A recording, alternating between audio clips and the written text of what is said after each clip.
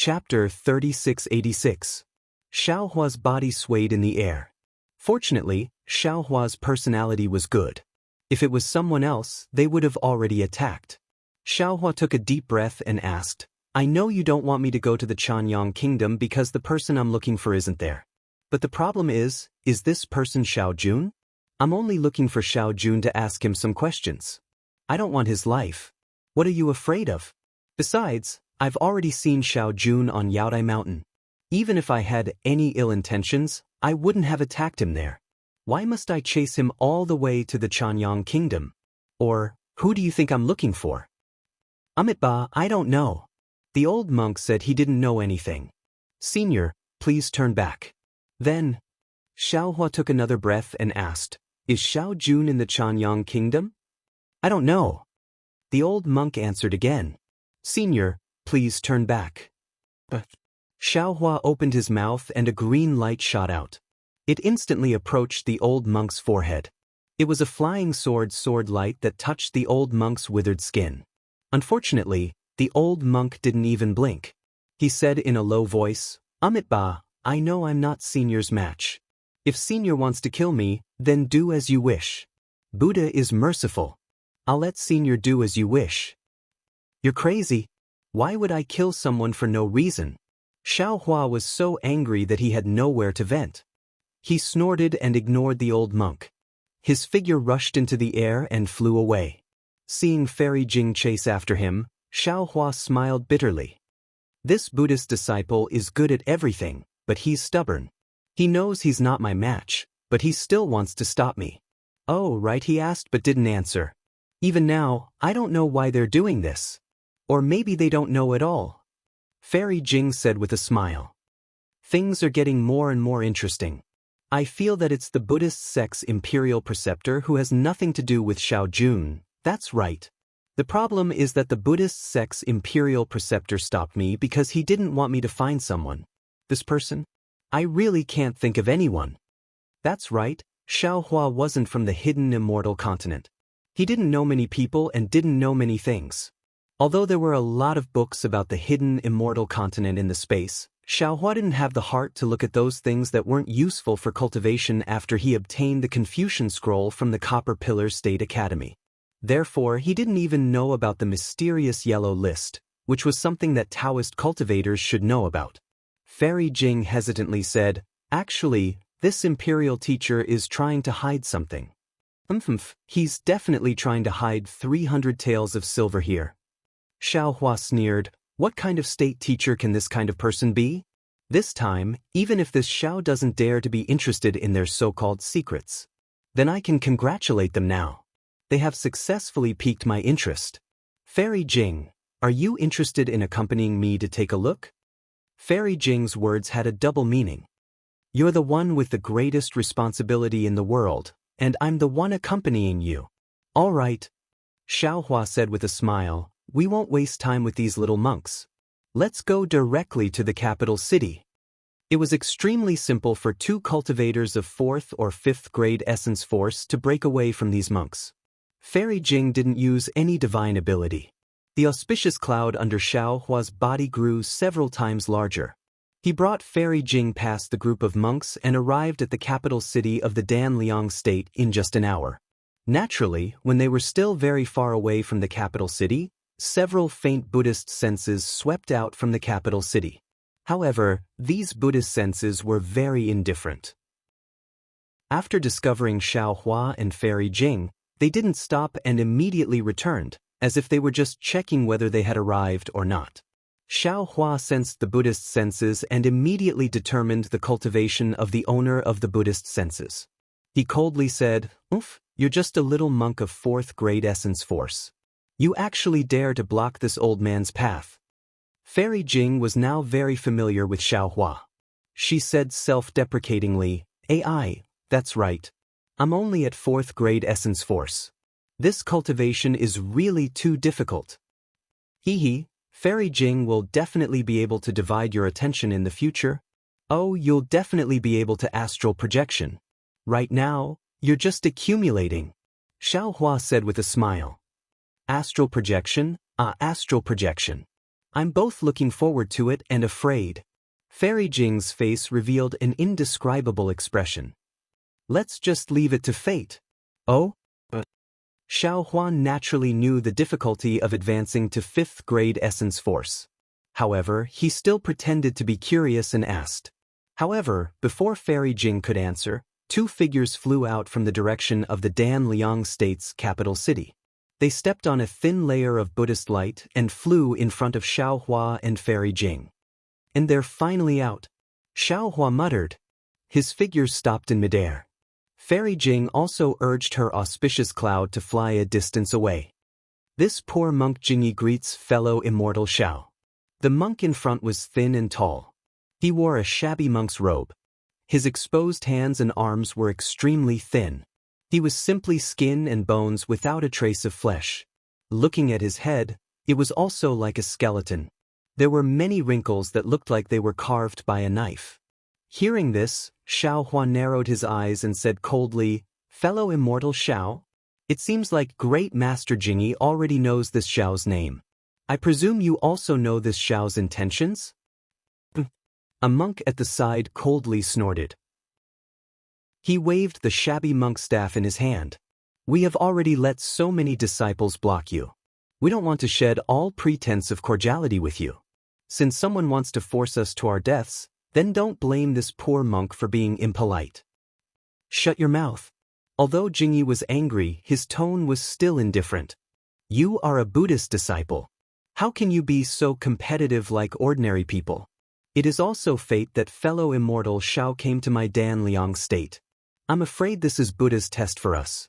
After speaking, Jingyi turned to Xiao Hua and said, "Fellow immortal Xiao, the person you are looking for is really not in the Danliang state. Please return." Xiao Hua smiled and asked with interest, "Let's not talk about who this Xiao is looking for. This Xiao wants to ask you. Monks don't lie. Are you speaking the truth?" Jingyi indifferently replied, "That's right. This poor monk is not lying. I will not deceive fellow immortal. Since the person this Xiao is looking for is not in the Danliang state, you can just let this Xiao come to the capital city. Why block this Xiao on the way?" Xiao Hua asked directly. "My Danliang state does not want to get involved in disputes." Jingyi replied, "If fellow immortal Xiao comes to the Danliang state, there will be chaos in the future. Therefore, this poor monk does not want fellow immortal to come." "Then the person you were talking about, who is it?" Xiao Hua stared at Jingyi and asked with a smile that was not a smile. Jingyi slightly shook his head. "Fellow immortal knows. Why do you need this poor monk to speak? I presume Great Master knows about soul-searching techniques?" Xiao Hua raised his hand and threatened, "This Xiao only needs to press this finger on Great Master's forehead. This Xiao knows what Great Master is thinking. Fellow immortal can try." Jingyi was not afraid at all. His gaze did not shrink. Xiao Hua looked at Jingyi's dirty clothes and thoughtfully asked, "Great Master Jingyi is from the Duda lineage, right? You clearly know, yet you still ask?" Jingyi could not bear it anymore and angrily said, "Who doesn't know what you are planning?" Xiao Hua ignored Jingyi and said again, "In fact, before I saw Great Master, I didn't think of it. Even in Qinghui Temple, that little monk Shen Ku didn't say anything. However, since he didn't say which sect he belonged to, then he should belong to the Duda's branch. Do you think this Xiao is right?" "That's right. Fellow immortals' eyes are like torches. This poor monk is indeed Ku Duda." The word Ku completely explained Duda's cultivation. Xiao Hua said, "Although Buddhism does not advocate Ku Duda's arduous cultivation, even the revered one of the world praised his ascetic cultivation. However, this Xiao is somewhat puzzled. Duda has 13 items. How many items can Great Master hold? Since Great Master has the position of state teacher and the help of the Danliang state, how many more ascetic cultivations does Great Master have? Amitba. The sea of bitterness is boundless. Where is not ascetic cultivation?" Jingyi put her palms together and said softly, "In the past, the revered one of the world fed the eagle with his body and abandoned his body. Today, this old monk will throw his body into the secular world. What is wrong with that? The revered one of the world sacrificed his body to save a pigeon. This old monk will sacrifice his body to save hundreds of thousands of people in the Danliang state. What is wrong with that? Xiao Hua was stunned. He somewhat understood the intention of Danliang state teacher Jingyi. Jingyi treated the position of state teacher as a kind of ascetic cultivation. She treated the responsibility of state teacher as a part of the sea of bitterness. She used it to sharpen her Buddhist nature in the secular world. Ku Duda's ascetic cultivation was indeed effective. Whether it was Buddhist Dharma or Buddhist techniques, they were far superior to ordinary Buddhas. However, just as Jingyi said, Ku Duda was usually alone. His methods of accumulating merit were limited. Even if he had great magic power, he could not accumulate much. However, if he became a state teacher, the amount of merit he could accumulate was incomparable. However, Xiao Hua immediately smiled bitterly. Daoist cultivators treated state teachers as glory, splendor, and wealth. They treated the power of a country as their reliance for cultivation. However, Ku Duda treated glory, splendor, and wealth as a sea of bitterness. He used his ascetic cultivation to contribute to the country. It had to be said that in the same country, Daoist cultivators and Buddhist cultivators were completely different. Xiao Hua turned his head to look at Fairy Jing. Fairy Jing had a contemplative look on her face. She seemed to have some thoughts. Forget it, forget it. Xiao Hua waved his hand. Whether it is Buddhist or Daoist, whether it is ascetic cultivation or chanting sutras, it is all cultivation. I do not understand Duda's ascetic cultivation, nor do I understand the accumulation of merit. I originally wanted to take a look at the situation in the Danliang state. I wanted to see whether Xiao Jian or Xiao Jun was a wise ruler. However, Grandmaster has repeatedly stopped me. Now, I want Grandmaster to give me an explanation. Xiao Jian? Xiao Jun? Jingyi was slightly stunned. Fellow Immortal? Is related to the two of them by blood? No! Xiao Hua waved his hand. Grandmaster, there is no need to guess blindly. Do you think Xiao Jun or Xiao Jian is better? Both of them are dung. Jingyi answered without hesitation. You and I are also dung. Only Buddha is real. When Xiao Hua heard this, he almost fell from the sky. He really wanted to choke Jingyi's neck and ask if he could speak properly. Chapter 3687. All right, great master, tell me. Who do you not want me to see? This person is definitely not Xiao Jun. Xiao Hua went straight to the point. No. Who is it? This person is the person that fellow immortal Xiao is looking for, but in reality, he is not the person in fellow immortal Xiao's heart. Furthermore, this old monk does not lie. That person is really not in the single Liang kingdom. Jingyi spoke in riddles again. Woo! Hearing a huge gust of wind, Jingyi and Jinko suddenly felt as if the space around them had solidified. Not only were they unable to move, even breathing became difficult. Jinko turned pale with fright. The Buddhist staff in his hand trembled and Buddhist light shone brightly. Unfortunately, before his telekinesis could reach the Buddhist staff, he saw Xiao Hua suddenly stretch out his hand and grab Jingyi's neck. He said fiercely, "Little monk, can you speak properly? Who exactly is this person?" Jingyi did not resist and allowed Xiao Hua to grab his neck. He said with a hoarse voice, "This old monk cannot say and does not want to say. If this old monk says, 'I'm afraid,' fellow immortal Xiao will not be able to leave the single Liang kingdom. I'm also afraid that the single Liang kingdom will no longer exist." Who is so powerful? Xiao Hua was shocked and asked. Sigh. A soft sigh like a spring breeze brushed past Xiao Hua's spiritual will hammer. A Buddhist will that was even more indifferent than Xiao Hua's Buddhist will swept over from the distant mountain. A voice that was louder than a golden bell rang in Xiao Hua's ears. "If you are looking for this old monk, then come over." Martial ancestor. Jingyi escaped from Xiao Hua's hand and immediately knelt in midair. Tears flowed down his face. How can you show yourself? You know that this is a trap. Ksitigarbha Bodhisattva said, "If I don't enter hell, who will?" The voice sighed, but there was no resentment or hatred in the voice. Even though the voice was loud, Xiao Hua felt comfortable listening to it. Since Buddha wants this old monk to die, how can this old monk not die? I don't know how many years it will take to get rid of this skin. Now is the time. Martial ancestor. Jinko also knelt, but as his tears flowed, he looked at Xiaohua with resentment. Damn it, he's at least in the embryo formation realm. Xiaohua was truly shocked. He never would have thought that in the hidden immortal continent, in this Danliang country, there was actually a hidden 7th grade elemental energy. Buddhist expert. I think. Xiaohua bitterly smiled. I'm afraid things are different from what Grandmaster thinks. There must be a mistake. Of course, Xiaohua already knew that he had made a mistake. Furthermore, from the looks of it, this misunderstanding was extremely serious. It was actually related to the life and death of this 7th level origin power expert. Since he had already forced the other party out, how could a mere misunderstanding be resolved? Moreover, Xiaohua immediately understood why clean clothes and those ordinary monks had blocked him. Not only did they not want him to find this Buddhist expert, they also did not want him to lose his life. Fellow Immortal Xiao, please. Jingyi stood up. Her expression returned to normal as she raised her hand. Fairy Jing smiled and said, Master Clean Clothes, we must have misunderstood. The master is meditating, so we won't disturb him. As she spoke, she gave Xiaohua a meaningful glance, hinting for him to flee. Xiaohua bitterly smiled.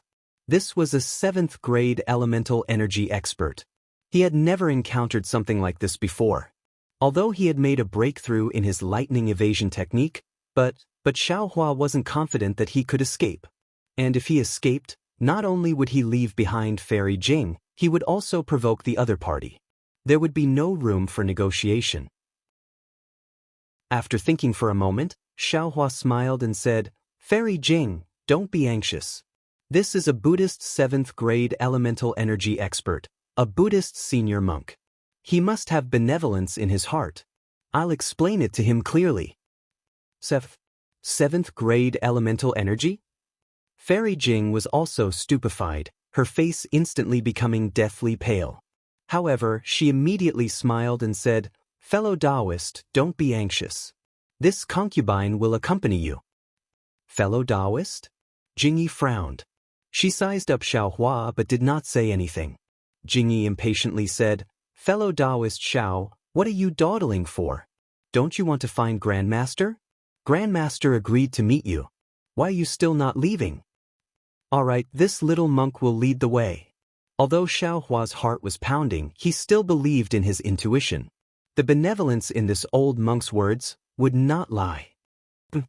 Jingyi still sneered. He urged his Buddhist light to fly towards the distant mountain peak. Seeing the mountain peak approaching, Xiaohua looked at Jingyi beside him and said softly, Monk Jingyi violated the precepts. This mountain peak is within the single Liang nation. How is it not within the single Liang nation's territory? This mountain peak has already been donated by the single Liang nation's king, Xiao Jun, to our Buddhist sect. It is a pure land and not within the single Liang nation's territory. Hee, Xiaohua chuckled and did not ask any more. Buddhist disciples were the most passionate. If he did not let Bodhi out, he would not be able to win against Jingyi. After flying to the side of the mountain peak, Jingyi did not dare to directly fly up. Instead, he landed on the ground and walked up the mountain path. The mountain path was rugged, narrow, and rather steep. Jingyi did not use Buddhist techniques and climbed up step by step. Xiaohua naturally did not mind. He also walked with his feet firmly on the ground. As for Fairy Jing, how could she walk? However, after walking a few steps, light clouds appeared under her feet.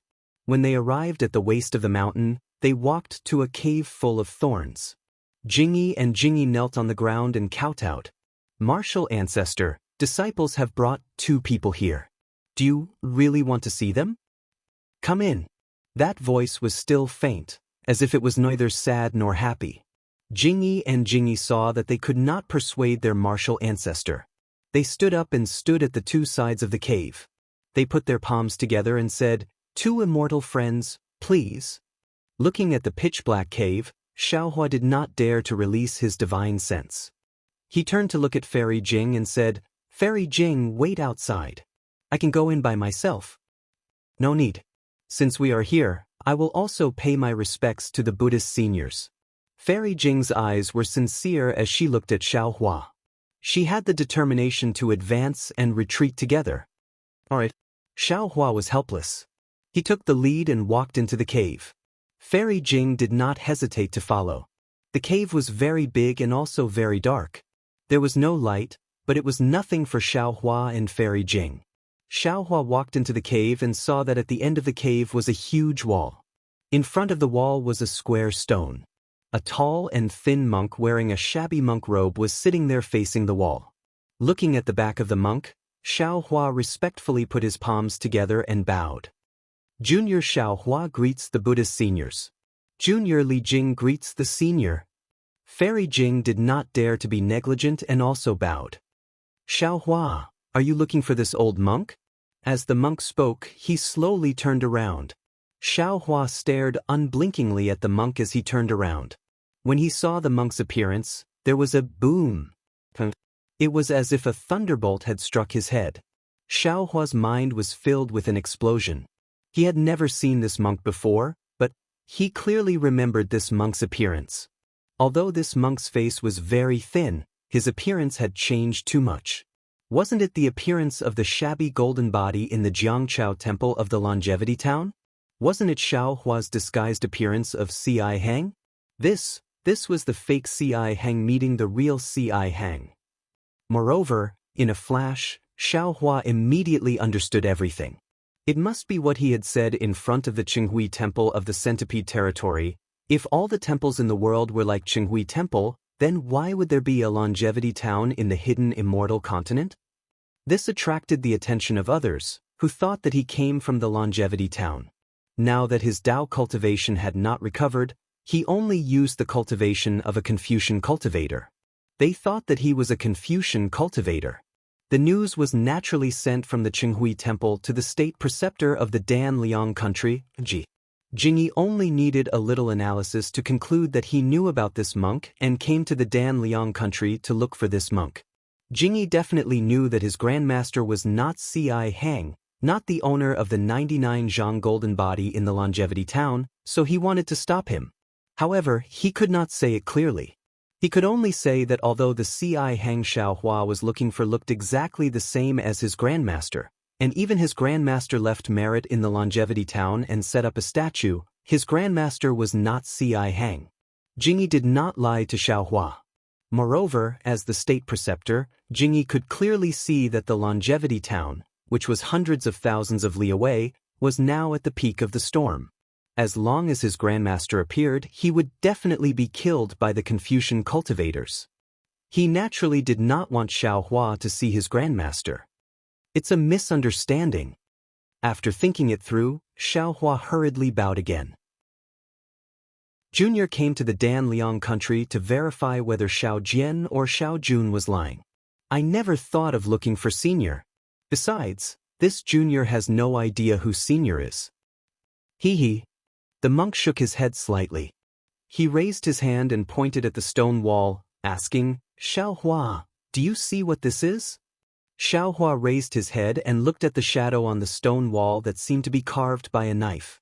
He said in surprise, Senior, is this Senior's shadow? That's right. The monk nodded faintly. This old monk has been thinking about the relationship between my skin and the Saraira for the past 1,000 years. I have been meditating in front of this stone wall. This shadow is left behind by this old monk's skin. Great Master's Dharma is powerful. Junior is truly impressed. Xiaohua was so impressed that he prostrated himself on all fours. The monk continued, since the shadow can leave behind traces, how can your eyes not reveal any flaws? Benefactor Xiao, you must recognize this old monk. AI, all right. Xiaohua knew that this monk's dharma was powerful. He might know something like mind reading, heavenly vision, and so on.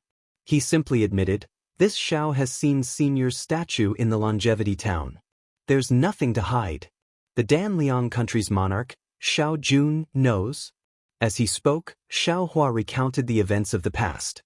He smiled bitterly and said, At that time, when Senior displayed his invincible might in Longevity Town, Junior had already fainted. By the time Junior woke up, Senior had already left without attaining the fruit. However, Junior heard from others and naturally knew who Senior was.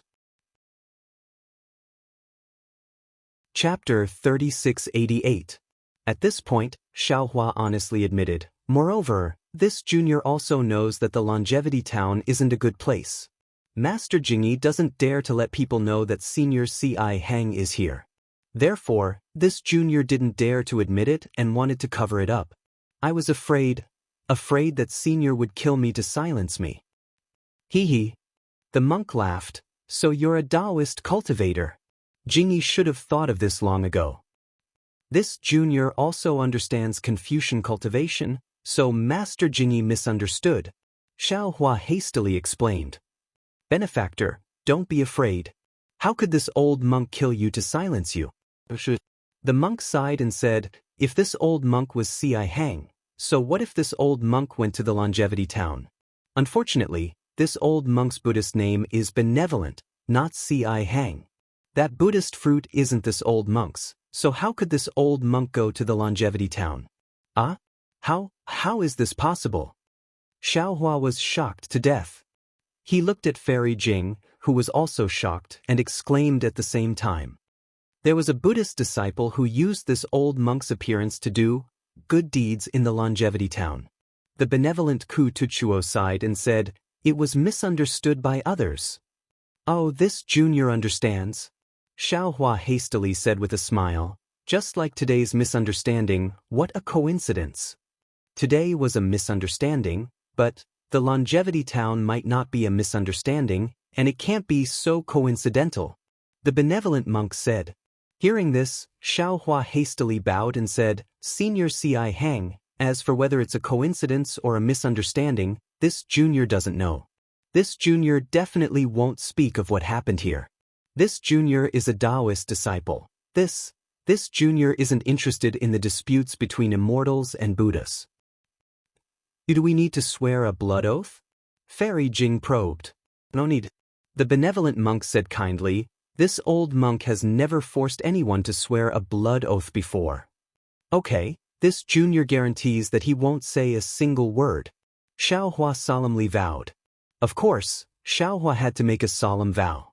He definitely wouldn't say a single word about this matter, because he was the real C.I. Hang, a fake C.I. Hang. How could he reveal the real C.I. Hang, a fake C.I. Hang? Fairy Jing was overjoyed as she said, this Junior is the same. This matter concerns Senior's life. This Junior definitely wouldn't dare. Benevolent Xiang waved his hand and said, if that's the case, you may leave now. Thank you, Senior. Fairy Jing hadn't thought of such a simple ending. She bowed, looked at Xiaohua, and prepared to leave. But Xiaohua's starry eyes flashed with a strange expression. He looked at the knife-like marks on the stone wall and said in a low voice, Senior, you said that you've been in this cave for 1,000 years, and you've always been thinking about the relationship between the skin and the saraira. I wonder if you've learned anything? Can you tell me? Oh, Benefactor Xiao also knows about Buddhism? C.I. Xiang was a little surprised and asked curiously. Xiaohua had a humble expression on his face. This Junior has been curious since young. Regardless of whether it is the Daoist sect, the Confucian sect, or the Buddhist sect, I have some understanding of them. Since Senior has some insights, this Junior is also secretly delighted. I hope to hear it. All right. A smile appeared on C.I. Xiang's face as he said, Jingyi, Jinko, wait for the two of you to come in. Xiaohua and C.I. Xiang's words weren't hidden from Jingyi and Jinko. The two of them heard clearly from outside, and their faces were already red. When they heard the call, they thought it was C.I. Xiang scolding. They hurriedly came in and knelt on the ground. This disciple was careless and caused such trouble. Grandmaster, please punish me. Unexpectedly, C.I. Xiang didn't answer and instead said, my Buddha has said that the corporeal body is a skin on the outside, easily decaying. Inside, the saraira is a spirit, immortal for 10,000 years. When Jingyi and Jinko heard this, how could they not know that C.I. Xiang was lecturing? They hurriedly sat down cross-legged and closed their eyes to listen carefully. Xiaohua hurriedly sat down after seeing this. Similar to Jingyi, he put his palms together and quietly listened to this rare comprehension. This old monk thinks that a person is a person. Everything is based on the corporeal body. The corporeal body's influence is truly important, sometimes even more powerful than the sarira. The corporeal body is the shadow, leaving scars on stone walls. However, the sarira has no light, leaving no traces in the mortal world. The sarira can't leave the corporeal body, and it can't be nourished without the corporeal body. C.I. Xiang's words drifted in the cave. Those who were fated to hear it were intoxicated, while those who weren't fated to hear it were irritated. Fairy Jing sat for a moment and saw the joy on Xiaohua's face. It was even more pronounced than Jingyi and Jinko's frown. She was delighted. She knew that she didn't understand this, so she quietly flew up from the ground and landed outside the cave. She also sat down cross-legged and comprehended Xiaohua's teachings in her heart. She stood guard for the 4 people at the side. Time flew by, and 81 days had passed since C.I. Xiang's words. On this day, just as Fairy Jing comprehended the beauty of it, an indescribable smile appeared on her face. The magic power around her quietly surged, and layers of multicolored light began to ripple under her snow-like skin. Suddenly, she heard a thunderclap in the pitch-black cave. It was so deafening that even the deaf could hear it. However, Fairy Jing still didn't frown, because this sound was very strange. It seemed to be extremely loud, yet also extremely soft. It seemed to be in her ears, yet it also seemed to be in her heart. Fairy Jing only felt her body expand, and all of her magic power instantly dissipated. Then, before Fairy Jing could think again, she saw Buddha's light flourish in the cave. This Buddha's light was different from what Fairy Jing usually saw. Not only did it rush out of the cave, but it even rushed into the mountain. The mountain didn't seem to have anything in it, but it also came out of the mountain. In the blink of an eye, the Buddha's light spread from the middle of the mountain to the top of the mountain. It was as if the entire mountain was filled with Buddha's light. Then, bursts of Sanskrit chants came from the cave and even the entire mountain, floating in the air and in people's hearts. In the Buddha's chants and in the Buddha's light, there were tiny images of fairies that were as small as flies, and images of dragons that were even weaker than mosquitoes. Not only did they dance around the cave and the mountain, but they also surged with the Buddha's light toward the capital of the Chanyang kingdom, enveloping the surroundings. Gurgle! The Buddha's light pierced through the void, and streams of sparkling and translucent silver light fell on the mountain peak. When the Buddha's light on the mountain peak came into contact with the silver light that was invisible to the naked eye, it immediately swelled and gradually formed a humanoid golden body. Fairy Jing immediately understood that this was the strange phenomenon caused by the benevolent Venerable Master. She wanted to get up, but in the Buddha's light, her muscles and bones were limp, and she couldn't move at all. Even her mind was drifting. Roar! The strange phenomenon lasted for an hour, and then there was a lion's roar in the cave. The Buddha's light on the mountain, as well as the Buddha's light that rippled for miles, suddenly shrank and disappeared into the cave. In front of Fairy Jing's eyes was still the ordinary cave and the inky darkness. Amitabha! As a Daoist Yuanying, Fairy Jing couldn't help but chant Buddha's name. She stood up from the ground, and the benevolent voice sounded in the cave again. Buddha has a saying that a flower is a world, and a leaf is a spring and autumn. We Buddhists are burdened by our physical bodies, and we can't be free for our entire lives. I've cultivated hard for thousands of years, but I still haven't achieved Buddhahood. I don't have any obsessions in my heart, and I'm even comforted. Senior brother Tsihong from afar almost achieved Buddhahood. Although it's senior brother Tsihong's merit, it's also my merit. I have no hope of achieving Buddhahood in this life, so I'll wait for the next life. There's always hope, and there's always an end to life. Everything in the world is arranged by the Buddha. Although I don't know why the Buddha sent Xiao Tanyue to me, I know that I can't remember any merit in my heart, and all cultivation is based on external things. Therefore, I can't not see Tanyue. Jingyi, Jinko, do you understand? There was silence in the cave, and no sound could be heard. Fairy Jing shook her head slightly, knowing that Jingyi and Jinko didn't understand Great Master Xiang's Zen theory. Xiao Tanyue. Great Master Xiang's tone was hesitant, and he probed, "Have you understood? There's a lamp in the world that illuminates the earth. People see the light, but don't see the lampstand. What's wrong with the lampstand?" Xiao Hua's voice sounded. "There's a lampstand, but there's no light. Who can see the lampstand? There's no need to have a lampstand, there's no need to have light, but there's light that illuminates the world." Amitabha. Excellent, excellent. Great Master Xiang chanted Buddha's name and didn't speak again. After a while, Jingyi and Jinko accompanied Xiao Hua out of the cave.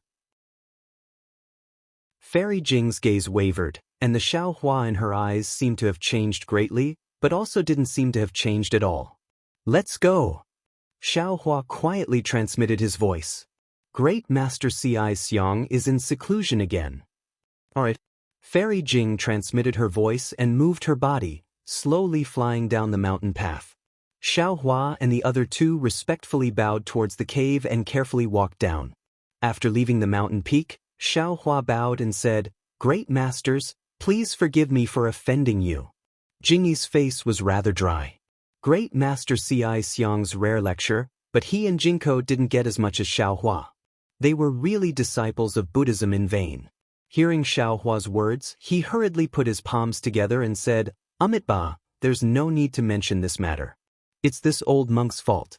Please, Xiao Tanyue, if you want to see if Xiao Jian or Xiao Jun is lying, just go to the capital city and you'll know."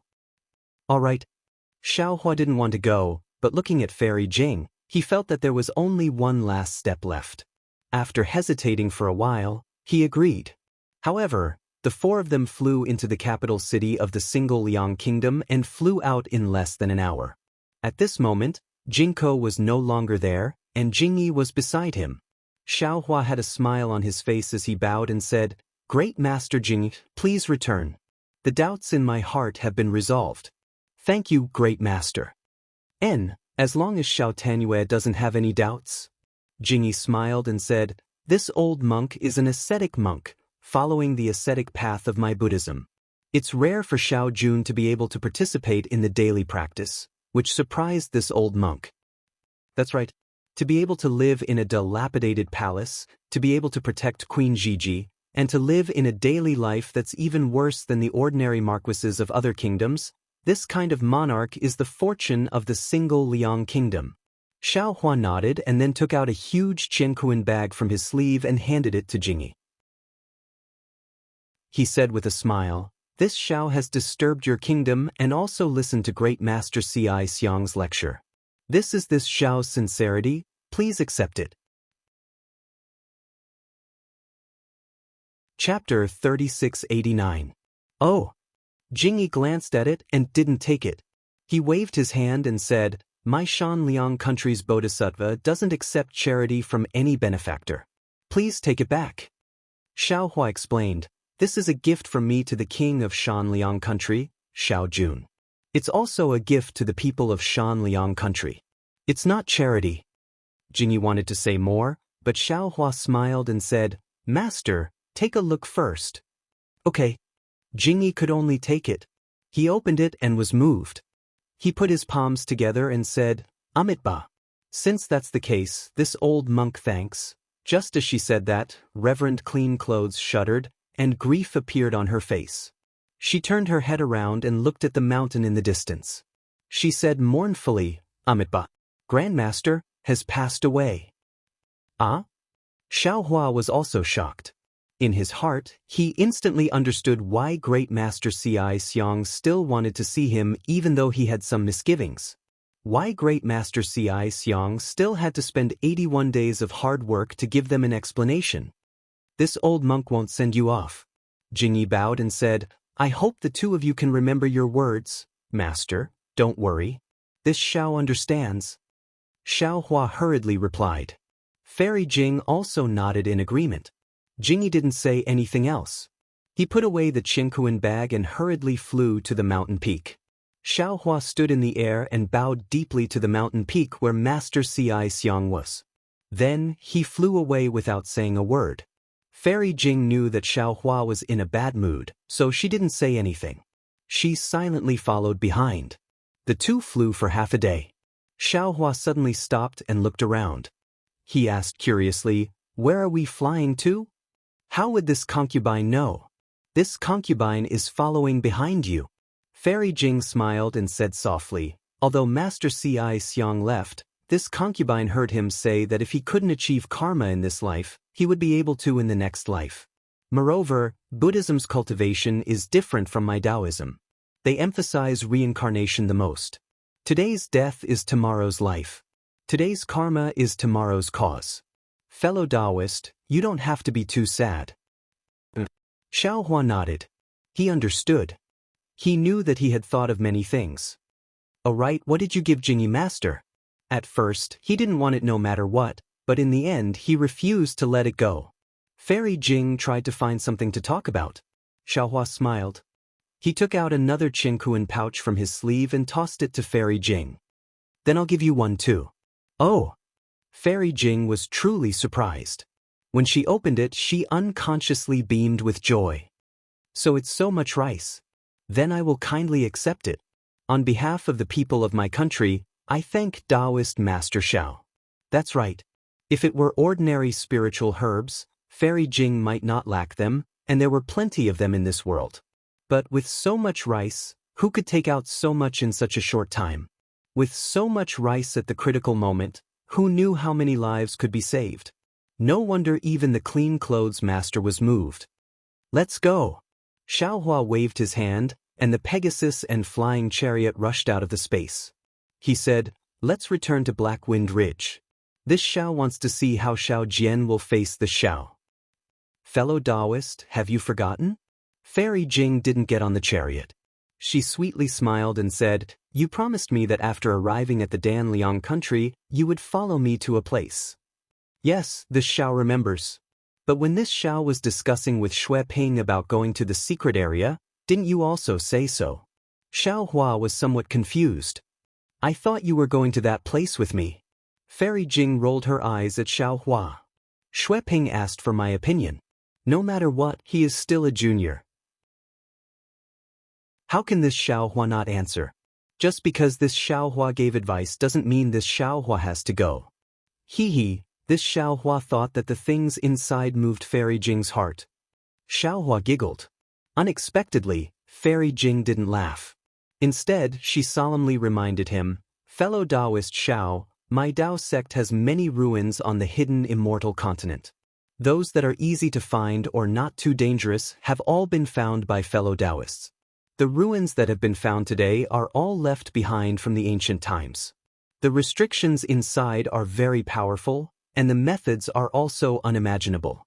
Although fellow Daoist Zhao's strength is outstanding, if you face the restrictions left behind by the ancient Almighty, you may not be able to gain any advantage. Moreover, according to what this Xiaohua knows, fellow Daoist Zhao's accumulation is very deep. Now is the time to comprehend and go into seclusion. This kind of dangerous matter is mostly done by people who are unable to break through bottlenecks. Fellow Daoist Xiao is not suitable." "Then what about Fairy Jing?" Xiaohua giggled as he looked at Fairy Jing. "Don't be so mischievous." Fairy Jing was somewhat embarrassed and angry. "I'm telling the truth.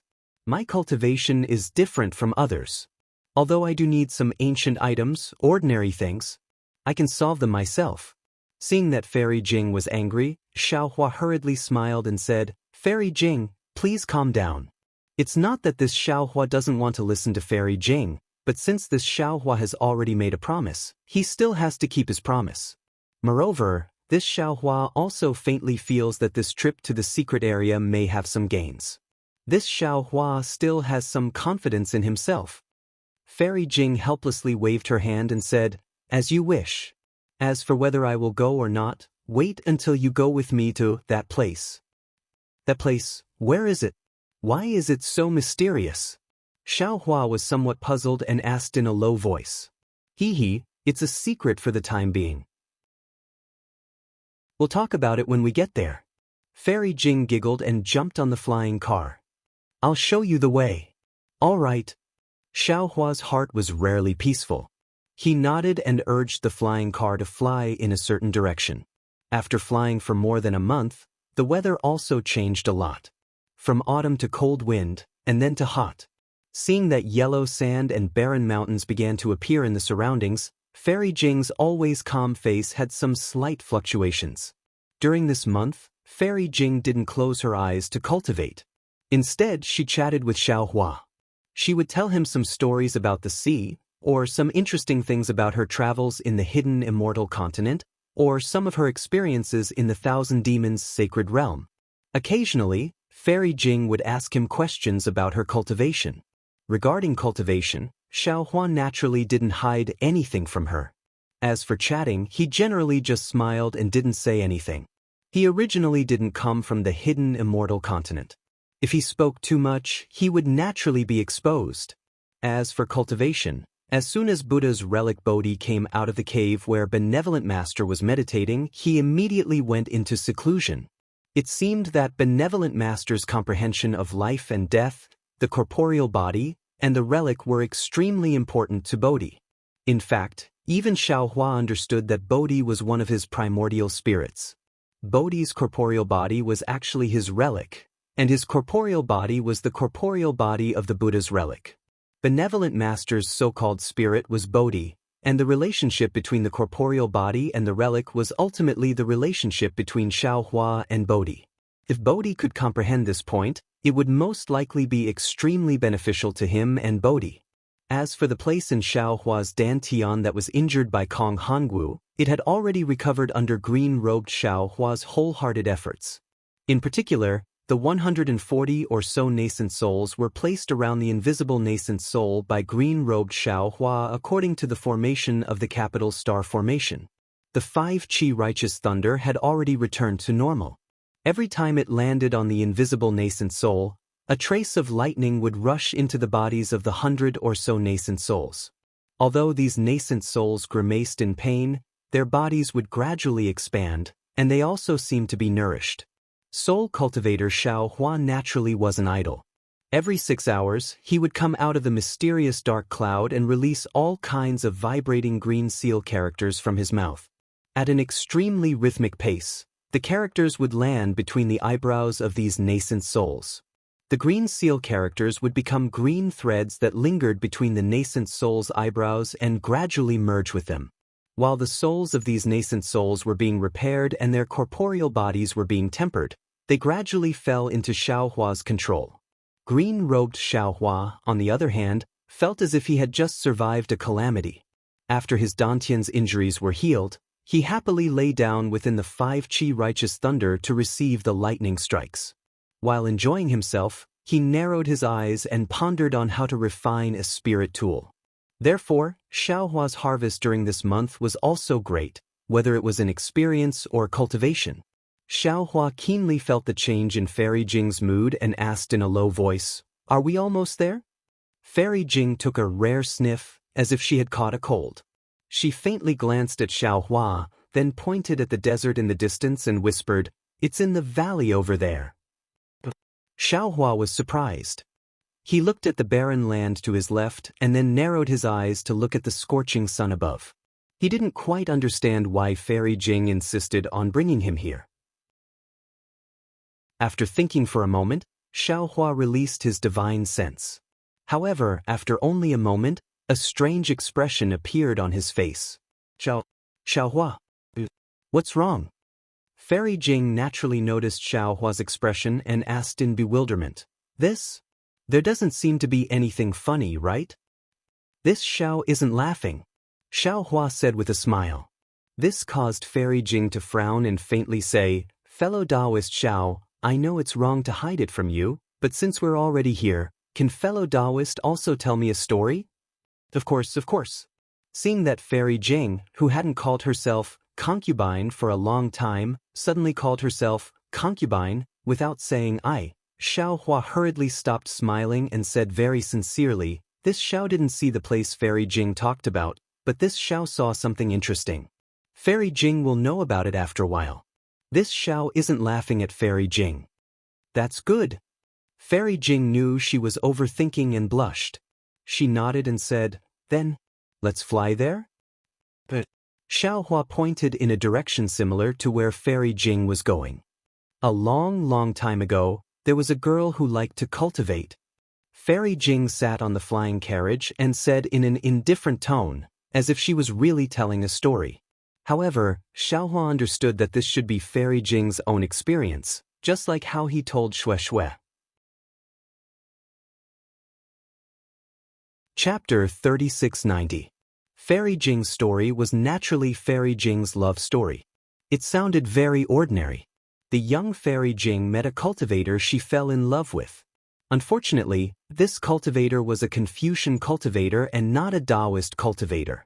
In the beginning, the Confucian cultivator still insisted on his love and resisted the resistance from his family. Unfortunately, nothing in this world was perfect. After Fairy Jing told him about her bloodline, the Confucian cultivator was completely defeated. In his eyes, the human bloodline was incomparably noble and the bloodline of a Confucian family was incomparable. He couldn't accept that his lover had a demonic bloodline. Fairy Jing looked at the departing figure of the Confucian cultivator and collapsed on the ground. Her heart was incomparably gloomy. However, this decadence only lasted for a moment. When Fairy Jing got up, she was an incomparably strong Daoist cultivator. Moreover, her Dao heart was so firm that it was beyond ordinary. Xiaohua, do you believe in love at first sight? Fairy Jing's face, which had turned pale because of the opening of her scar, was now somewhat flushed. Xiaohua nodded. He unconsciously thought of Fairy Hongxia and even Jiuxia. I also believe in it. Fairy Jing firmly nodded. However, she immediately became a bit disappointed. However, I also know that emotions that start easily are also easily lost. Love that doesn't sharpen together won't last long. But I feel that I can't compare to the love of that female cultivator in your story, your past life. I didn't have time to participate. As for your future, but I don't dare to participate. I don't think. Facing Fairy Jing's confession, Xiaohua bit his lips. He didn't know how to face it and didn't know how to open his mouth. Fortunately, just when Xiaohua was feeling very awkward, whoosh! A communication talisman unexpectedly flew over, and a voice came from afar. Fellow Daoist Xiao, why are you here? Xiaohua hastily got up and said to Fairy Jing with a smile, Fairy Jing, look, this is what this Xiao was talking about before. This Xiao laughed because he saw him. Hee. Fairy Jing felt a bit regretful. After all, she didn't hear Xiaohua's reply. However, if he didn't reply, wouldn't she be more satisfied? Fairy Jing, who had reached the 4th grade of elemental energy, didn't know how she should face Xiaohua's reply. When Fairy Jing raised her head, she saw a young man in scholarly robes flying over from the distance. The young man had a pleasant smile on his face. Who else could this young man be but Fujiwen? When Fujiwen saw Xiaohua's Pegasus and flying chariot, he naturally knew that Xiaohua was on the chariot. However, he didn't rashly release his divine sense. When he flew closer, he saw that there was also a female cultivator on the flying chariot.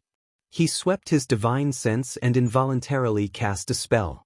However, he couldn't help but be shocked. This female cultivator's cultivation was actually unfathomable. How could he not know that this female cultivator was a Dao sect senior? When Fujiwen flew closer, he immediately bowed and respectfully said, Junior Fujiwen greets senior. Get up. Fairy Jing flicked her sleeves and smiled. I hope that fellow Daoist Xiao doesn't mind. You should address him as an equal. Little friend Fu, there is no need to be so polite. Hearing Fairy Jing's words, Fujiwen was even more shocked. When he first met Xiaohua, although Xiaohua displayed his invincible might and charged into the Copper Pillar Nation's Imperial Academy alone, Xiaohua's cultivation was only around the middle of the 3rd grade. It had only been a few years. How could Fujiwen believe that even Fairy Jing was inferior to him? However, Fujiwen used a spell to probe again. Just like before, he couldn't see through Xiaohua's cultivation at all. Hee little friend Fu, don't look. Even I can't see through fellow Daoist Zhao's cultivation. Fairy Jing naturally noticed Fujiwen's spell and smiled. Even an early nascent soul cultivator became his disciple. What do you think his cultivation is? Hee. Xiaohua looked at Fu Jiwen's shocked face and said self-deprecatingly, "A few years ago, this Xiao took the initiative to ask someone to become his disciple. Someone even made excuses." Fu Jiwen's face suddenly turned red. Wasn't this talking about him? Senior Xiao. Fu Jiwen didn't dare to call Xiaohua fellow Daoist anymore. He whispered, "Why is Senior here?" Hee. Xiaohua laughed. "Come up and talk. You've seen this heavenly horse before." Oh. The heavenly horse neighed and wagged its tail intimately at Fu Jiwen, as if it understood Xiaohua's words. "Yes, sir." Fu Jiwen obediently got on the flying carriage and stood respectfully at the side. "You still remember Xiao Jian, right?" Xiaohua knew that he would never see that unrestrained scholar in front of him again, so he asked with a smile. Fu Jiwen nodded. "Junior knows." Junior's impression of him is not very good. Junior had told Senior before. Xiaohua nodded. "This old man wants to help the princess of the Jiang country establish a country. This Xiao Jian is one of the people this old man will rely on in the future. Therefore, after this old man obtained the Imperial Master's lot at the Jade Pavilion meeting, I came to the Dan Liang country accompanied by Fairy Jing to investigate Xiao Jian's background. Then, what was the result?" Fu Jiwen looked at Xiaohua's face, as if he had already understood something, but he still asked. "What else could it be?" Xiaohua shook his head slightly. "This old man is very disappointed. This matter will not affect Senior's wish to establish a Dao sect." Fu Jiwen glanced at Fairy Jing and said in a low voice. It doesn't matter." Xiaohua laughed. "This old man has already dealt with it, so there shouldn't be any mistakes. On the other hand, this old man remembers that you should be from the Yu province's Ping Shan country. Why? Why did you suddenly come here?" Fu Jiwen bit his lips slightly and said, "Junior, used to be from the Yu province's Ping Shan country, but now and in the future, I will no longer be from the Ping Shan country, nor will I be a disciple of the Fu family." But Xiaohua was surprised. "Could it be that you were expelled from the family?" "That's right." Fu Jiwen sighed deeply. "Right now, this junior is cultivating in a hut not far away." "For your wife?" Xiaohua also looked at Fairy Jing, hesitated for a moment, and asked in a low voice, "Then, why did you build a hut here?" "I won't hide it from the two seniors, that's right," Fu Jiwen said with a bitter smile. "Back then, I went against my father's order and swore that I would grow old with my wife, which provoked the family's anger. However, the old housekeeper always mediated, so the family didn't send down any lightning. The old housekeeper passed away last year, and this junior no longer had any protection in the family. My father gave a restriction that if I wanted to protect my wife, I would be expelled from the family, and if I wanted to stay in the family, I would have to abandon my wife. What an infatuated man!" Fairy Jing praised. After thinking for a moment, she took out a magic treasure from her Qinquan bag and handed it to Fu Jiwen, saying, "This is something I obtained in my early years. I'll give it to you today." "Thank you, Senior." Fu Jiwen knew that a nascent soul cultivator's magic treasure was extraordinary, so he hurriedly received it and bowed to thank her. If this item is refined by a male and female cultivator together, it will have unexpected effects, Fairy Jing said with a smile. "Yes, this junior understands." Fu Jiwen said with a bitter smile, "Unfortunately, this junior can't ask my wife to come out and thank Senior." "Oh, little friend Fu, what do you mean?" Fairy Jing was slightly taken aback. Fu Jiwen said respectfully, "Seniors, please don't be impatient. This junior should have reported this matter to Senior Xiao long ago. Seniors, please follow this junior to the hut, and this junior will explain it in detail." "All right." Xiaohua patted the Pegasus and the flying carriage rushed to the place where Fu Jiwen came from. Not long after, they arrived at a tall mountain range. A small, simple house made of poplar wood was erected on a slightly shady foothill. "Seniors, please." Fu Jiwen got off the flying carriage first and respectfully invited Xiaohua and Fairy Jing inside. Xiaohua smiled and put away the flying carriage and Pegasus. He entered the wooden house first and saw that the interior of the house was very simple. Apart from the praying mat, there were some scrolls. The scrolls were a bit messy, and it seemed that Fu Jiwen's cultivation was very difficult. Fairy Jing looked around and glanced at Xiao Hua in surprise. Because there was no trace of a second cultivator in the wooden house, Fairy Jing didn't know where the wife Fu Jiwen mentioned was. After the two sat down, Fu Jiwen took out some spirit fruits from his small cosmos pouch and respectfully handed them over. He then said with a smile, "Didn't Senior Xiao ask before? The reason why this junior built a hut here is very simple. It's because this junior first met his wife here." "Hee, so that's how it is." Xiao Hua smiled and picked up the spirit fruit. He tasted it and said, "Then the memories here must be very beautiful." "It's not that beautiful," Fu Jiwen said with an embarrassed smile. The situation at that time was very strange and almost scared this junior to death. With that, Fu Jiwen carefully took out a fist-sized wooden box from his bosom. Xiao Hua saw the wooden box clearly. It was the thunder amplification wood that he gave to Fu Jiwen at the auction in Zhai Xinglu that day.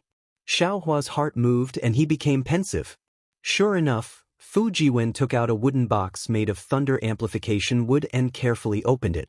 Inside the wooden box, there was a fist-sized odd-shaped jade crystal. The jade crystal was suffused with rays of multicolored light. Lines of multicolored inscriptions flowed on the surface of the jade crystal like chains. Layers of lightning mist floated on these inscriptions.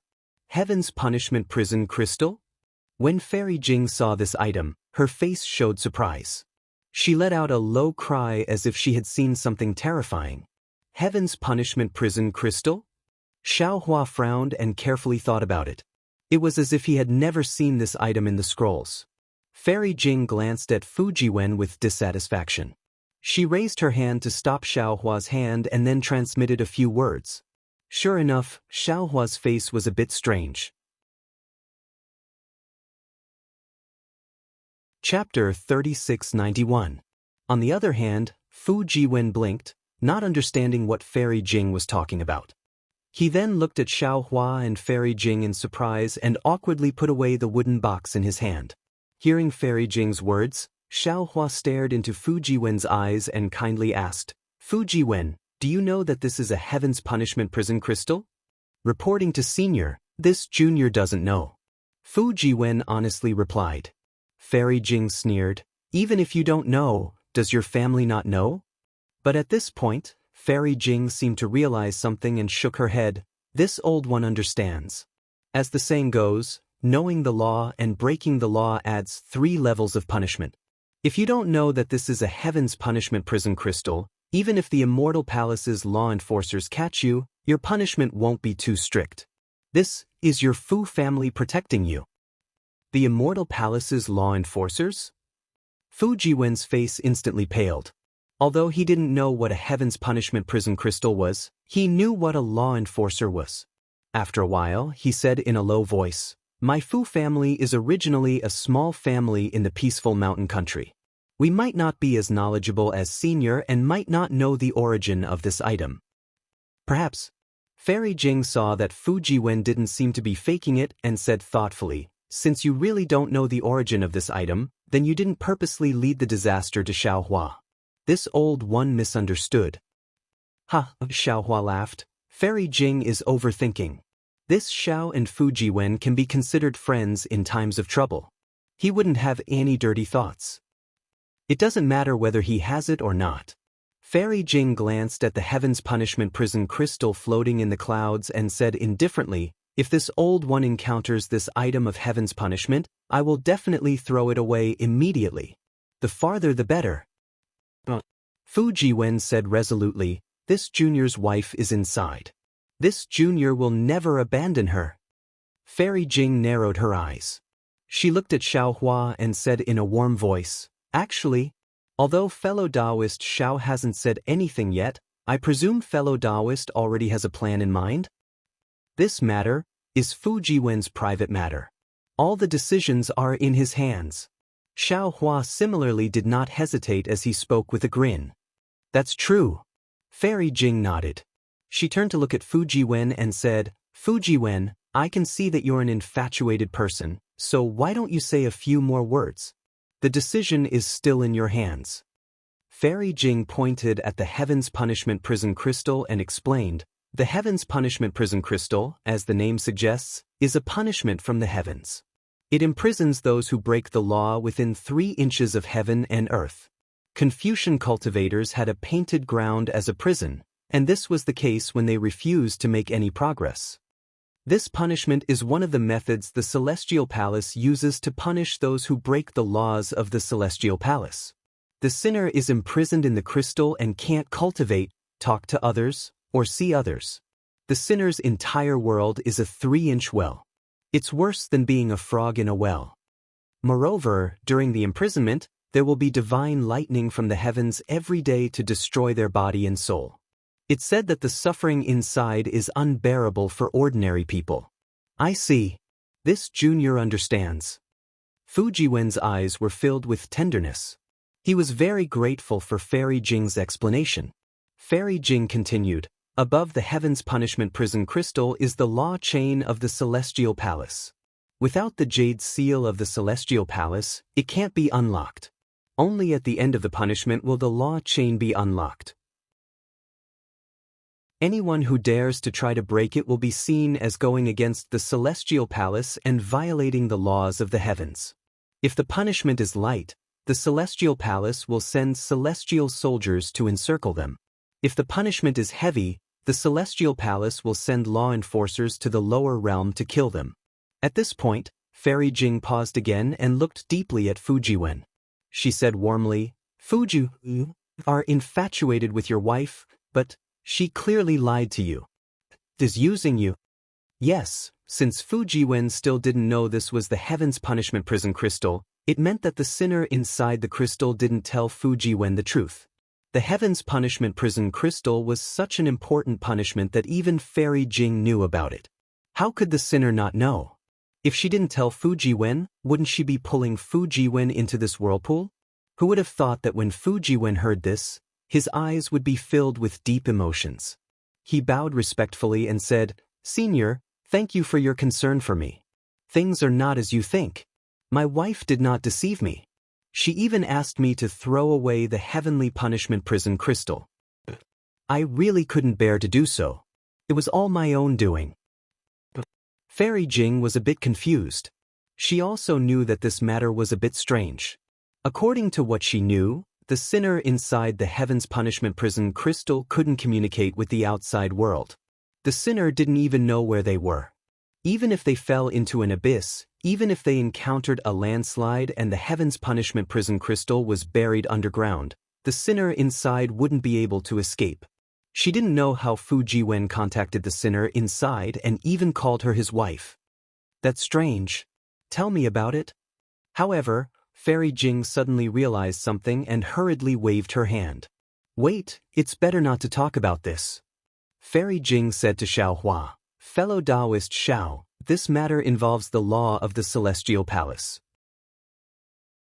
It's not something that Daoist cultivators like us can come into contact with. Even a first-rate scholarly cultivator clan would probably avoid it if they were to encounter it. Hee. How could Xiao Hua, who had even killed the Hall Master of Star-Lord Hall, be afraid of this? Especially Fujiwen, who he admired a lot. Xiao Hua smiled faintly and said, Fairy Jing, don't be afraid. Let's listen first. I'm very curious. What kind of law did the woman who made Fujiwen fall in love with her commit? Alright. Fairy Jing knew that she couldn't persuade Xiao Hua, so she could only nod. Fujiwen carefully put the Heaven's Punishment Prison Crystal into the wooden box. Looking at the time, he hid it close to his body again. He stood there and explained the whole matter in detail. It was really a sad but beautiful story. As early as a few years ago, Fujiwen traveled to this place. Seeing that the time was late, he rested at the foot of the mountain. When night fell, the stone wall behind Fujiwen suddenly shone with extraordinary splendor. Then, a beautiful woman flew out from the mountain rock. Fujiwen was dumbfounded, and a strange ripple appeared in his heart. The woman was also very happy to see Fujiwen, and she immediately had a long talk with Fujiwen. The woman's name was Worry Cloud, and she was a mountain spirit. However, the woman was very knowledgeable and witty. Fujiwen only chatted with her for an hour, and he immediately regarded her as a celestial being. What made Fujiwen overjoyed was that the woman also had a special liking for him. Under the clear moonlight, the two of them were in love, and the heaven became the quilt and the earth became the bed. What was even more unexpected to Fujiwen was that after the spring breeze, without waiting for Fujiwen to ask anything, the woman's face immediately changed. She actually turned into a ferocious monster with a ferocious face, and wanted to devour Fujiwen's essence blood. It was also at this moment that the sound of wind and thunder resounded, and a thunderbolt struck the woman until she disappeared without a trace. Fujiwen trembled with fear and didn't dare to stay at the foot of the mountain. He used a technique to escape far away. However, after escaping, Fujiwen couldn't forget the woman for a long time. The woman's lovely appearance and elegant manner of speech had always lingered in his mind. Carefully thinking about everything that happened on that moonlit night, Fujiwen felt that something was wrong. After all, if the woman had the intention to harm him, why would she wait until the end? Not to mention the time when they first appeared, and not to mention the time when the two of them were entangled, the woman's strength seemed to far surpass Fujiwen's. If the woman wanted to devour Fujiwen, it would simply be too easy. After thinking for a long time, Fujiwen, who couldn't forget the woman, finally returned to the foot of the mountain and carefully searched for traces. Unfortunately, the foot of the mountain was desolate. Other than withered branches and mountain rocks, there were no clues at all. Even the absurdity of that night had long drifted away in the mountain wind. After searching for dozens of days and nights without any results, Fujiwen increasingly understood that no result was actually the best result. This meant that the woman was definitely not the mountain spirit she claimed to be, and was definitely not an evil person who wanted to devour the essence blood of others. Therefore, Fujiwen looked at the stone wall that the woman flew out from, and then used his magic power to drill through the stone wall. The cave behind the wooden house was what Fujiwen had done that day. Unfortunately, even though Fujiwen had dug out many passages in the stone wall, he still couldn't find the woman. In the end, Fujiwen even wanted to push down the foot of the mountain layer by layer, but when he thought that this might hurt the depressed woman that he hadn't found, Fujiwen stopped this crazy idea. Very quickly, a year's time had passed. Fujiwen faintly had a connection in his heart. It was as if that day, that moment, the woman in his heart would definitely descend again. He might as well quietly cultivate in the cave and wait for that moment to arrive. Sure enough, on the same day, at the same time, extraordinary splendor reappeared. The woman really did appear. When the woman saw that it was Fujiwen again, besides being shocked, her expression changed greatly. Instantly, a vicious look appeared on her face, and she prepared to kill Fujiwen. Facing the repulsive face, facing the slender hand that wanted to kill him, Fujiwen wore a smile on his face. His eyes were filled with tenderness. He tore open his clothes and presented his bare chest to the woman. The woman was stunned. She actually couldn't do anything. When the woman saw the passage in the stone wall, she cried again. The woman was drunk again. She hugged Fujiwen and didn't let go for a long time. The two who hadn't seen each other for more than a year naturally had sex again. After the romance, the woman's attitude changed again. Although she wasn't as vicious as before, she still warned Fujiwen not to stay here. She also made it clear to Fujiwen that she was a mountain spirit and was different from ordinary humans. She didn't have any sense of shame or etiquette. Fujiwen wasn't the first man that she had given herself to. She was just lonely and unbearable, so she easily found Fujiwen. Chapter 3692. That night's ending was no different from the first time. After the thunderbolt, the woman disappeared. However, this time Fujiwen was careful and used his divine sense to follow her. However, the moment his divine sense was released, it was immediately destroyed by the thunderbolt. Not only did Fujiwen not find the woman's whereabouts, but he was also injured. Fujiwen was unwilling to admit defeat. He immediately thought hard and used the runes of the Tian Shu in his chest as a guide to seal the areas near the cave and explore one by one. Hard work paid off. After nearly half a year of hard work, Fujiwen finally found an area in the depths of the mountain with faint lightning and found the Tian Fa prison crystal inside. Although Fujiwen didn't know what this thing was, his intuition told him that this thing was the woman named Yutan. Looking at the lightning that would appear from the void above the heaven punishment prison crystal every once in a while, his heart would ache when the lightning landed inside.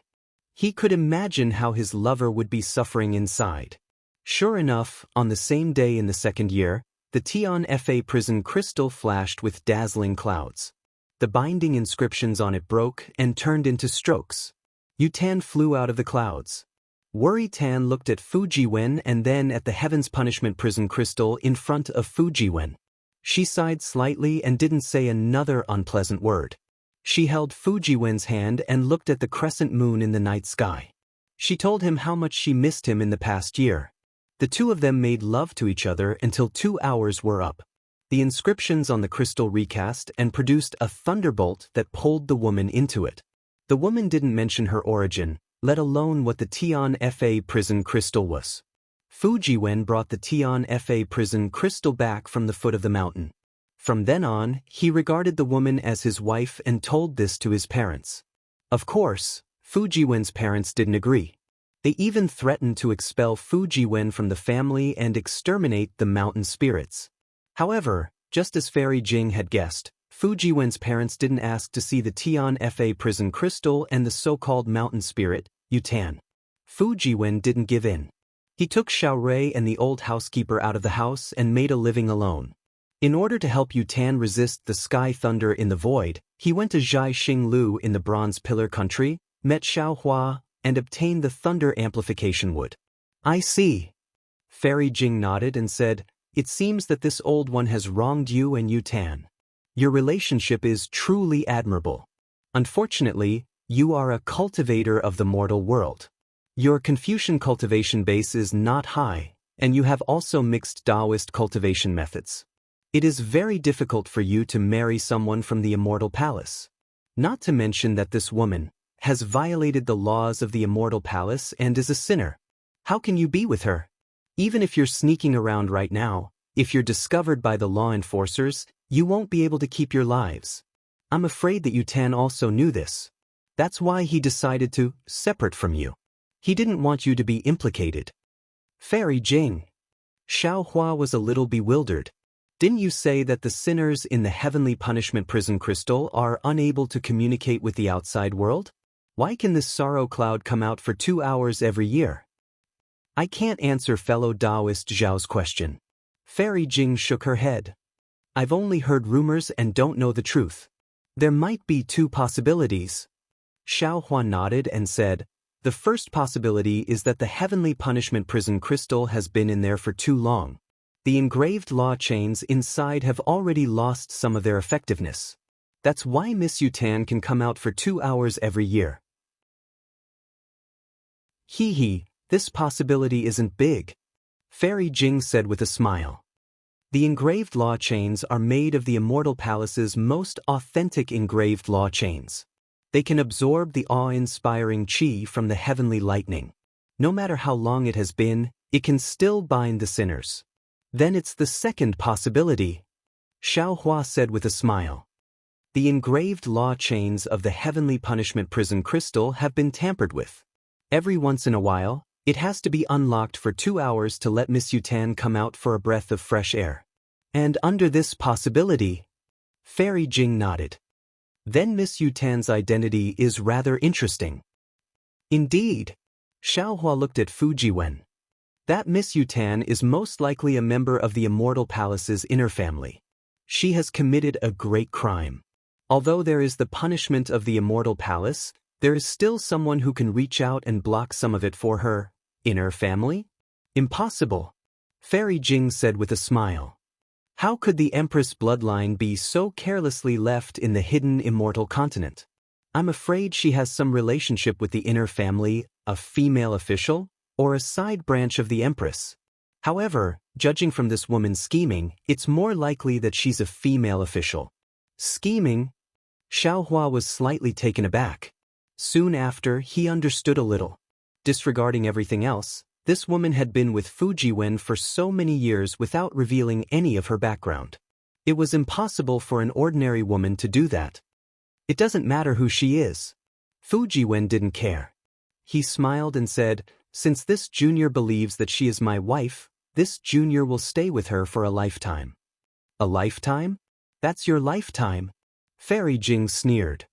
Even if you turn into a skeleton, that woman will still live well.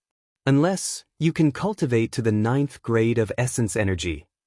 To be able to have such a wife, this junior is already satisfied. Fujiwen seemed to have steeled his heart. He turned a deaf ear to Fairy Jing's reminder. Forget it. Either way, it's your own matter. Xiaohua smiled. You can decide for yourself. 2 seniors came at the right time. In a dozen or so days, Worry Tan will come out.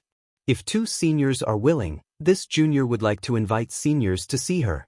Fujiwen thought for a moment and asked with an earnest expression, aside from the old housekeeper, no one has seen her yet. No need. Fairy Jing refused very simply. This old one has other matters to attend to with fellow Daoist Xiao. Xiaohua faced Fujiwen's earnest gaze and said to Fairy Jing, "Since we're already here, why don't you wait for a few more days?" Fairy Jing didn't know which heartstring had been touched. She shook her head and said, "This concubine doesn't want to get involved in this kind of trouble. Of course, if fellow Daoist Xiao wants to stay, this concubine will go there myself."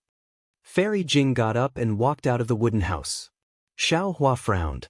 He felt that Fairy Jing's appearance today was different from before. He nodded to Fujiwen and followed her out. Fairy Jing stood in front of the mountain and looked at the golden desert in the distance. She said from the bottom of her heart, "Xiaohua, everything about you is good, except for one thing. Your heart is too soft.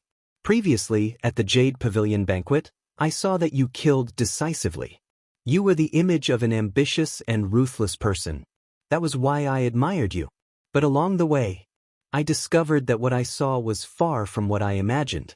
A person like you, not to mention Sun Kong, even if it was Zhang Daoren, you might not be able to compare. Forget it, let's not talk about this. If you don't want to go, I won't force you. From today onwards, you and I will go our separate ways and be strangers. Oh, before I leave, I'll give you a word of advice. The Immortal Palace. The reason it's called the Immortal Palace is because it's the representative of Confucian cultivators for millions or even tens of millions of years. It's far from what our declining Daoist sects can compare to." Xiaohua frowned and said with a bitter smile, "Fairy Jing, how long is the journey from where you want to go?" 2 days. Fairy Jing's expression didn't change as she faintly replied. "How about this?" Xiaohua thought for a moment and said, "I can't be someone who doesn't keep his word. I'll accompany Fairy Jing to that place first and then come back." Actually, since we're already here, whether you go or not, it doesn't matter." Fairy Jing's misty eyes became even more hazy. "Let's go," Xiaohua said to Fujiwen in the wooden house and then flew into the air. Fairy Jing didn't say anything. She didn't wait for Fujiwen to fly out of the wooden house and flew away. 1 day later, in the depths of the desert, a strange mountain stood out in the dusk. The mountain was oval in shape and split in the middle. There was a dangerous path leading from the yellow sand to the top of the mountain. At this moment, aside from Fairy Jing and Xiaohua who flew to the mountain and stood in the air, there was a man and woman who were struggling to climb the only path. Seeing Fairy Jing stop, Xiaohua was a bit puzzled. The man and woman weren't cultivators, but they were quite agile and had a foundation in climbing. They should be using a light body cultivation technique. Even so, the almost straight-up mountain path was too difficult for the 2 of them. Although the 2 of them did not help each other at the beginning of the climb, when they were halfway up the mountain, the woman was surrounded by danger several times, and the man beside her could not help but lend a helping hand. In the end, when the man was in danger, the woman risked her life to save him. When the 2 of them escaped danger, what surprised Xiaohua was that the 2 of them actually held hands and returned from the middle of the mountain. They didn't forget to climb to the top of the mountain. Fairy Jing also stood in the air and stared at the man and woman. She waited until the two of them landed on the ground, then rode 2 horses at the foot of the mountain and left. Only then did she faintly say, "Xiaohua, what do you think this mountain peak looks like?" "The circle." Xiaohua was stunned. He thought for a moment and replied, "2 semicircles. In fact, this is a heart, a broken heart." As Fairy Jing spoke, the corners of her eyes became moist. "Did you see those 2? They were a couple.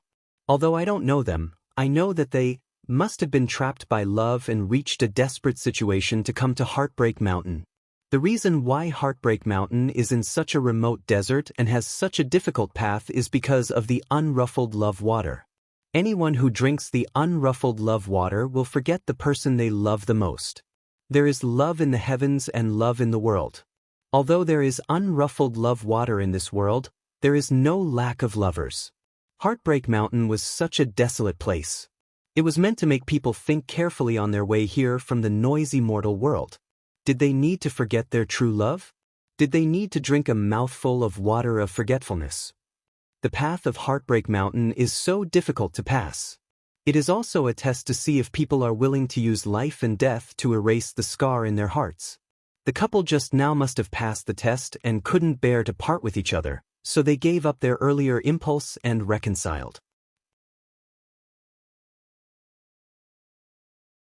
Chapter 3693. After she finished talking about the origin of Heartbreak Mountain and the forgotten love water, Fairy Jing held back the tears in her eyes and said with a smile, "I have already told you a story before. Now, can you accompany me to the top of Heartbreak Mountain and watch me drink a mouthful of the forgotten love water? Watch as this concubine forgets about that person?" See. Xiaohua had an indescribable feeling in his heart. He stared at Fairy Jing and couldn't figure out whether her words were true or false. He vaguely felt that Fairy Jing had feelings for him, but her story clearly didn't mention him. Xiaohua really didn't know what Fairy Jing meant by this. As the saying goes, a man can't guess a woman's thoughts. Even someone as strong as Xiaohua was at a loss when facing Fairy Jing's unfathomable heart. Perhaps I'm just being paranoid, Xiaohua thought to himself. Then he followed Fairy Jing and slowly flew up Heartbreak Mountain. He probed in a low voice, "Is there really forgotten love water in this world? Can it really erase the love in a person's heart?" "Of course," Fairy Jing said decisively, "don't think that this is a desert where not a drop of water exists. Although the forgotten love water on Heartbreak Mountain is only the size of a fist, it can last for tens of thousands of years. There's an ancient saying, hearts are united on Heartbreak Mountain, but the person on Heartbreak Mountain is heartbroken. It's not a rumor. I've been looking for this place for thousands of years to forget that person. After a while, I drank the forgotten love water. Fellow Daoist Xiao will know when he sees it." "Oh, so that's how it is." Xiaohua suddenly understood. His heart suddenly lightened, but he sighed and said, "AI, it's really hard on Fairy Jing. Actually, sometimes, a true love is a rare memory that doesn't necessarily have to be forgotten. Hehe, for a male cultivator like fellow Daoist Xiao, it's a beautiful memory. But for female cultivators like me, it might be a disgrace. How can I cultivate when I have to face the unhappiness in my heart every day? The danger of an unstable Dao heart doesn't disappear. I'll tell fellow Daoist Xiao." Fairy Jing smiled sweetly, as if she could really forget that person after drinking the forgotten love water. "Forget it, I'll listen to your decision." Xiaohua knew that for Fairy Jing, forgetting someone was much more realistic than missing someone. This method of severing emotions was the best choice for a cultivator like Fairy Jing. While the two of them were speechless, they had already landed on the peak of Heartbreak Mountain. The mountain peak was not big, only a few hundred feet. There was a deep crack across the mountain peak, which was where the mountain peak had split open. In the center of the crack, there was a stone stool that looked like a wine cup. The stone stool was as tall as a person and was extremely clean. In the center of the stone stool was a heart-shaped groove, and within it, there was a fist-sized spring that flashed with a blood-red color. "Are you sure this Wangqing water is not poisonous?" Xiaohua was a bit worried. He looked at the color of the spring water, and then looked at the setting sun that was only left with a smear of blood red at the edge of the desert. And, at this time, Fairy Jing was really tender. Although she didn't look at Xiaohua, her face that was looking at the setting sun in the distance revealed a kind of deep longing. She then looked at Xiaohua as if she would never recognize him again in the future. Xiaohua smiled and said, "Don't worry. If it's as Fairy Jing said, this Wangqing water can only make you forget the person you love the most, then after drinking the Wangqing water, you will definitely remember this Xiao. This Xiao, Shu." Fairy Jing stretched out her white hand, placed it in front of Xiaohua's lips, and said in a low voice, "Fellow Daoist Xiao, I still have a very important matter to ask of you." "Is there any danger?" Xiaohua's heart trembled. Fairy Jing smiled sadly and said, "There is no danger. I just want to ask fellow Daoist Xiao that after I drink the Wangqing water, fellow Daoist Xiao must not tell the story I told you before. Otherwise, all my previous efforts will be wasted." "Don't worry," Xiaohua said with a smile. "When did Fairy tell this Xiao a story? This Xiao seems to have never heard of it." If Xiaohua was joking like this normally, Fairy Jing would have already laughed. But today, Fairy Jing couldn't laugh no matter what. Looking at Xiaohua's smile, and then looking at the Wangqing water in the shadows, 2 drops of sparkling tears flowed out from the corners of her eyes, falling on both sides of her cherry lips. A salty and moist taste came from her mouth. Fairy Jing's tears were like her heart, salty and bitter. "From now on, there will be no distractions in my heart, no emotions to rely on, no heart to rely on, no soul to return to. What can I do when people are in front of me? There is no shadow in my eyes. A journey on the mountain, a journey on the water, the body walks towards the lonely place. The night is deep and the shadow is invisible. The wind blows, the snow blows, the noise shatters my heart's dream. There is no such sound in this world." Fairy Jing chanted in a low voice. Seeing that the sun was setting and the sky was half red, Fairy Jing's delicate body trembled slightly. She opened her mouth, and a stream of water flew out from the heart-shaped groove and fell into her mouth. Just as the forgotten love water touched Fairy Jing's tear-stained red lips, the forgotten love water condensed in the air. Fairy Jing stared at Xiaohua and said, "Xiaohua, thank you." Then, Fairy Jing closed her eyes and the Wangqing water fell into her mouth. After a while, Fairy Jing opened her eyes and looked around strangely. She touched her damp face and looked at Xiaohua in bewilderment. Why do you look so familiar?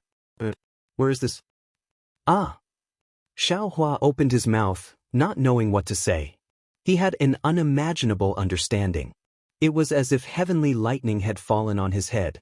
At this moment, he finally understood that the person Fairy Jing was talking about wasn't the person in her story, but the person in front of him.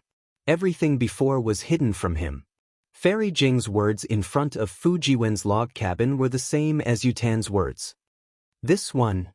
Xiaohua originally wanted to introduce himself, but when he thought of what Fairy Jing said a few moments ago, he held back the indescribable feeling in his heart. He cupped his hands and said with a smile, "Fellow Daoist doesn't need to know who I am. It's already late.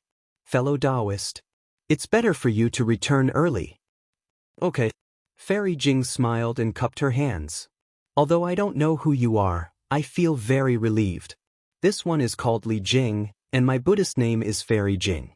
I'm in charge of a seaside country in a corner of the hidden Immortal continent. If fellow Daoist comes to the seaside that day, you can come to my country for a chat. Goodbye." With that, Fairy Jing urged her magic power, turned into a rainbow, and flew into the distance. Could it be? Xiaohua watched as Fairy Jing nimbly left. His heart was truly bewildered. He looked at the already withered groove on the stone block and secretly said, Is this really the unruffled love water? The strange water that can make people and cultivators forget the person they love the most?" Xiaohua stretched out his hand as if to test it, but just as he touched the ice-cold stone groove, he hurriedly withdrew his hand. His figure turned into the wind and flew toward Fujiwen's log cabin. He really didn't dare to touch the Wangqing water. He didn't want to forget the person he loved the most. Poor Fairy Jing. Suddenly, a voice appeared in Xiaohua's mind. It was the scholarly cultivator Xiaohua.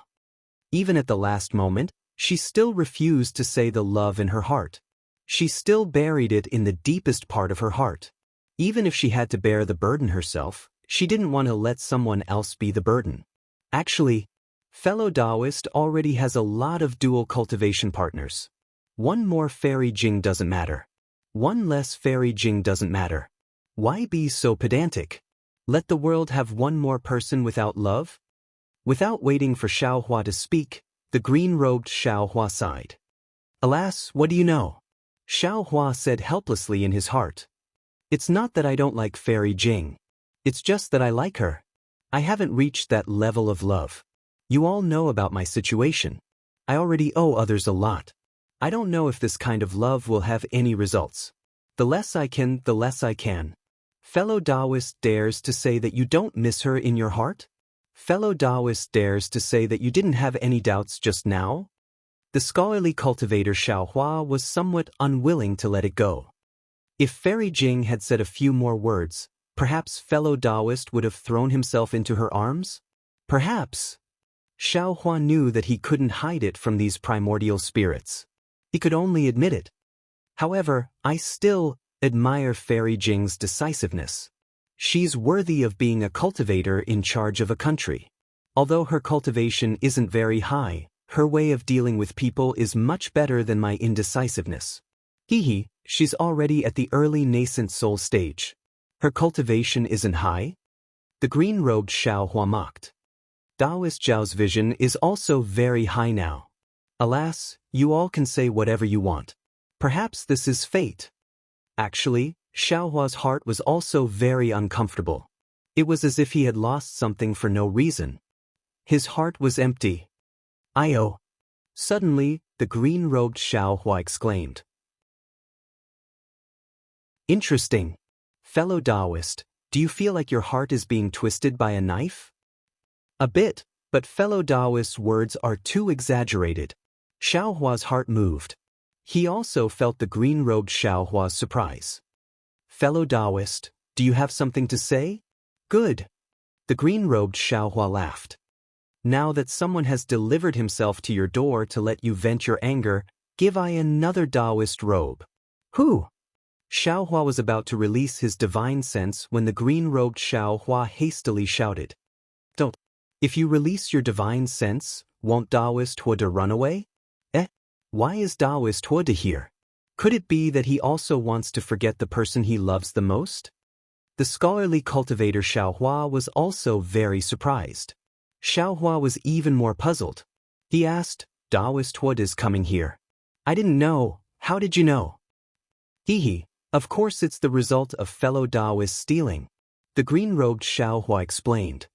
I have been thinking about how to refine Daoist Huoda's fire gourd into a sword gourd for the past few days. I still haven't killed the trace of Daoist Huoda's primordial spirit in the gourd, so I can sense Daoist Huoda's movements within a certain range. At this point, the green-robed Xiaohua paused for a moment and said again. Fellow Daoist has already ordered I to refine a spirit treasure. I presume you're also thinking about how to refine your life treasure?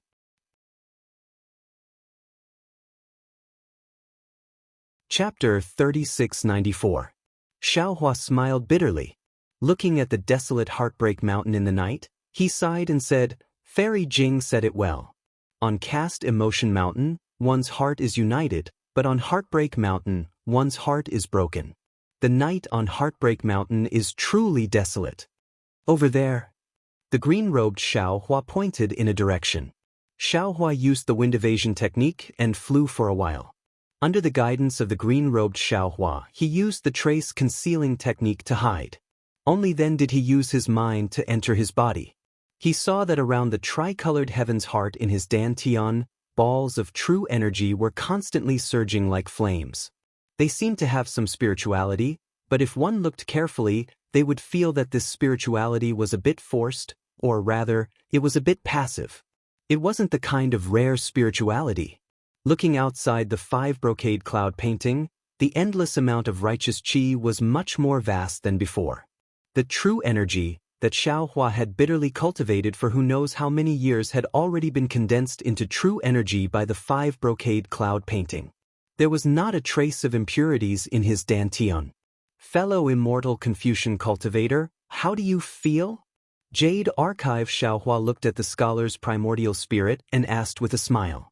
The Confucian cultivator Xiaohua waved his hand, and the scroll in his hand turned into countless words. These words turned into birds and fishes or plants. Some of them turned into birds and fishes, and some of them turned into plants, and some of them turned into plants, and they covered the nearby area with green leaves. If fellow Immortal had asked me before the year, I might have proudly shown off to fellow Immortal. Xiaohua indifferently replied, after all, fellow Immortal has been tempering the true energy in your chest for the longest time. After the seal was broken, I worked hard to catch up. Now, my strength is close to fellow Immortals. Of course, according to the realm of Confucian cultivators, my cultivation is not worth mentioning. However, fellow Immortal from the Buddhist sect received guidance from Grandmaster Ci Xiang and went into seclusion. His thoughts made me feel a lot. Just as fellow Immortal has been pondering, Buddhism, Taoism, and Confucianism have their own strengths. What is the true essence of each sect's cultivation? Perhaps I already know a little bit. Fellow Immortal, please speak. Jade Archive Xiaohua said with a smile. Taoism's techniques are ever-changing and have the ability to reach the heavens. Whether it was the Confucian cultivators or the Buddhist cultivators, they were far inferior in this aspect. If I simply pursue the ability of Confucianism and cultivate the Tao of primordial spirit, I will follow the prescribed path of refining essence into qi, refining qi into spirit, refining spirit into void, and refining void into heaven. I will be neglecting the essentials and pursuing the trifles. It is better for me to abandon these appearances and search for the foundation of Confucianism. When Xiaohua heard this, he clapped his hands and said, Immortal friend is right. I also feel that Great Master Ci Xiang's words are right. If the Buddhist sect's Fozi doesn't properly handle the relationship between the corporeal body and the Saraira, even if he reincarnates for 10,000 years, he still won't be able to reach the peak. If Confucian scholars don't understand the essence of true energy and cultivation, what can they do even if they reach the void refinement and heaven fusion stage? Daoist cultivators are the same. They don't know the foundation of Daoist cultivation. Even if they cultivate to the transcending tribulation stage, I'm afraid they won't be able to achieve anything. Xiaohua echoed. That's why we each have our own responsibilities. There's no need to compete with each other. The so-called realm, the so-called means, they are all just appearances. Only by grasping the foundation can we achieve the great Tao. Green-robed Xiaohua also spoke from his lower dantian. Good. Xiaohua clapped his hands and opened his mouth. The imperial star spike and imperial shield flew out. He said with a smile, to be honest, I already don't want to refine these 2 imperial tools. This is because the Tao of imperial tools of Confucianism is far inferior to the Tao of Daoist magic tools. It has already deviated from the foundation of Confucianism. Immortal friend, you should still slowly refine them. Xiaohua waved his hand and said, it's currently a chaotic world. You and I can't cultivate peacefully. One more life-saving means is one more opportunity to explore the essence of cultivation. Xiaohua agreed and sucked the 2 imperial tools into his mouth. Green-robed fellow Daoist. Xiaohua said with a smile, presumably, you also understand. The so-called life origin magic treasure is to separate a part of the primordial spirit and refine it into the magic treasure. Using one's own primordial spirit to drive the magic treasure is far more convenient than using one's divine sense to drive it. It's like another magic treasure controlled by oneself. This way, although cultivators can't refine spirit tools, with a life origin magic treasure fused with the primordial spirit, it's possible to touch the threshold of spirit tools. Indeed. Green-robed Xiaohua nodded. Moreover, fellow Daoist already knew that your primordial spirit can no longer be split after going through the 3 gold lightning tribulation. Presumably, you've already given up on the idea of refining a life origin magic treasure, right? No! Xiaohua shook his head.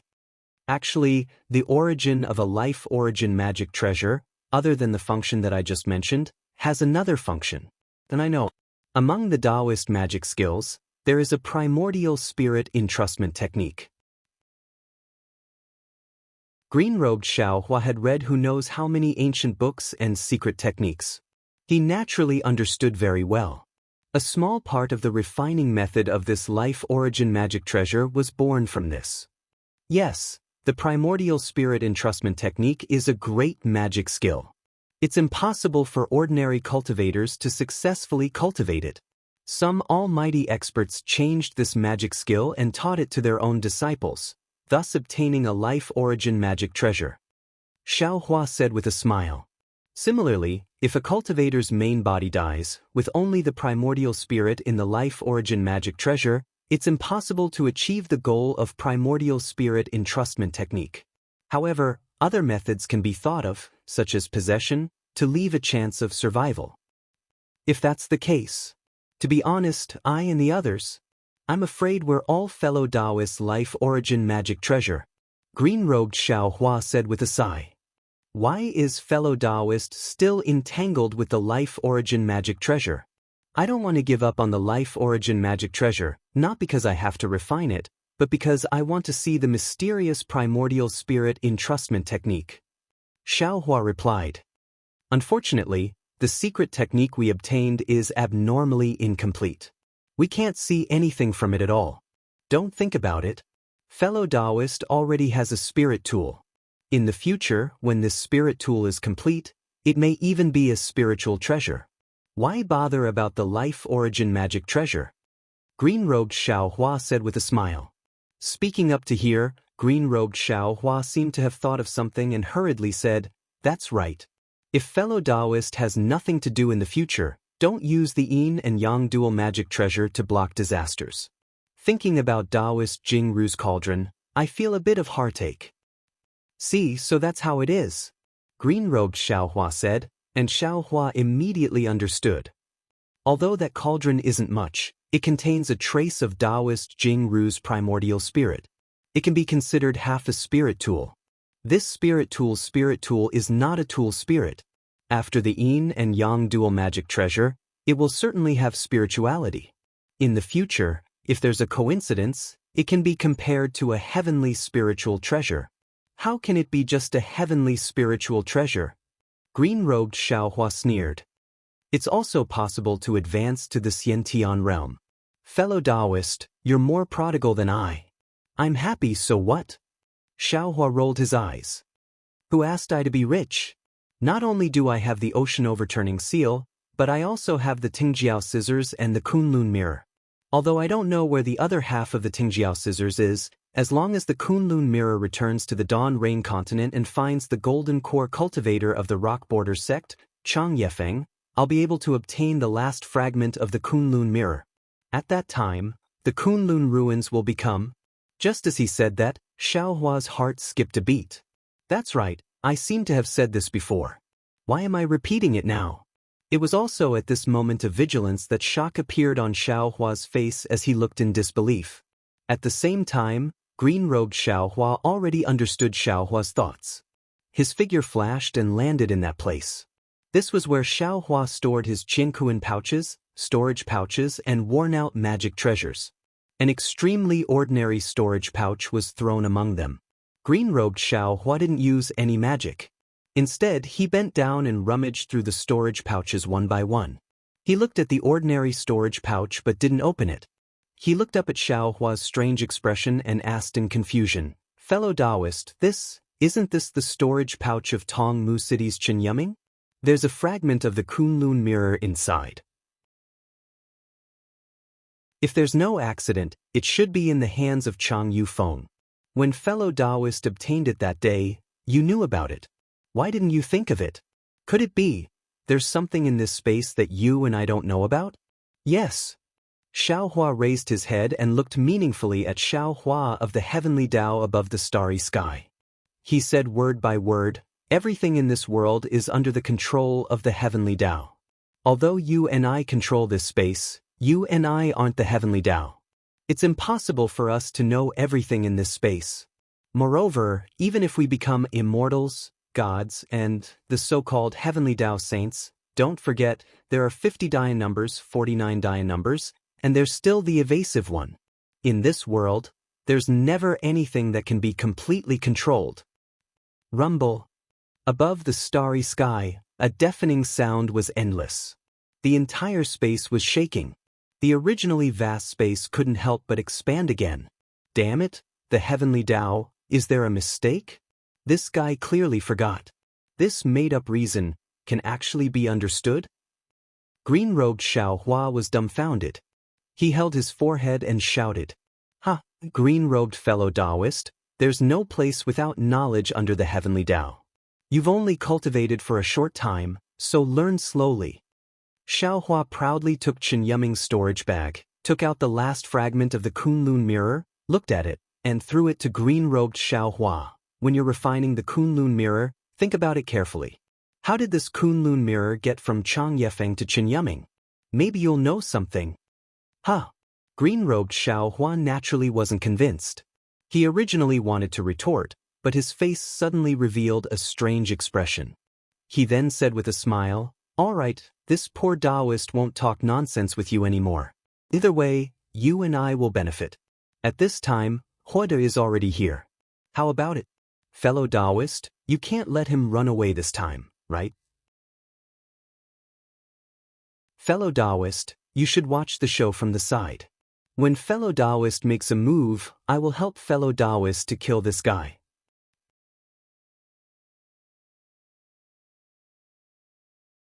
Chapter 3695. Good. Jade Archive. Xiaohua nodded. This Huodazhenren is really hateful. He is especially good at borrowing power and stirring up trouble. At the Jade Pavilion conference, he was lucky to escape by using the Confucian cultivator's formation. This time we must take his life. With that, Jade Archive Xiaohua left his body and hid to the side to observe. In the night sky, several figures flew over from the distance. However, these figures did not fly directly. Instead, they flew and stopped. Quite a few times, they even flew in other directions. Under the moonlight, the faces of 8 cultivators appeared. The one in front was Zhai Xingzi, who was wearing an emperor's robe. Next to him was Gusuqiran, who had changed into a Taoist robe. At this time, Gusuqiran had a smile in her eyes, unwilling to leave Zhai Xingzi for a moment. Although the two were not flying hand in hand, their hearts were vaguely limitless. Behind Gusuqiran was the smiling Huodazhenren, but he deliberately kept a certain distance from the two and did not disturb them. Behind Daoist Huoda were 5 mid-stage nascent soul cultivators. They all had different appearances and expressions, but all of them had respectful expressions on their faces as they carefully followed behind the 3. Zhai Xingzi accompanied Gusuqiran to a mountain peak. The two circled around the mountain and met again in the air above the mountain peak. Their faces were full of disappointment as they shook their heads. "What? Isn't this the place that you 2 fellow cultivators are looking for?" Huodazhenren flew forward and asked anxiously when he saw this. "Well, fellow Daoist Huoda, it's not here." Zhai Xingzi looked at the somewhat oval mountain peak below and sighed. "That mountain peak is cracked. Oh, could it be? Zhai Xingzi is looking for Heartbreak Mountain?" Xiaohua was slightly stunned. Who is the female cultivator beside Zhai Xingzi? But within 400 miles of my spiritual sense, there is no such mountain. Fellow Daoist and fairy are mistaken? Huodazhenren was somewhat puzzled. "No, it must be nearby." "I know." Gusuqiran thought for a moment and shook her head. "Although I don't know why, I know that as long as I find that place, I will be able to solve my confusion." "That's right, this old man has the same idea." Zhai Xingzi nodded. "Fellow Daoist Huoda, fellow Daoists, thank you for your hard work. Let's go take a look over there." Zhai Xingzi raised his hand in the direction of Heartbreak Mountain. "All right." Adept Huoda felt somewhat helpless, but he still smiled and said, "As long as fellow Daoist Zhai Xing and fairy Zhai Xing can solve the mystery in your hearts, it's no problem for us to work a little harder." "You were the one who insisted on following us." Gusu Qiran snorted as if she was looking down on Hua de Zhenren. Zhai Xingzi blurted out, "How can you speak to Daoist Hua de like that?" "As expected, you? How do you know my nickname?" Gusu Qiran's face was filled with surprise and joy. "I don't know either." A rare look of embarrassment appeared on Zhai Xingzi's face, but his eyes were the same as Gusu Qiran's, showing surprise. Gusu Qiran shouted, "I knew it. You and I must have known each other in our previous lives. Otherwise, it wouldn't be so coincidental." Just as Gusu Qiran was pleasantly surprised, there was a sudden scream. Gusu Qiran's body fell like a rock, straight towards the sharp rock beneath her. Zhai Xingzi hurriedly moved his body and immediately landed below Gusu Qiran. He shouted as he was about to catch Gusu Qiran. However, just as he extended his arm, Zhai Xingzi's expression changed slightly. The protective light flashing around his body suddenly disappeared. Like Gusu Qiran, he could no longer stand in the air and fell towards the rock. However, just as he fell, Zhai Xingzi forced himself to change his position so that he was below Gusu Qiran to prevent her from getting hurt. After doing all this, Zhai Xingzi took a deep breath. He wanted to circulate his true origin and fly up again. Unfortunately, the light on the surface of Zhai Xingzi's body flickered a few times like a candle in the wind. In the end, it was extinguished. Bang bang! With two loud sounds, Zhai Xingzi, who was a late nascent soul master, fell powerlessly on the rock. Gusu Qiran landed on Zhai Xingzi's face, knocking his jade crown askew. "Hua de Zhenren, what's going on?" Zhai Xingzi raised his hand and picked up Gusu Qiran, who was on top of him. He struggled to stand up and sat on a big rock. He looked at Hua de Zhenren, who was looking at him with a cold smile in the distance, and asked faintly. Gusu Qiran, who was sitting in Zhai Xingzi's arms, lowered her head shyly at first. When she heard Zhai Xingzi's words, she immediately came to her senses. If it weren't for Hua de Zhenren's plot, even if they were in danger, Hua de Zhenren would only need to wave his hand and they would not fall from the sky. Gusu Qiran could not help but rage. "Jin Yuda, you dare to plot against me?" Gusu Qiran's words were beyond her expectations. She could not believe it was Hua de Zhenren who did this. "Fellow Daoist Zhai Xing, don't worry." Hua de Zhenren had a faint smile on his face. He did not fly closer but stood on the side. He waved his hand and the 5 mid-nascent soul cultivators quickly flew around the mountain and surrounded Zhai Xingzi and Gusu Qiran. Hua de Zhenren then spoke. "I just want to ask, who is this fellow Daoist with Confucian cultivation? How does she know the name of I's nascent soul? I don't remember. I don't know this fellow Daoist."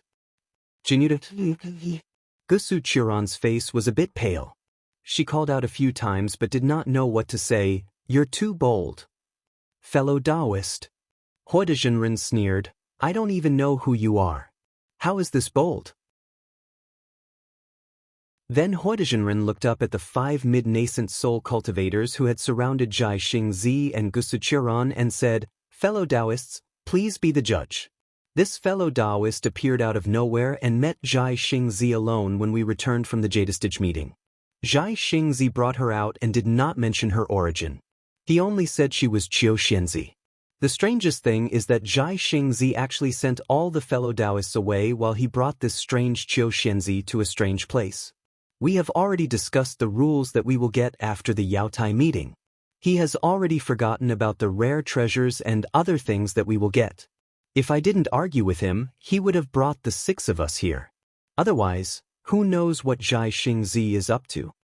Zhai Xingzi looked coldly at Hua de Zhenren and did not speak. There was no sign of surrender in his eyes. "If I didn't bring you fellow Daoists to follow behind them, how would we have discovered that this so-called Xianxia is not a Daoist cultivator?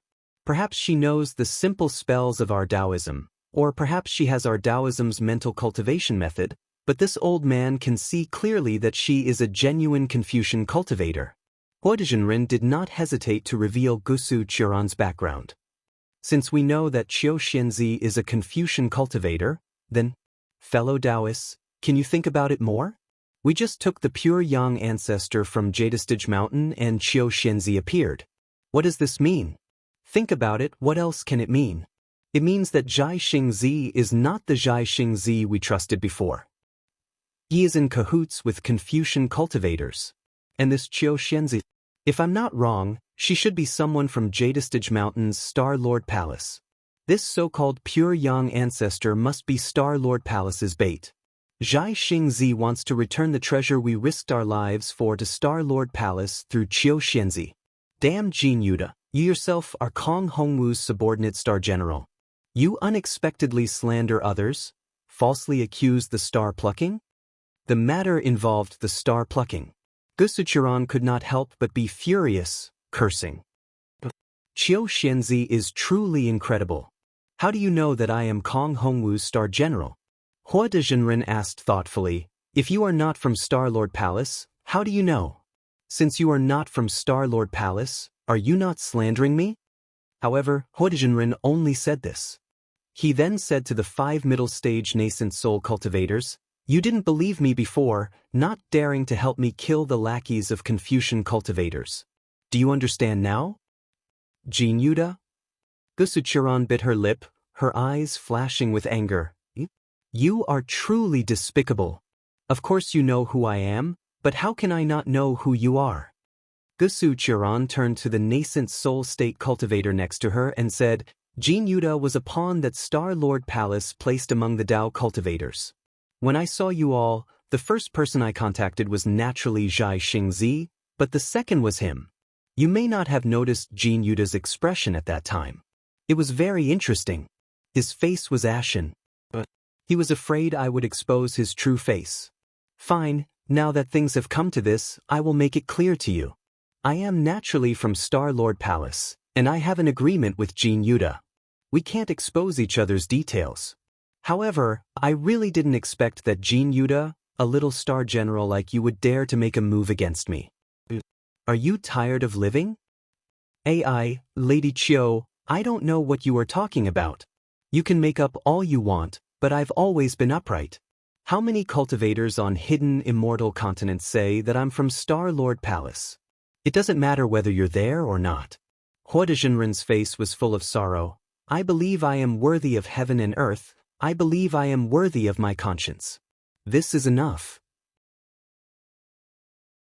Damn it. Gusuchuran was obviously not as good as Hua Dezhenren. She cursed and struggled with all her might. Unfortunately, no matter how she urged her true chi, it was useless. Heart-corroding bone? Suddenly, Gusuchuran understood and exclaimed, You actually got Star Lord Palace's secret poison from Kong Hongwu? You really deserve to die.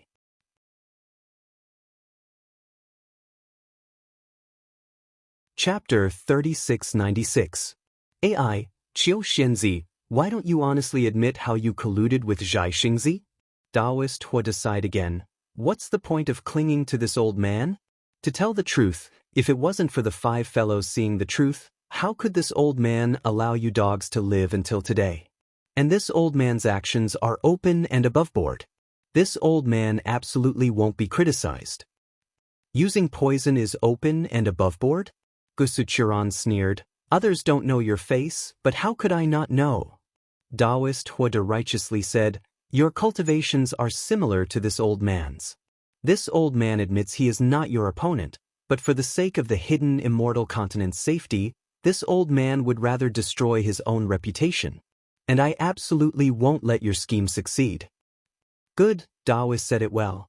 A tall and thin cultivator praised. Previously, your servant had some misunderstandings about Daoist. Now, these misunderstandings have been cleared up. In the future, if someone asks about Zhai Xingzi's death, your servant will naturally testify for Daoist. AI, Daoist Hua. Hearing this, Zhai Xingzi said, This old man truly underestimated you. I never expected your scheme to be so deep. Just now, this old man felt your goal was that supreme yang object pure yang ancestor, but now it seems you still want to take over this old man's forces one by one. Of course, Zhai Xingzi did not know that Daoist Hua's goal was not just these two. The most important thing was that he was unable to kill Xiaohua at the Jade Pavilion gathering, so he was unable to give an explanation to Kong Hongwu. Now that he saw Star-Lord Hall's Star General Gusuchiran unexpectedly betrayed Yaorei Mountain, he naturally felt this was an absolutely great opportunity. He only needed to capture Gusuchiran and send her to Star-Lord Hall, and all his previous mistakes would be forgiven. Furthermore, with Gusuchiran rebelling and Jing Mushuan dead, would Star-Lord Hall not have even more Star-Lord positions? He was much closer to Star-Lord positions. It would be strange if he did not seize this opportunity. However, this idea, aside from the dead Kong Hongwu and Linghu Pyron who was currently guarding Star-Lord Hall, perhaps Gusuchiran herself was not clear. This was why she was especially shocked that Daoist Huada would go back on his word. Daoist Huada did not take any precautions against him. However, Huijinren laughed and said, "Zhai Xingzi, you secretly colluded with Star-Lord Palace. How many disciples of Dao School have you killed in the Yaotai meeting? Just thinking about it makes my heart ache. Previously, I respected you because you were a pillar of my Dao sect. Now, I will kill you because you are a lackey of the Confucian cultivators. Your so-called goal is nothing more than smoke in this old man's ears. This old man disdains to lower himself to your level." Fellow Daoists. Zhai Xingzi looked at the 5 nascent soul cultivators. His piercing gaze made the 5 of them not dare to look straight at him. Zhai Xingzi said, "I won't say much about other things. I admit that Fairy Qiu is a Confucian cultivator. But what I want to tell you is that when we seized the pure Yang ancestor, the dragon gate that should have appeared didn't appear. At that time, the entire origin formation was about to be destroyed.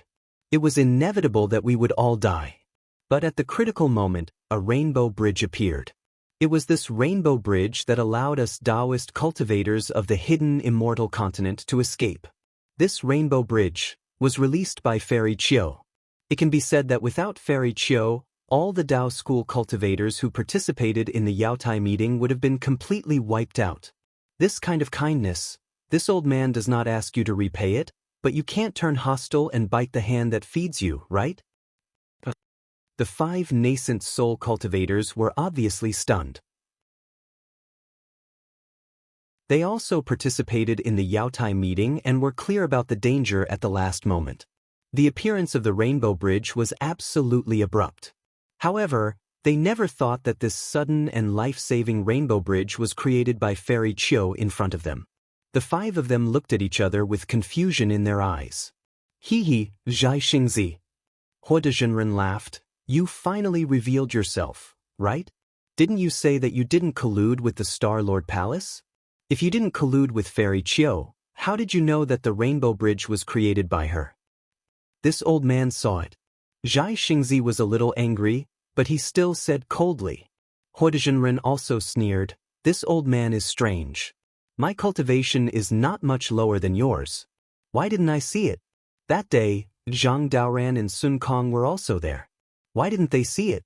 Their cultivation is not lower than yours, right? Why didn't they see it? Do you think that your cultivation is higher than all the Taoist cultivators?" Zhai Xingzi was speechless. The glance between him and Gusuchiran was absolutely shocking. How could he explain it to others? How could he let others understand? "So, Zhai Xingzi, why do you have to say more?" Huijinren laughed grimly. "You're the lackey of the Star-Lord Palace. You're the culprit who caused our Taoist cultivators to suffer losses in the Yaotai meeting. I didn't wrong you by taking your life." "Senior Huida." A slightly shorter cultivator was a little embarrassed and said in a low voice, "I think Senior Zhai Xingzi doesn't seem to be a spy of the Star-Lord Palace. And it's a little unfair to determine Senior Zhai Xingzi's life based on this inference. Even if Fairy Qiu is a Confucian cultivator and a member of the Star-Lord Palace, doesn't Senior Zhai Xingzi have a good personal relationship with Kong Hongwu, the Lord of the Star-Lord Palace? This doesn't mean that Senior Zhai Xingzi has wronged us Taoist cultivators.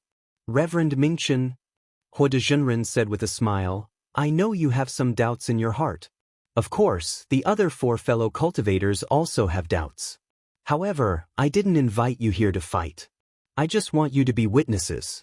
When someone asks, I can tell the world that I'll end Zhai Xingzi's life today." Reverend Mingchen looked at the 4 people beside him, who all looked a little embarrassed. However, Hua Jinren had made it clear. The 5 of them knew that they were no match for Hua Jinren, so they could only sigh slightly. Buzz. Hua Jinren finished his words. He had achieved his goal. He raised his hand and a magic treasure appeared in the air, making a roaring sound. Jinyuda, how dare you? Gusu Chiron felt her bones and tendons go numb, but she forced herself to straighten up. She stood in front of Zhai Xingzi and scolded, "If you want to kill Zhai Xingzi, you'll have to kill me first." Hee, Zhai Xingzi deserves to die, so do you don't think I don't dare to kill a Confucian warrior, do you? Hua Jinren sneered. Gusu Chiron was not afraid. She stared at Hua Jinren and threatened, "Jinyuda, Star-Lord Palace, is not the Star-Lord Palace you know. I can tell you clearly that even if I let you Daoist cultivators go, as long as I return to Star-Lord Palace, as long as I reveal my identity, that Kong Hongwu won't dare to blame me. Moreover, I can tell you clearly that even if you dare to touch a hair of Zhai Xingzi, I'll let immortal soldiers and immortal generals chop you into minced meat." I'm so scared. Seeing Gusuchiran shouting herself hoarse, Hua Immortal thought Gusuchiran was just bluffing and pretending to be scared. He shouted, "I can't believe a poisoned Confucian woman dares to threaten me with immortal soldiers and immortal generals. That's right. People who have been poisoned by the heart and bone corroding poison cannot threaten you." Suddenly, a cold voice sounded in the air. 6 nascent soul cultivators and dozens of gold core disciples of the new country were poisoned to death by you. The state preceptor of the Kujiang country, the state preceptor of the Fu country, and the state preceptor of the Lingxin country were also killed by you. There were also 4 nascent soul cultivators and dozens of gold core cultivators from the Luoshui country and Jinyu country of Yongzhou. You also shamelessly offered the monarch of the Luoshui country, Luo Qing, and Ji Hong Ferry of the Yongzhou country to Jing Mubai of Star-Lord Palace. Jinyuda, do you think these Taoist cultivators who were poisoned by you can't threaten you? Or you? After hearing these words, Hua Daoist was scared out of his wits. These were his absolute secrets. He thought that he did it without anyone knowing. Outside of Kong Hongwu and Jing Mubao, no one else knew about it. But now, it was suddenly exposed by someone. How could he not be frightened? At the same time, he released his divine sense and frantically scanned the source of the voice. However, just as Hua Jinren released his divine sense, the voice sounded from another place. It was cold and terrifying. "Who I am is not important. What is important is, what did you do? You are Kong Hongwu's lackey.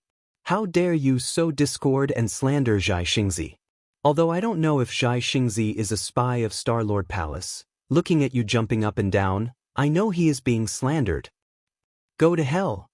How could Hua Jinren dare to let the voice speak again?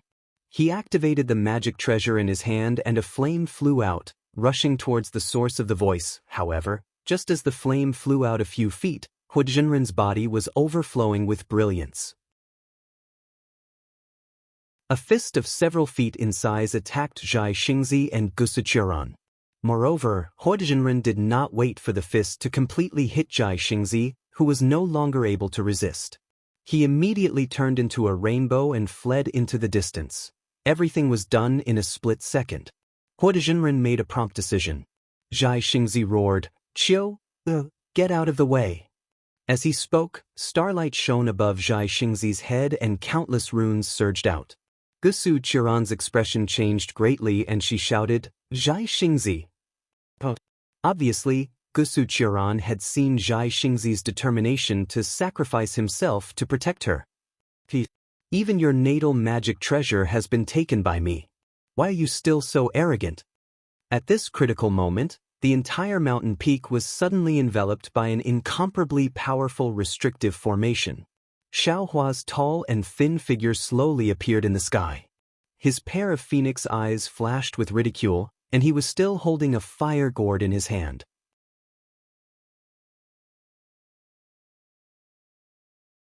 Chapter 3697. Xiaohua? Hua Jinren felt his whole body sink into a quagmire. Moreover, this restriction was becoming harder and harder. Not only was his body unable to move, but it was also difficult for the world's yuan qi to flow in. When he heard the voice, although he didn't look back, Huijinren still screamed as if he had seen a ghost. He really didn't expect to meet Xiaohua here. Daoist Master Xiao? At the same time, 3 of the 5 Yuanying middle-stage cultivators were shocked, as if they had heard of Xiaohua's name. Xiaohua was slightly surprised. He glanced at them and didn't pay any attention to them. He smiled at Zhai Xingzi and said, "What a good match. If you were to use your secret technique now, then this fairy Qiu's hatred would be endless in the future." Fellow Daoist. Zhai Xingzi's secret technique was naturally blocked by Xiaohua and couldn't be completed. Now that he heard Xiaohua's words, he didn't know whether to laugh or cry. There were many Daoist cultivators in the hidden immortal continent, but who would dare to say such words to Zhai Xingzi? Wang. Huijinren didn't dare to be negligent. His whole body was covered in flames. Waves of abnormally strong fluctuations were produced from his body. Xiaohua's restriction immediately began to collapse. Following the loosening of the restriction, a thin crimson crystal thread flew out from Huijinren's head like an arrow. Immediately after, a violent explosion was produced. A passage of fire was immediately revealed. Huijinren's body suddenly turned into a rainbow and flew out of Xiaohua's restriction in a flash. Seeing Huijinren escape, Xiaohua wasn't nervous at all. He smiled and said, "Damn it, old man Huida, look at you. Your life source magic treasure is in my hands. Where can you run to?" While speaking, Xiaohua waved his hand. A golden light chased after him like a thunderbolt. At the same time, a light pillar also shot out from Xiaohua's head like lightning. What was special was that between Xiaohua's curved eyebrows, a layer of dark green brilliance emerged. Hundreds of soul strands, which were invisible to the naked eye, stretched out from the delirium dharma eye and landed on the fire gourd. Sizzle! A series of noises, which sounded like water droplets falling into a pot of oil, was heard. A faint shadow was dragged out from the fire gourd by the soul strands. Looking at the appearance of the shadow, wasn't it Huijinren? Those who deserve to die will die in the end. No matter how many times you escape, Xiaohua indifferently said as several hundred soul strands stirred with a schwa-schwa sound. Daoist Xiao, save me. Daoist Xiao, save me.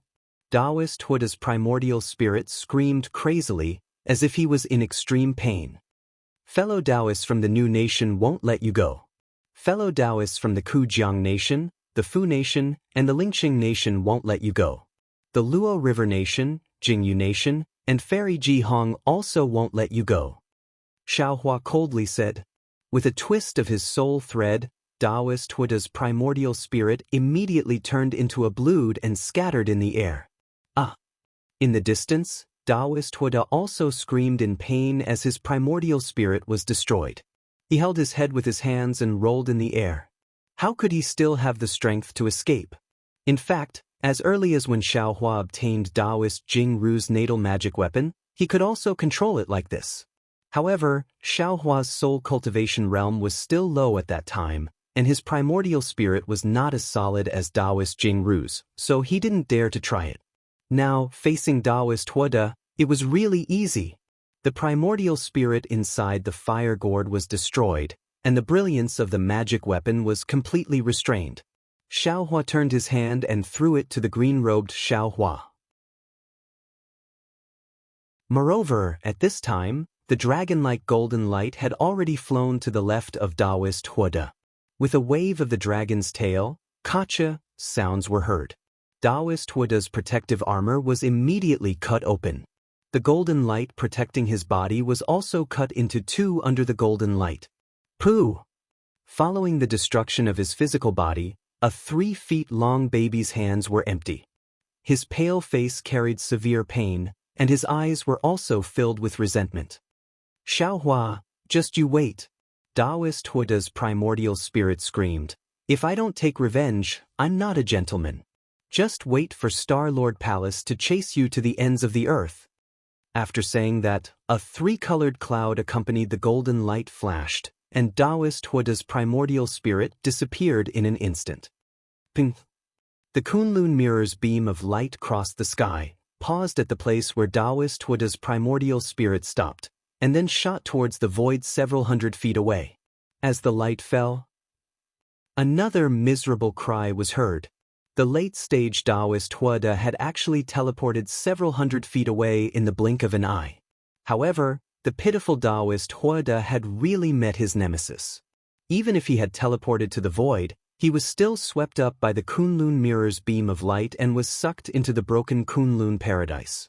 In the future, perhaps it would be green-robed Xiao Hua's excellent robe again. Seeing the seemingly invincible Daoist Huada being killed by Xiao Hua in a few rounds, the eyeballs of the 5 middle-stage nascent soul cultivators almost fell out. Aside from the 3 cultivators who had previously shouted out Xiao Hua's name, the other 2 were pale. They stared blankly at Xiao Hua destroying Daoist Huada's corpse and keeping the Qingkuan pouch. He turned his head to look at them with a smile. Daoist Huada, please spare our lives. The 2 cultivators saw Xiao Hua's gaze and suddenly woke up. They hurriedly bowed and said, "We were also deceived by Daoist Huada." Oh? Xiao Hua sneered and looked at the 3 people. These 3 people's appearances were very unfamiliar. Xiao Hua didn't know when he had seen them, so he asked, "Do you know this old man? Are you not afraid that this Xiao will kill you?"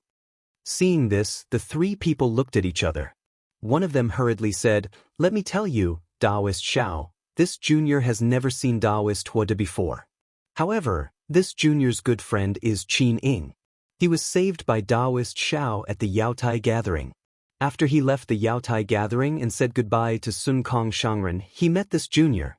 This junior heard him talk about Daoist Xiao's righteousness, especially what Daoist Xiao said. Although I have traveled half a li earlier, I know that I am a disciple of the Dao sect, but I am also a human.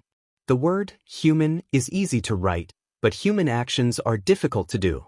Don't do small kindness, don't do small evil, this is a human. Without a human, without humanity, where would the Dao foundation come from? Where would the Dao skills come from? Only by being a good person can you be a good cultivator, can you truly comprehend the Dao of heaven.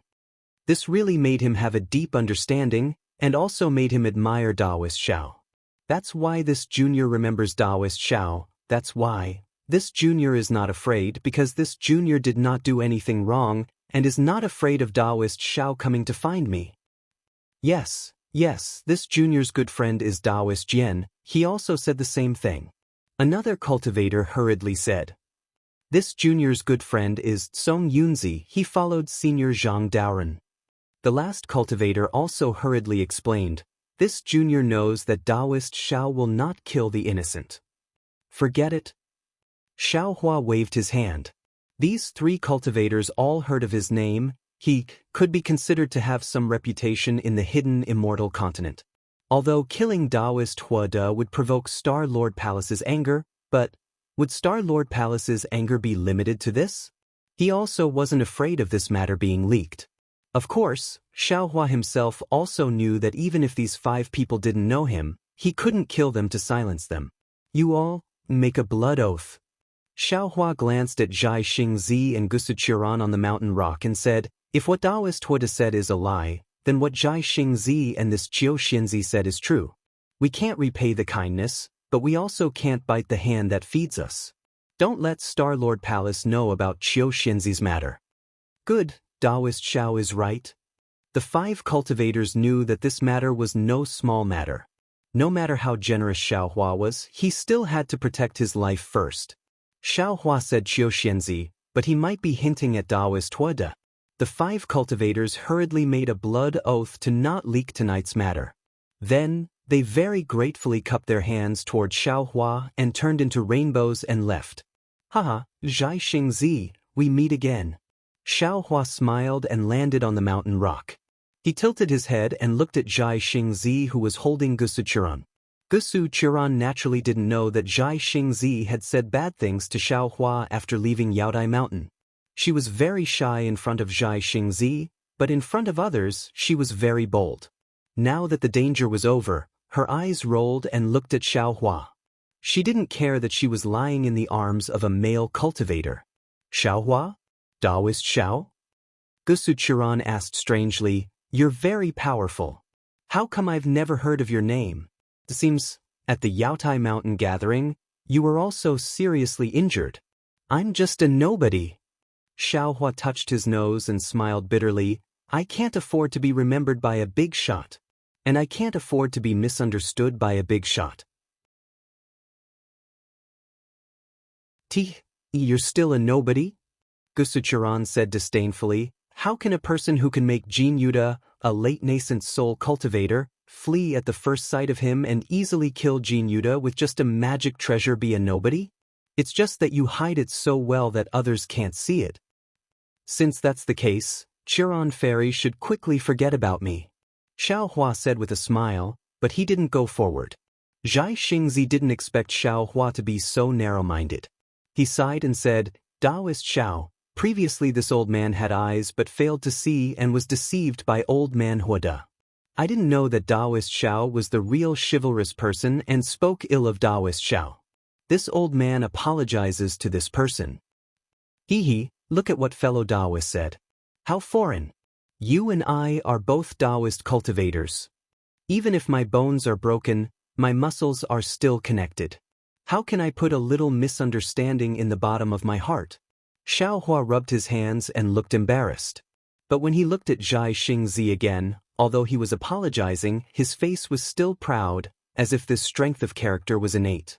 If it weren't for Gusuchiran in front of him, Zhai Xingzi probably wouldn't even be able to say these soft words. Seeing that Xiaohua still didn't go forward and still had a smile on his face, Zhai Xingzi suddenly understood and a bitter smile appeared in his eyes. He knew that Xiaohua was definitely not an otherworldly expert. He immediately said in a loud voice, Daoist Xiao, this old man can't thank you enough for saving me today. This old man sees that you and old man Huada are both good at fire attacks. This old man obtained the pure young ancestor on Yaotai Mountain, but it's useless in my hands.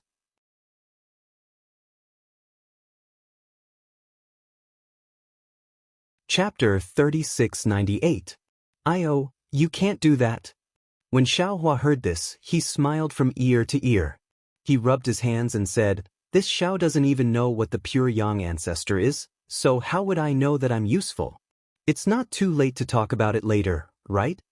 Xiaohua walked towards Zhai Xingzi. Zhai Xingzi's heart was as clear as a mirror. However, he was reassured by Xiaohua's attitude.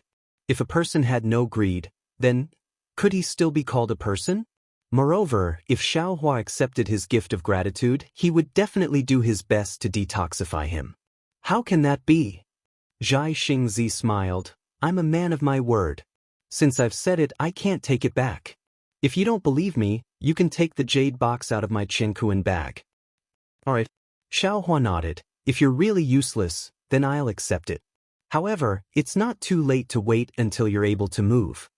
Xiaohua looked at Zhai Xingzi and Gusuchiran awkwardly. I only know some basic detoxification techniques. I'm afraid I can't detoxify Star-Lord Palace's secret poison. Since Chiron is from Star-Lord Palace, you must know how to detoxify it? Gusuchiran was furious. This heart-corroding, bone-corroding poison is controlled by Star-Lord Palace's Palace Lord. How can we have it? Damn Jin Yuta, I really want to chop you into minced meat. However, Gusuchiran looked at Zhai Xingzi embarrassedly, afraid that Zhai Xingzi wouldn't like it. Alas, old Huada really did bad things. Fairy Ji Hong was such a good girl, yet she was harmed by him. I didn't think of it. Zhai Xingzi sighs. He glances at Xiaohua and asks curiously, That's right, Daoist Master Xiao, are the things you said true? Qiu Er doesn't know about these things. Huada Zhenren felt that only he, Jing Muxue, and Shangguan Yiran knew about this evil deed. But he didn't know that everyone would show off. The immortal generals of Star-Lord Palace were also like this. Jing Mushue's drunken show-off fell into the ears of Star Sun Horse Taisher Zhanran. Xiaohua searched Taisher Zhanran's soul and naturally knew about it. However, Xiaohua definitely wouldn't say it out loud. He only smiled and said, This Xiao doesn't know if these are true or not. I just took some cases from several hundred years ago and made up some nonsense. Who would know that it was really done by old Huada? If there's a reason, I'm afraid it's because the Tao of Heaven is clear. Xiaohua, take the Star Child away and send me back to Star Lord Palace. Gusu Chiron said, Kong Hongwu won't dare to make things difficult for me. I'll go find you after I get the antidote. Xiao Huan naturally knew that Star-Lord Hall must be in a mess right now. Kong Hongwu was dead, so where could Gusu Chiron get the antidote? Besides, with Star-Lord Palace's current vigilance, would Gusu Chiron come out after returning? Of course, Xiaohua had Kong Hongwu's Jiankuan pouch in the space. It might also have the antidote, but Xiaohua wouldn't take it out unless he had no other choice. Chiu Air, you can't go back. Without waiting for Xiaohua to speak, Star Child whispered, you saved my Dao sect cultivators. Even if Kong Hongwu doesn't dare to touch you, what about the others? You'll only be walking into a trap if you go back. But if I don't go back, how can you cure the poison? Gusu Chiron whispered, this is the heart-corroding bone, a poison that kills the nascent spirit and nascent soul. So it's like this. Star Child smiled and said to Xiaohua, how about this, Daoist Xiao? I'll have to trouble you. Send me and Chiu Air back to Star-Lord Palace and say that you captured us, Star Child. Gusu Chiron saw that Star Child was just against her going back. Now that she heard that the poison could harm the nascent spirit, she knew that he was thinking for her safety. She whispered, although I don't know why I'm so in love with you, you'd better not go. You'll only die in vain. I'll be happy to accompany you in death. Star Child looked at Gusu Chiron with the same expression, although I don't know why, when I see you, I can't take my eyes off you. Alas, it's a pity that we still haven't found the unforgettable place. Gusu Chiron sighed. It's really funny. Xiaohua laughed from the side. It's really a touching scene of a couple in love. But have you all forgotten? How far is this place from Yaotai Mountain? Even if I fly there, can you all last until then? Alas, not bad. Gusu Chiron let out a long sigh. Star Child, with our cultivation, the heart-corroding bone-corroding poison can only last for 3 days. After 3 days, our nascent spirits will start to fester and slowly spread to our bodies. Finally, we'll turn into sewage and even our souls won't be able to escape. It's okay. Star Child didn't seem to be afraid. He looked at Gusu Chiron and said, I've lived for 1,000 years and have long been tired of living. Since I met you today, even if I die, so what? It's just that these 3 days are really too short. It's hard to let you and me live freely in this world. Star Child, me too. Gusu Chiron also had a sweet smile on her face. Xiaohua was really moved and said with a smile, how about this? Since you only have 3 days to live, I'll take you to the unforgettable place first. Xiaohua, do you know where it is?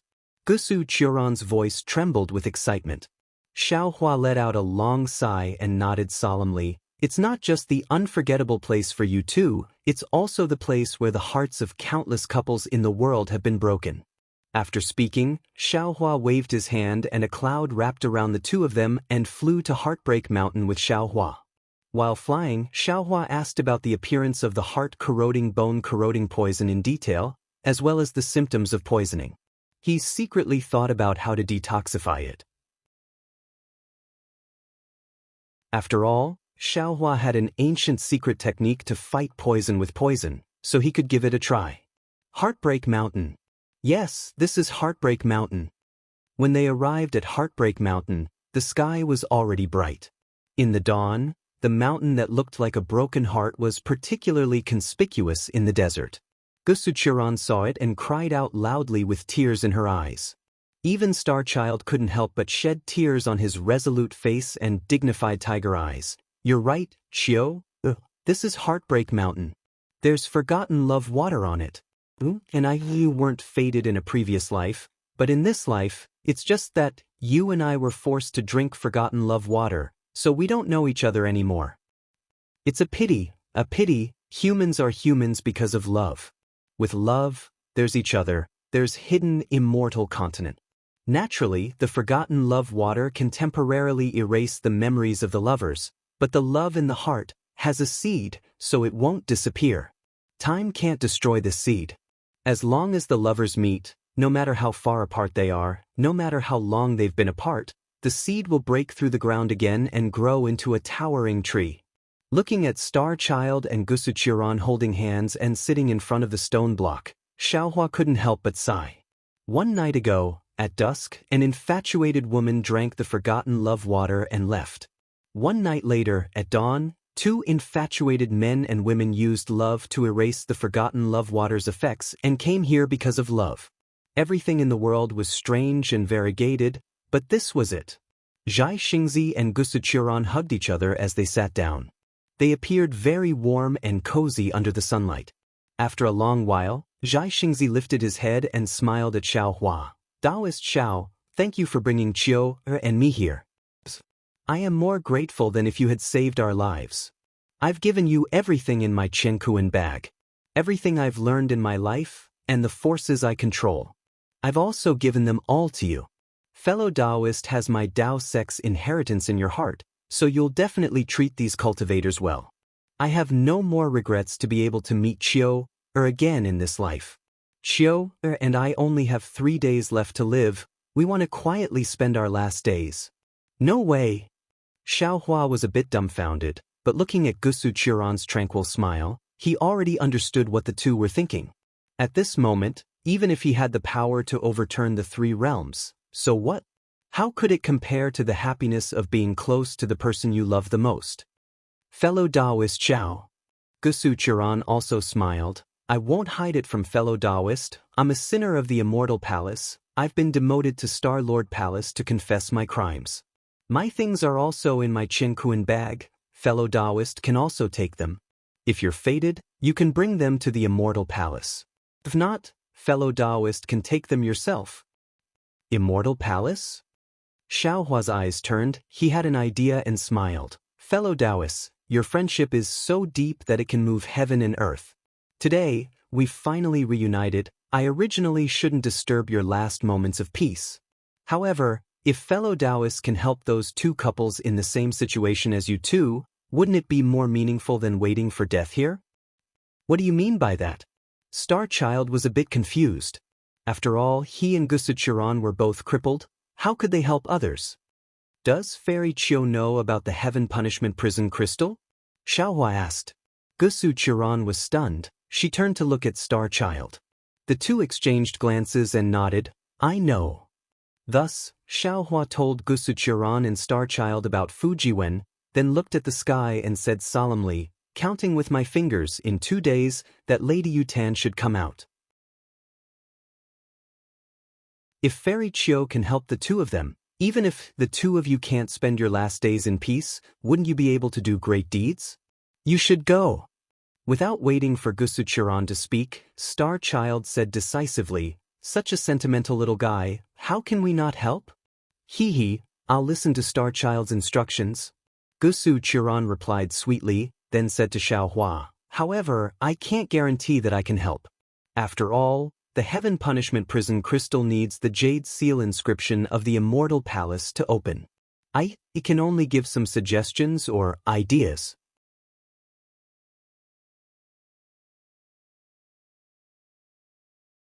Chapter 3699. Hearing Qiu Xianxia talk about the Jade Seal inscription, Xiaohua's heart moved. He said with a smile, well said, Qiu Xianxia. This Xiao has been thinking hard for a long time, but I don't know how to help you two detoxify. This inscription has enlightened this Xiao. If you two don't worry, this Xiao can try to cure it, but this Xiao can't guarantee. Really? Gusuchiron was overjoyed. But Xianxia frowned. He looked at Xiaohua and said, Daoist Xiao, if we don't go to Fujiwen's place, can you help us cure the poison? Xiaohua looked at Xianxia and said seriously, Daoist Xianxia, do you think this Xiao is the same as old Huda? This Xiao just didn't know how to cure the poison. Hearing Qiu Xianxia's words, this heart-corroding, bone-corroding poison was refined by the Immortal Palace. It must be tried from the perspective of a Confucian cultivator. But Gusuchiron nodded like a chick pecking rice. Yes, but Daoist Xiao knows my Confucian cultivation method? Qiu Xianxia doesn't need to worry about this. Let this Xiao think about it carefully first. Saying this, Xiaohua waved his hand and pulled the two up from the mountain rock. Auspicious clouds appeared under his feet and he took the two to Fu Jiwen's wooden house. A day later, Xiaohua took Zhai Xingzi and Gusu Qiran to Fu Jiwen's wooden house. Looking at the small wooden house and the cave on the stone wall, Zhai Xingzi and Gusu Qiran knew that Xiaohua was telling the truth. When Fu Jiwen came to greet them, the two's expression was very good. However, Fu Jiwen was stunned. He knew that Xiaohua would definitely come back and that Xinzi Jing might not necessarily follow. He didn't expect Xiaohua to bring two dispirited seniors. However, Fu Jiwen didn't dare to say anything. He hurriedly tidied up the house and invited the two seniors to sit. Seeing the two of them sit down, Fu Jiwen brought up some spirit fruits that didn't seem to be anything special. Xiaohua waved his hand and had Fu Jiwen leave the wooden house. Afterwards, his face changed into a layer of solemnity, and he said in a deep voice, "This Xiao has two pieces of news, one is bad news, the other is good news.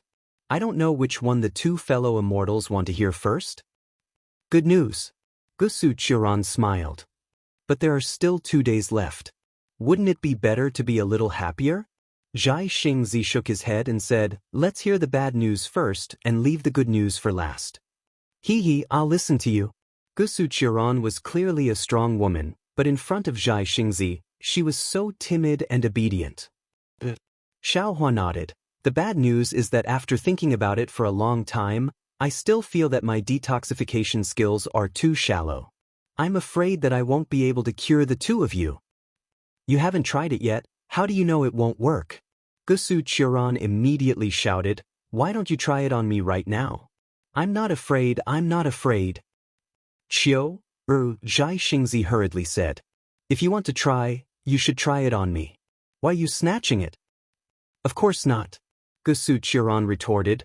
"In this life, I've let you do whatever you want, but today, you have to listen to me. Since you've been listening for a lifetime, why?" Zhai Xingzi said. Suddenly, his heart moved. Looking at the smile on Xiaohua's face, he couldn't help but laugh. "Daoist Xiao, then? What's the good news?" At this time, Zhai Xingzi seemed to understand something. Xiaohua was definitely not the kind of cultivator who was inflexible. Instead, he liked to watch others make a fool of themselves. Cough, cough. Xiaohua awkwardly touched his nose and said, "Chiu is really impatient. Why didn't you wait for this Xiao to finish?" "You didn't say it yourself, and you said I was impatient." Gusu Qiran of course also realized that Xiaohua was laughing at her. "Ha!" Xiaohua laughed. With a wave of his hand, he took out a jade bottle and said, "The good news is naturally, this Xiao found the antidote from old man Huoda's universe bag." "Impossible!" Gusu Qiran immediately shouted, "Even I don't have this kind of secret medicine, how could Jin Yuda have it?"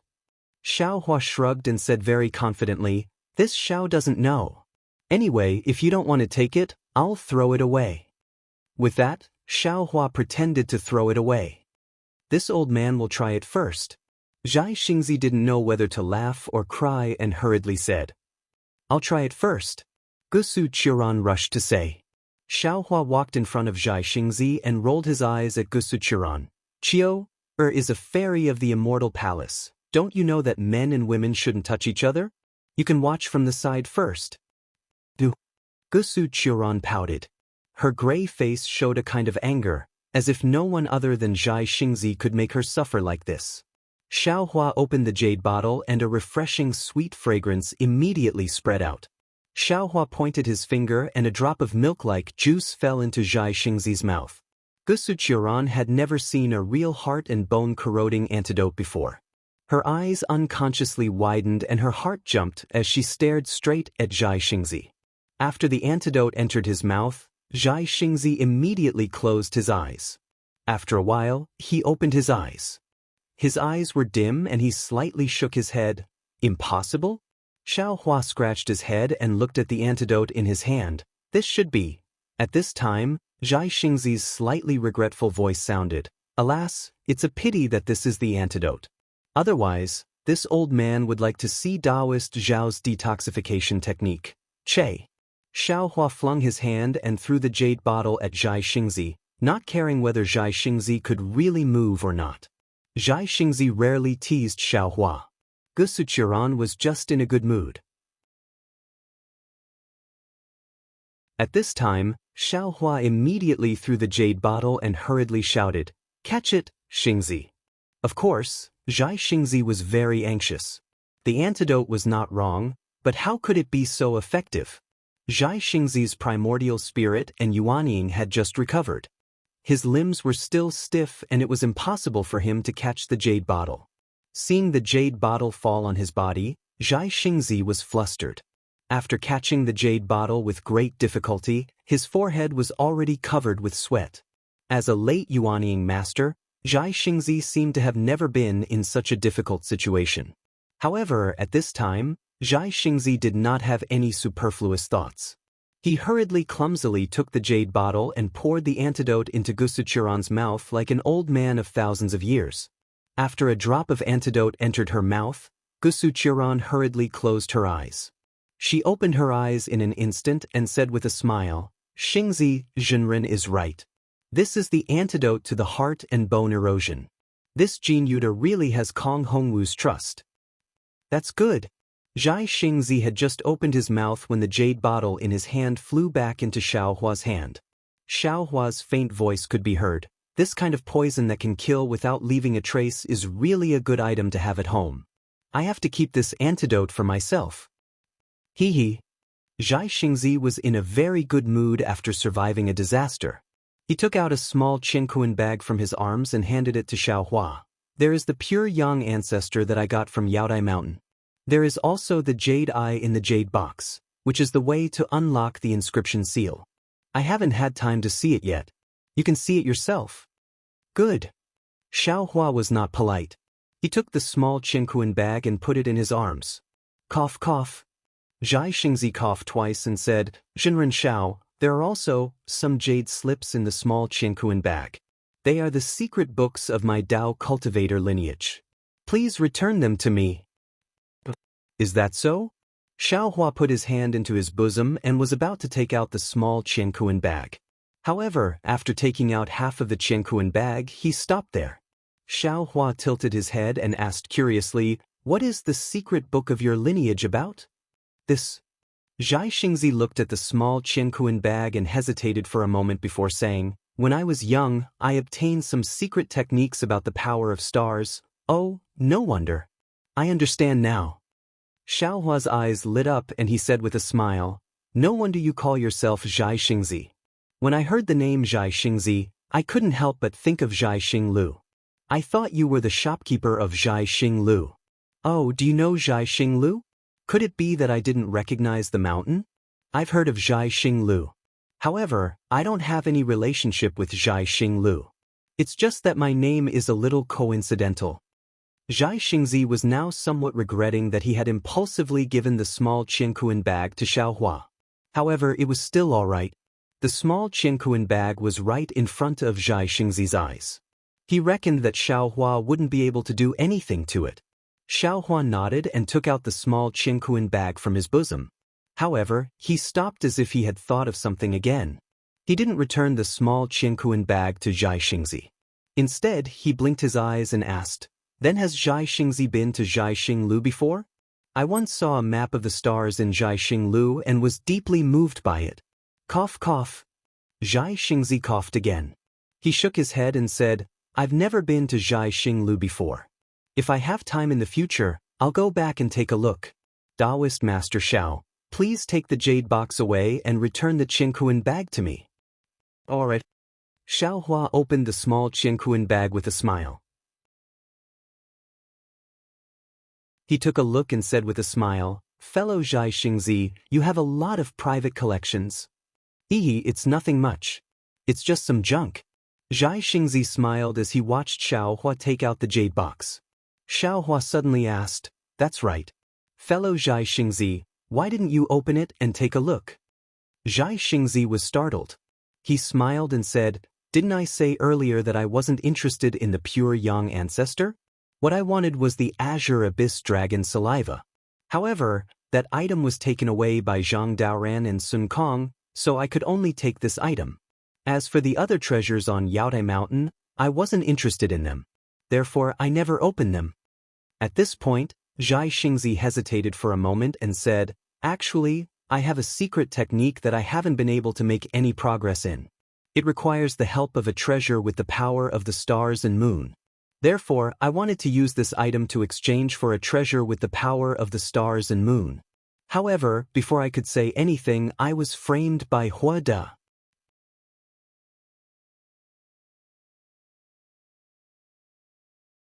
Chapter 3700. Really? Xiao Hua clapped his hands and said, that's really too much. I don't know if it's my fate or Zhai Xing's. What do you mean? Zhai Xingzi was stunned. He looked away from the small universal pouch in Xiao Hua's hand. Xiao Hua looked very excited. He glanced at Gusuqiran and said, I have an appointment with a Daoist cultivator from the Single Liang Kingdom. We'll go treasure hunting somewhere in the Jing province in a month. Single Liang Kingdom? Zhai Xingzi frowned. He looked at Xiao Hua and asked, which Daoist is the state teacher of the Single Liang Kingdom? How come I've never heard of him? Even if Zhai Xingzi didn't mention the state teacher of the Single Liang Kingdom, Xiao Hua would have thought of a way to mention it. Now that Zhai Xingzi was so cooperative, he immediately told Xiao Jian and Xiao Jun's story with a smile. He then explained, that Daoist isn't a state teacher. I just happened to meet him. However, I heard from him that it's an ancient ruin. His cultivation isn't enough, so he didn't dare to go. He wanted to ask for help, but he himself, the help he could find was limited. So he asked me to take him there. Now that you want to get the Star Moon treasure, the ancient ruin might have it. Why don't you go with me? Zhai Xingzi hesitated when he heard about the ancient ruin. Just as Fairy Jing said, the ancient ruin was too dangerous. Ordinary Daoist cultivators wouldn't go there unless they had no other choice. After thinking for a moment, Zhai Xingzi said, let's discuss this after Qiu and I detoxify the poison. That's fine. There's still enough time. Xiao Hua replied happily. Soon after, he came to his senses and hurriedly returned the small cosmos bag to Zhai Xingzi. Zhai Xingzi saw that the small universal pouch didn't leave his sight and didn't sense any spiritual sense or magic power fluctuations. He didn't suspect anything. Unfortunately, he didn't expect Xiao Hua to copy the jade slip. Why would he need to do it himself? Zhai Xingzi and Gusuqiran both closed their eyes. They either activated their vital essence or vital essence to detoxify the poison. Xiao Hua glanced at them and left the wooden house. Outside the wooden house, Fu Jiwen stood there respectfully. Seeing Xiao Hua come out, he hurriedly bowed and said, Senior. Xiao Hua looked at the sky and said with a smile, are you feeling especially excited right now? Yeah. Fu Jiwen didn't hide it. Junior can only see my wife for 2 hours a year, so of course I'm excited. Hee hee. Xiao Hua smiled and said somewhat disrespectfully, unfortunately, no matter how excited you are this year, I'm afraid you won't have enough time. Fu Jiwen blushed and smiled. Senior, has Fairy Jing left? Yeah, she's gone. Xiao Hua was somewhat disappointed and frustrated. Some people are very smart and can always be melancholy without rain. Stupid people like you and me are unable to reach that level. It's fine if this old man is stupid, but I've never seen you. You clearly know that this kind of marriage is impossible, but you still wait for it year after year. In the eyes of a smart person, this kind of wait is not worth it. Where is Senior? Fu Jiwen faintly smiled. Since Fairy Jing has left, she must have realized that Senior is as stupid as this Junior. Perhaps. Xiao Hua stretched. Everyone has their own choice, and everyone has their own path to walk. Bystanders can't force them. Yes, this Junior understands. Fu Jiwen lowered his head. After a while, he quietly said, I wonder who these two seniors are? One is a late-stage nascent soul Daoist master. The other is a Confucian master who has refined his spirit back to the void. Xiao Hua said indifferently. But they're also a pair of ill-fated mandarin ducks. Ah? Fu Jiwen was really shocked. He didn't expect that the two poison people had such a great background. They were both people that he couldn't compare to, so he couldn't help but cry out in a low voice. What's so strange about it? Xiaohua glared at him. You'll be such a person sooner or later, as long as you walk your own path. Yes. Fu Jiwen was sweating profusely. He was only at the second level of essence energy. He was far from the upper fourth level and fifth level of essence energy. Even if he had this ambition in his heart, he didn't dare to say it out loud.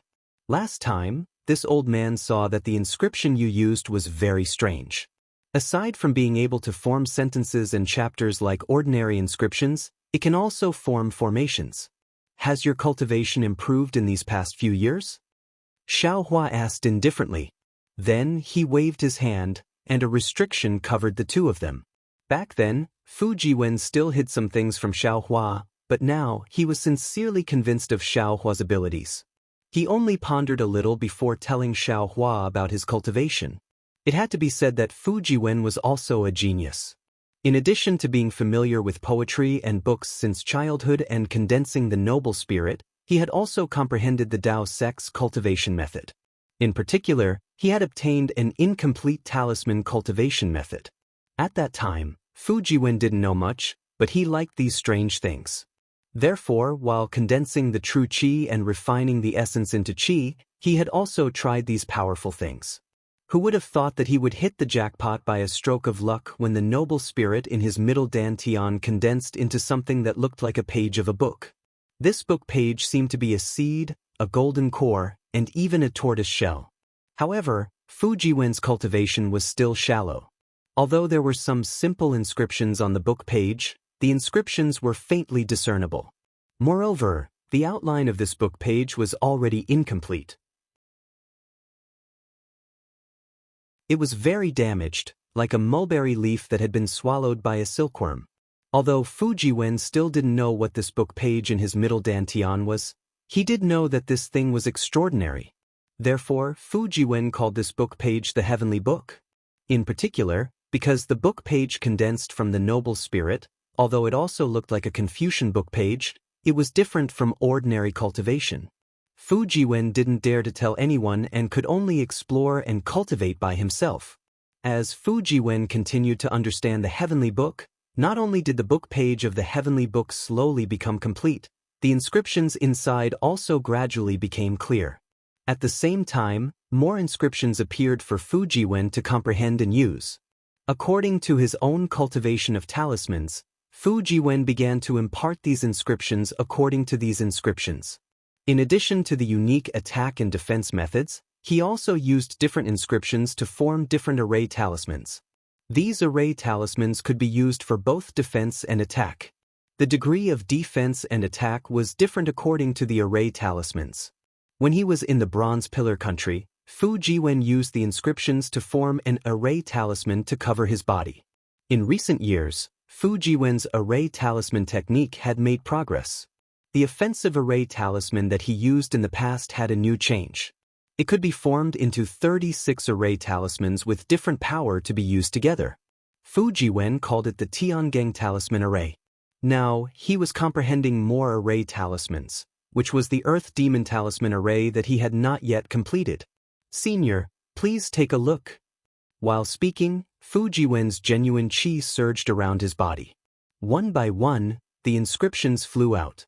These inscriptions danced slightly and formed a flying sword that was more than a foot long. The flying sword was overflowing with layers of inscriptions and wisps of noble spirit drifted. The sharp sword edge looked no different from a Daoist magic weapon. Fu Jiwen said with some pride, "This is the latest discovery of this junior. This junior has tried it and its power is not small." With that said, Fu Jiwen waved his hand. The flying sword rushed out with a roar and landed on the stone wall. Shwa! Like penetrating a piece of tofu, the flying sword went straight through the stone wall. Good! Xiaohua clapped his hands and praised. This kind of noble spirit is the source of the Confucian cultivator's noble spirit and is used in the Daoist way is rare. Especially the Heavenly Book in your dantian. If this old man does not expect, in the future, if you cultivate properly, you will definitely reach the peak of 5 Qis unification. However, as for how to cultivate, this old man still needs to carefully consider for you. Hearing this, if Fu Jiwen missed it again, then he was really a fool. Fu Jiwen almost did not hesitate to kneel on the ground, kowtow, and said, "Disciple Fu Jiwen is willing to become a disciple of Benevolent Master. Benevolent Master, please guide disciples' cultivation." He, Xiaohua laughed and said, "This old man and you are quite fated. Last time, I had the thought of accepting you as a disciple, but you may not believe this old man." This old man also laughed and felt that we were not fated to be together. Who would have thought that I could meet you here? Especially you can be loyal and devoted, which is quite to this old man's taste, so this old man will accept you as a disciple. Many thanks, Benevolent Master. At this time, Fu Jiwen was really lonely and felt that there was nothing in this world that he could trust. Seeing that Xiaohua did not abandon him and even accepted him as a disciple, faint tears flowed down his face. He respectfully kowtowed 9 times and shouted, "AI, what a pity!" Just as Xiaohua reached out to help Fu Jiwen up, Zhai Xingzi and Gusuchuran walked out of the wooden house behind him. Gusuchuran had a strange expression, looking at the world's simplest apprenticeship inside.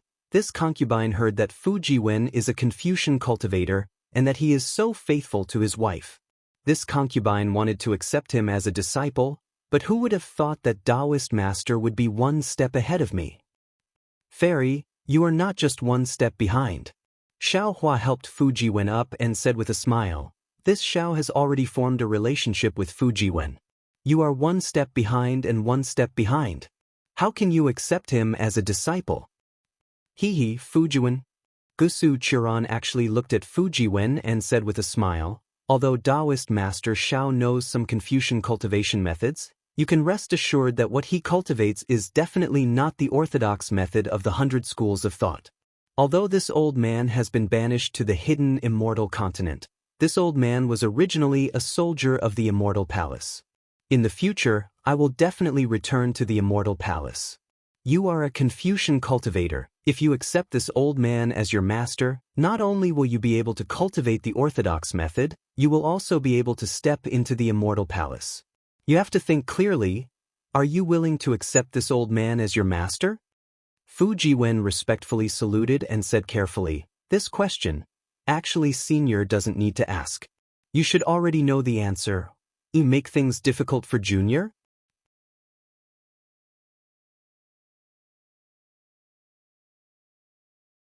Chapter 3701.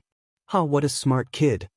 Zhai Xingzi laughed, took out a jade eye and handed it to Fu Jiwen. "This is a cultivation method that I obtained in my early years. It's useless for me, so I'll give it to you." "Thank you, senior." Fu Jiwen didn't care whether he needed it or not, and hurriedly took it and bowed. Gusuchuran was a bit embarrassed. She looked at Zhai Xingzi and said, "I came out in a hurry, so I didn't bring any imperial tools. In fact, the imperial tools of the Immortal Palace are really good." Xiaohua smiled and said, "It's okay if you don't have any imperial tools. As the saying goes, it's better to teach a man how to fish than to give him a fish. Fairy, just take out 1 imperial tool refining method." Daoist Xiao is really good at scheming. Gusuchuran pursed her lips and smiled, but a moment later she took out a jade eye and said, "I really do have one here. It's a greeting gift." "Thank you, senior." How could Fu Jiwen not know that Xiaohua wanted it himself? He hurriedly took it and prepared to give it to Xiaohua. Zhai Xingzi asked again, "Fellow Daoist Xiao, what is the pure yang ancestor? Have you seen it?" Hearing this, Xiaohua was immediately on guard. He said with a careful face, "I haven't seen it yet. But it's already mine, so fellow Daoist Zhai Xing shouldn't think about it." Zhai Xingzi didn't know whether to laugh or cry.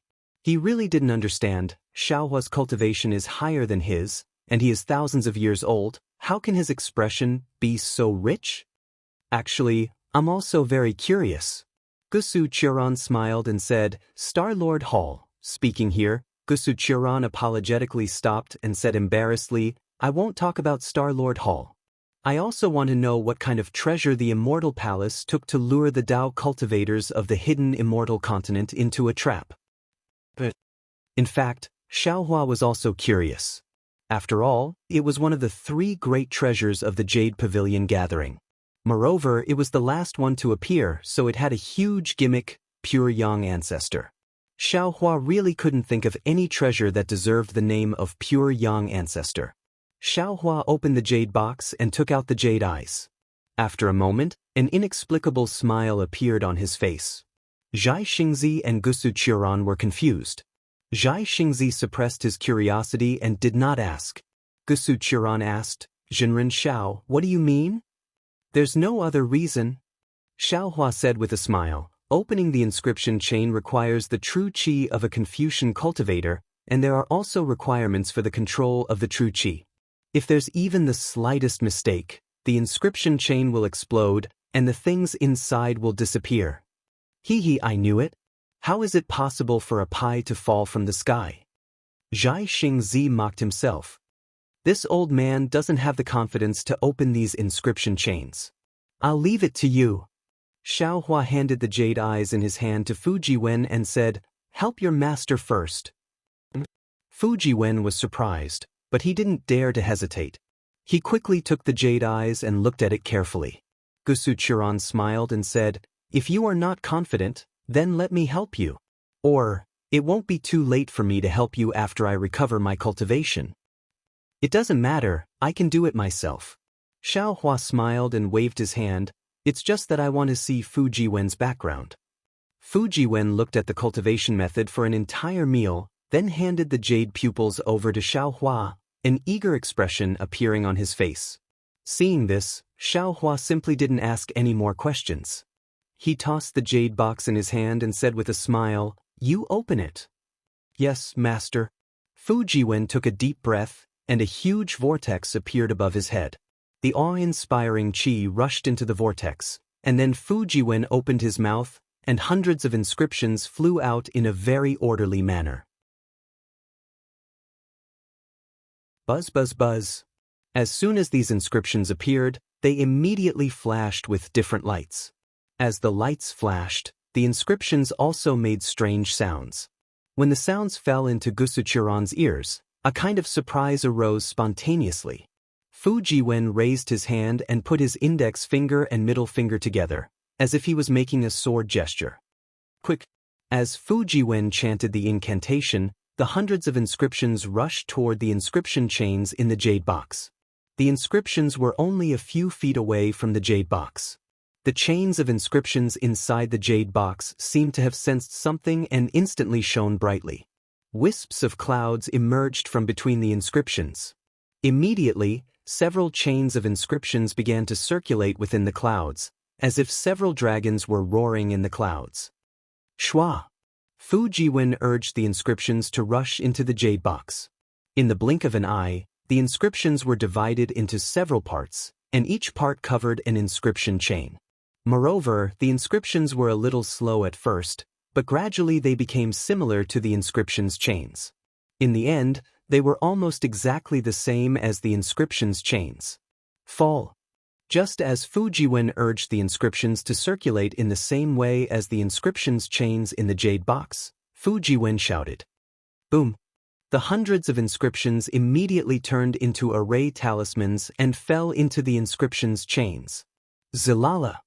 An unpleasant and obscure sound came out, like the friction between flying swords.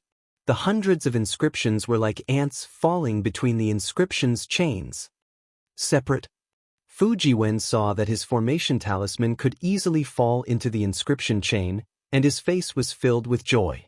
He reprimanded again without hesitation. Swish! Like the sound of rain hitting banana leaves, the inscription chains fell from the jade box one by one like dead insects. Good.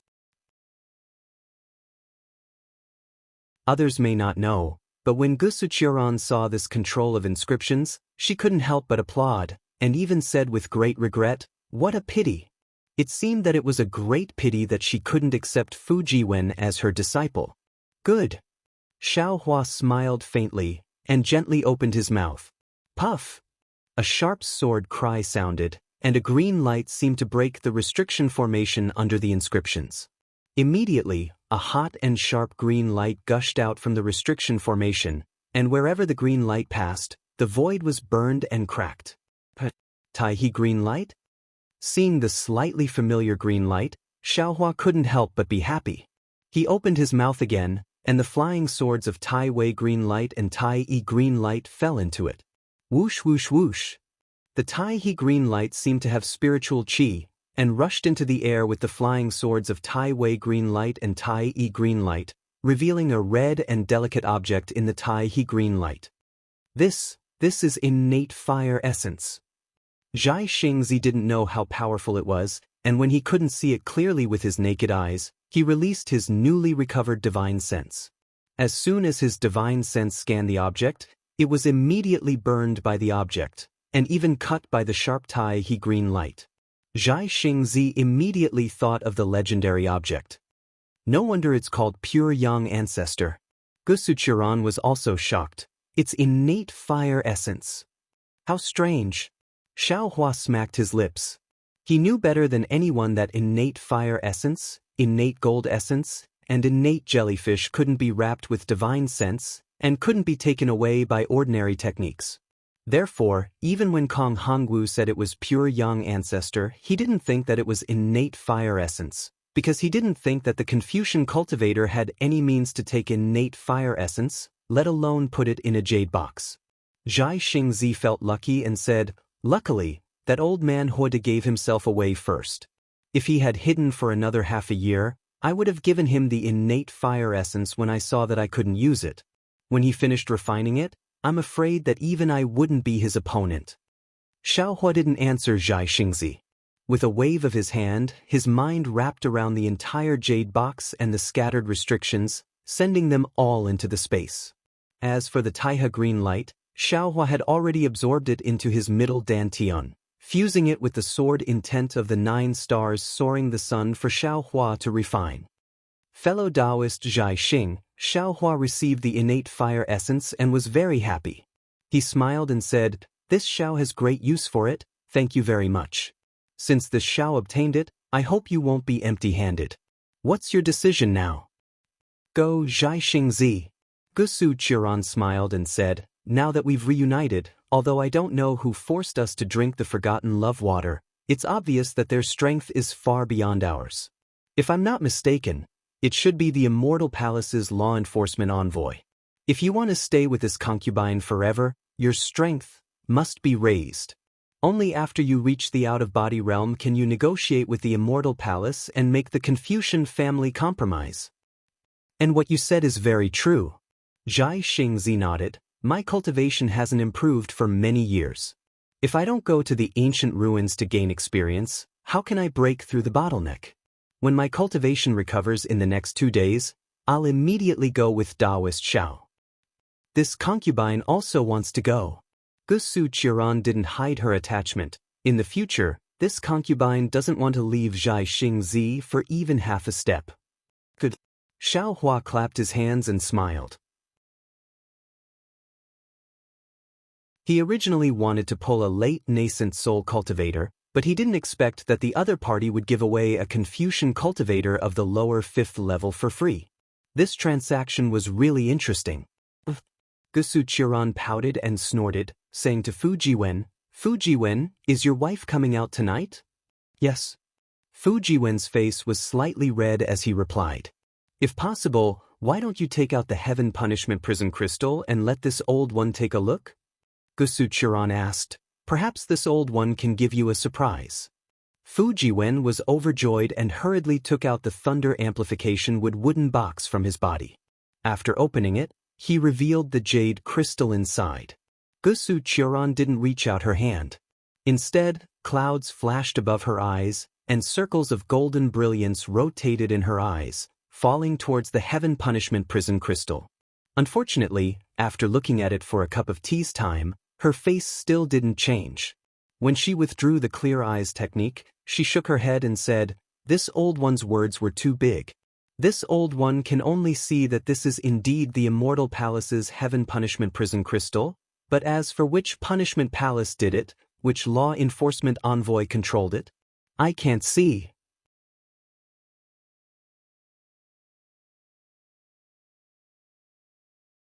Chapter 3702. So you won't be able to unlock it? Xiaohua asked disappointedly. Of course I won't be able to unlock it, Gusu Qiran retorted. I've said it clearly before, this inscription law chain is completely different from the one on the innate fire mother. This inscription law chain contains a trace of the immortal emperor's will, and it also contains the pressure of the immortal palace. Without a jade seal, it's impossible to unlock it. The surprise I'm talking about is, I might be able to tell from the inscriptions on the Heaven's Punishment Prison crystal that it was carved by the Master of Law. I might be able to find which punishment hall it belongs to. With these clues, I might be able to help Fujiwen. Confucian cultivators have always been particular about order, and the Immortal Palace is the leader of order. This inscription law chain contains the order of Confucian cultivators. It's not something we Dao sect cultivators can unlock. Zhai Xingzi sighed. Fujiwen's expression didn't change. He took the inscription law prison crystal from Gusu Qiran and said respectfully, Junior thanks to seniors. Junior is already prepared to be able to stay by my wife's side. Regardless of the method, Junior is satisfied. All right, Xiaohua nodded. You must be happy to have such thoughts. There aren't many family members in this world who can stay by your side for the rest of your life. I don't know about others, but Zhai Xingzi and I will definitely be able to. Gusu Qiran smiled at Zhai Xingzi with a happy expression.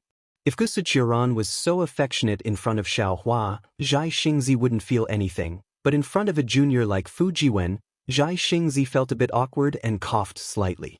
Who knew that Gusu Qiran would pout and become even more aggressive as she hugged Zhai Xingzi's arm? Zhai Xingzi moved his arm but didn't dare to pull it out. At this moment, Gusu Qiran didn't look like a level 5 elemental energy grandmaster anymore.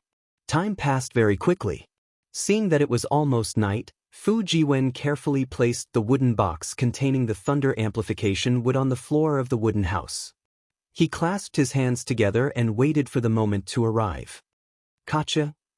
Suddenly, several thunderbolts appeared in front of everyone's eyes like horned dragons. Soon after, the thunderbolts struck the Heaven's Punishment Prison crystal. However, before the thunderbolts could land, they were blocked by the wooden box. Shwa shwa sounds could be heard from the thunder amplification wood. It was as if there was sand moving inside. Soon after, some purple lightning in the wooden box entered the Heaven's Punishment Prison crystal. Wang. The Heaven's Punishment Prison crystal let out a rumbling sound in the lightning and floated up from the wooden box. The inscription chains began to float and overflow again. A kind of indescribable solemnity, a kind of orderly, irresistible and rebellious feeling was born from these chains and gradually spread throughout the entire wooden house. Not to mention Xiaohua and the others who were standing solemnly, even the somewhat messy books began to move on their own without any wind, gradually moving on their own and becoming orderly. Order. Xiaohua suddenly realized. Rules? Enchantment? Since he was enlightened, Xiaohua immediately closed his eyes. He didn't release his divine sense and only used the heavenly infusion technique. The pores all over his body opened wide as he carefully comprehended the power of the Immortal Palace's rhythmic chains. Xiaohua's abnormality immediately attracted Zhai Xingzi's attention. Unfortunately, with Zhai Xingzi's late Yuanying stage cultivation, he still didn't understand the power of rules. Perhaps he somewhat understood, but he didn't sense anything from the order of the Confucian cultivators. This Daoist master Xiao is a bit strange. Zhai Xingzi wanted to release his divine sense to see what Xiaohua was doing. Unfortunately, just as his divine sense was released, it was immediately defeated by the inscription chains. At this moment, the wooden house was filled with the order of the Confucian cultivators. Daoist techniques simply couldn't be used. Kacha. A series of faint sounds like the blooming of winter plum blossoms appeared in everyone's hearts. The order that enveloped the entire wooden house was swept away. Several intertwined inscription chains broke from the middle. One by one, they turned into inscriptions and fell into the Heaven's Punishment Prison crystal. Then, a cloud rushed out from the crystal.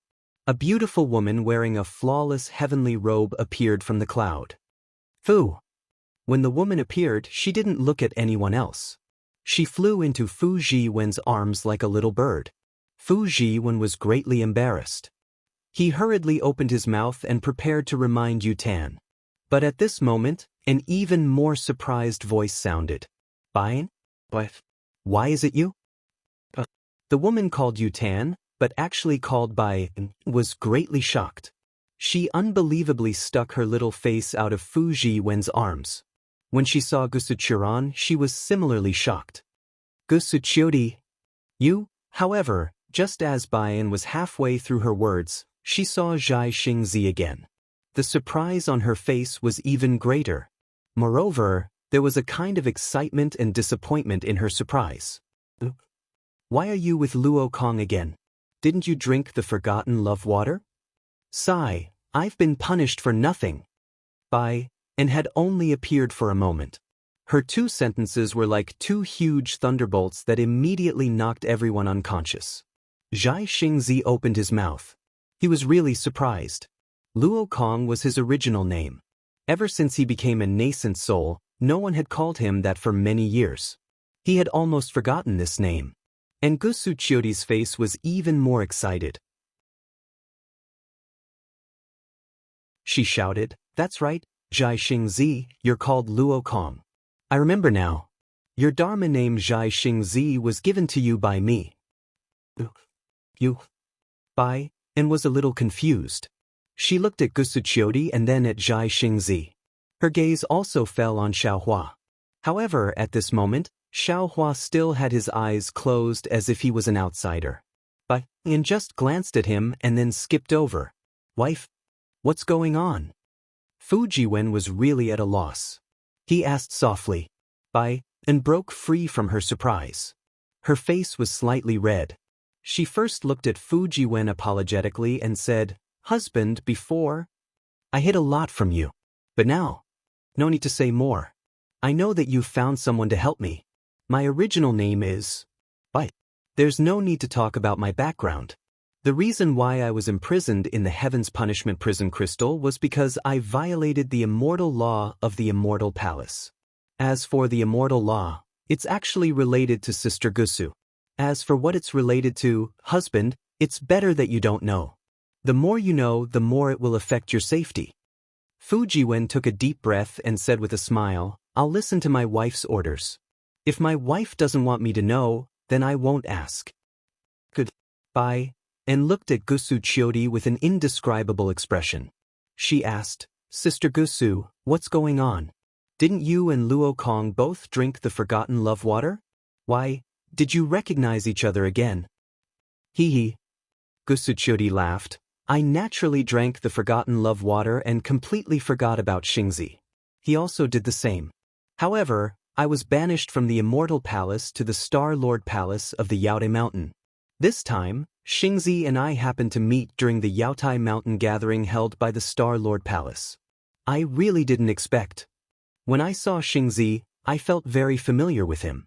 So, I took advantage of the collapse of the Yaotai Mountain's array and ran out.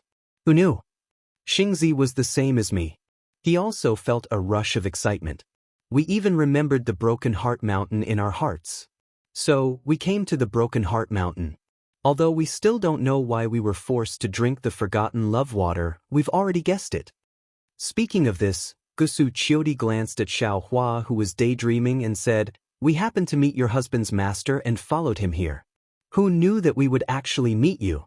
I couldn't find any news about you in the Immortal Palace. I thought you were out on business. When I came to the hidden Immortal Continent, I didn't know anything. Who knew that you were actually imprisoned in the Heaven's Punishment Prison Crystal? From what you said just now, could it be that you, being punished by Heaven's punishment, has something to do with me?" "Nonsense." And smiled bitterly. "If it wasn't for me sneaking into the Immortal Palace with you, how could you have met Luo Kong? If it wasn't for me leaking information, how could you have escaped from the Immortal Palace in advance? Your master was furious. Not only were you captured and forced to drink the forgotten love water, I naturally had to be punished too. Of course your family can protect you. But what about me? Although that person from the Emperor Star Palace pleaded for mercy for me, but But heaven's face is hard to predict. In the end, I can't compare with you. Not only did you stay in the Immortal Palace to accept your punishment, you were also purposely arranged to go to the Star Lord Palace. Isn't this just to let you meet Luo Kong? Why is my life so bitter? Hee, what's so bitter about you? Gusu Chiodi smiled. Although you were punished by heaven's punishment and lonely for thousands of years, didn't you still find your ideal husband? Look at the thunder-amplifying wood. Your thunderbolt technique must have reached an extremely high level, right? Oh, besides, you come out every year to get some fresh air. Isn't it also because someone tampered with it? What do you know? Tao Cheng was helpless. You didn't go through the test of the Heaven's Punishment Prison Crystal. This isn't a place for people to stay. If it wasn't for the princess secretly giving it to me, I'm afraid I wouldn't be able to stand it. Don't worry. Gusu Chiodi smiled. If I didn't know about you, I wouldn't have said anything. But since I know, I will definitely help you get out of this prison. Please don't. Tao Cheng heard this and turned pale with fright. Clearly, she was frightened by Gusu Chiodi's recklessness. She hurriedly said, "You are already a criminal. Don't torture yourself. You only need to bring my news to that person from the Emperor's Star Palace. I'm sure she was also kept in the dark about me falling into the Heaven's Punishment Prison Crystal. She's the only one who can help me now." Got it. Gusu Chiodi covered her mouth and laughed. It's not easy for you to come out. You should have a private conversation with your little husband. Us masters need to discuss this. Tao Cheng heard this and blushed. She glared fiercely at Gusu Chiodi. Let's go, Jinren Xiao. Gusu Chiodi urged when she saw Xiao Hua not moving. Fujiwen, you take Tao Cheng to the cave. Xiao Hua's voice was a bit strange, as if he was speaking from his stomach. Zhai Xingzi and Qiu Xianzi should leave too.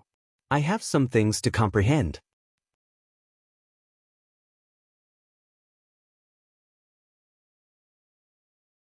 Chapter 3703. Yes, master. Fujiwen doesn't dare to be negligent.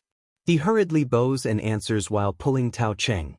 Tao Cheng stares at Xiao Hua for a moment and doesn't dare to speak loudly. Following Fujiwen out of the wooden house, she lowers her voice and asks, "Husband, when did you acknowledge a master? This master of yours is very strange. I just acknowledged him." Fujiwen says with a smile, "However, I met him a few years ago. This thunder amplification wood was given to me by my master. I told you earlier." "Oh, it's that Daoist cultivator you're especially grateful to?" Tao Cheng somewhat understands, but at that time when you told me, I didn't think he was very powerful. But now he's very strange? Fujiwen is somewhat puzzled. Yes, very powerful. Tao Cheng looks at the cave and her eyebrows are already filled with spring. Her eyes overflow with light as she says in a low voice, "Follow your master well. In the future, your cultivation will definitely surpass Luo Kong." It has to be said that girls side with outsiders.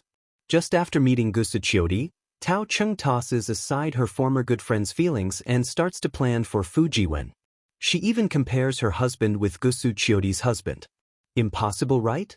Fujiwen's heart is also burning with anger. But he still can't help but be surprised. Zhai Xingzi is a late Yuaning stage senior. How can I be more powerful than him? Don't worry. Tao Cheng's small hand tightly grasps Fujiwen's hand. I may not be good at other things, but I'm absolutely accurate in judging people. I believe Gusu Chiodi has already noticed the anomaly. As she speaks, Tao Cheng's body unconsciously trembles and becomes somewhat hot, not to mention Fujiwen and Tao Cheng who are in the cave fusing their souls and bodies. Gusu Chiodi also hastily pulls Zhai Xingzi and the two quietly float out of the wooden house. The two leave the wooden house and look at the night sky above with a face full of horror.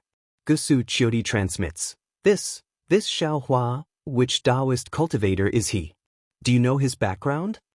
Even though Zhai Xingzi transmits, he doesn't dare to speak loudly. He lowers his voice just like Tao Cheng, "I really don't know. I only heard old man Huada mention him and belittle him to be worthless. However, a few juniors also told me that this Xiao Hua is close to Zhang Daoran and Sun Kong. In other words, because of Xiaohua, the two of them, who were originally at odds with each other, unexpectedly joined forces.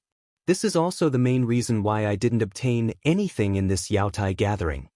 Looking at the wooden house that was already a little far away, Zhai Xingzi no longer dared to release his divine sense. Similarly, Gusu Qiudi no longer dared to use her eye-clearing technique. Just a moment ago, the two of them sensed that something was wrong with Xiaohua's situation. They couldn't help but use their divine sense and eye-clearing techniques. What they saw was absolutely shocking. One of them saw the inscribed chains and the other saw the majestic void. How could they dare to stay in the wooden house? Fujiwen is so lucky. Gusu Qiudi very abruptly gnashed her teeth and said, "No, Xingzi, you have to become Xiaohua's sworn friend." Zhai Xingzi was very surprised. He didn't understand why Gusu Qiudi would suddenly say this. You don't know. Gusu Qiudi thought of something and hurriedly shook her head. You don't need to know the details. You just need to befriend Xiaohua. There's no need. After all, Zhai Xingzi was a late-stage nascent soul cultivator. Although he also understood that Xiaohua was very powerful, he still couldn't react for a moment. It's related to the secrets of the Immortal Palace. I dare not say too much. And I don't really understand either. Gusu Qiudi also secretly transmitted her voice. You only need to know that Xiaohua is a Daoist cultivator and also has the cultivation method of Confucianism. It seems he's not inferior to me at all. Use your brain to think. If he attracts the attention of the Immortal Palace in the future, that's right. Zhai Xingzi slightly narrowed his eyes. If the Immortal Palace doesn't eliminate him, then he's a hero of a region. He might even be on par with that person. I should befriend him at this time. Xiaohua's most powerful is not only this. Gusu Qiudi analyzed again. You and the Immortal Palace don't know about his current cultivation. This kind of concealment method? Who can compare to him? At this point, Gusu Qiudi's eyes brightened again. She said in a low voice, Zhai Xingzi, if I recommend Daoist Xiao to the Immortal Palace, will I be able to escape punishment? Shoo. Zhai Xingzi heard this and his face changed greatly. He hurriedly stopped her. Please don't. Xiaohua claims to be a Daoist cultivator and just came out from Yaotai Mountain. Right now he's extremely conflicted with the Immortal Palace. If you mention this matter, it's fine if it succeeds. If it doesn't, it'll be harming Xiaohua. Hee, I'm just thinking. Gusu Qiudi laughed. No matter what, he's our savior. I won't harm him. Then the two snuggled up to each other and looked at the starry sky. Sweet flowers bloomed and withered.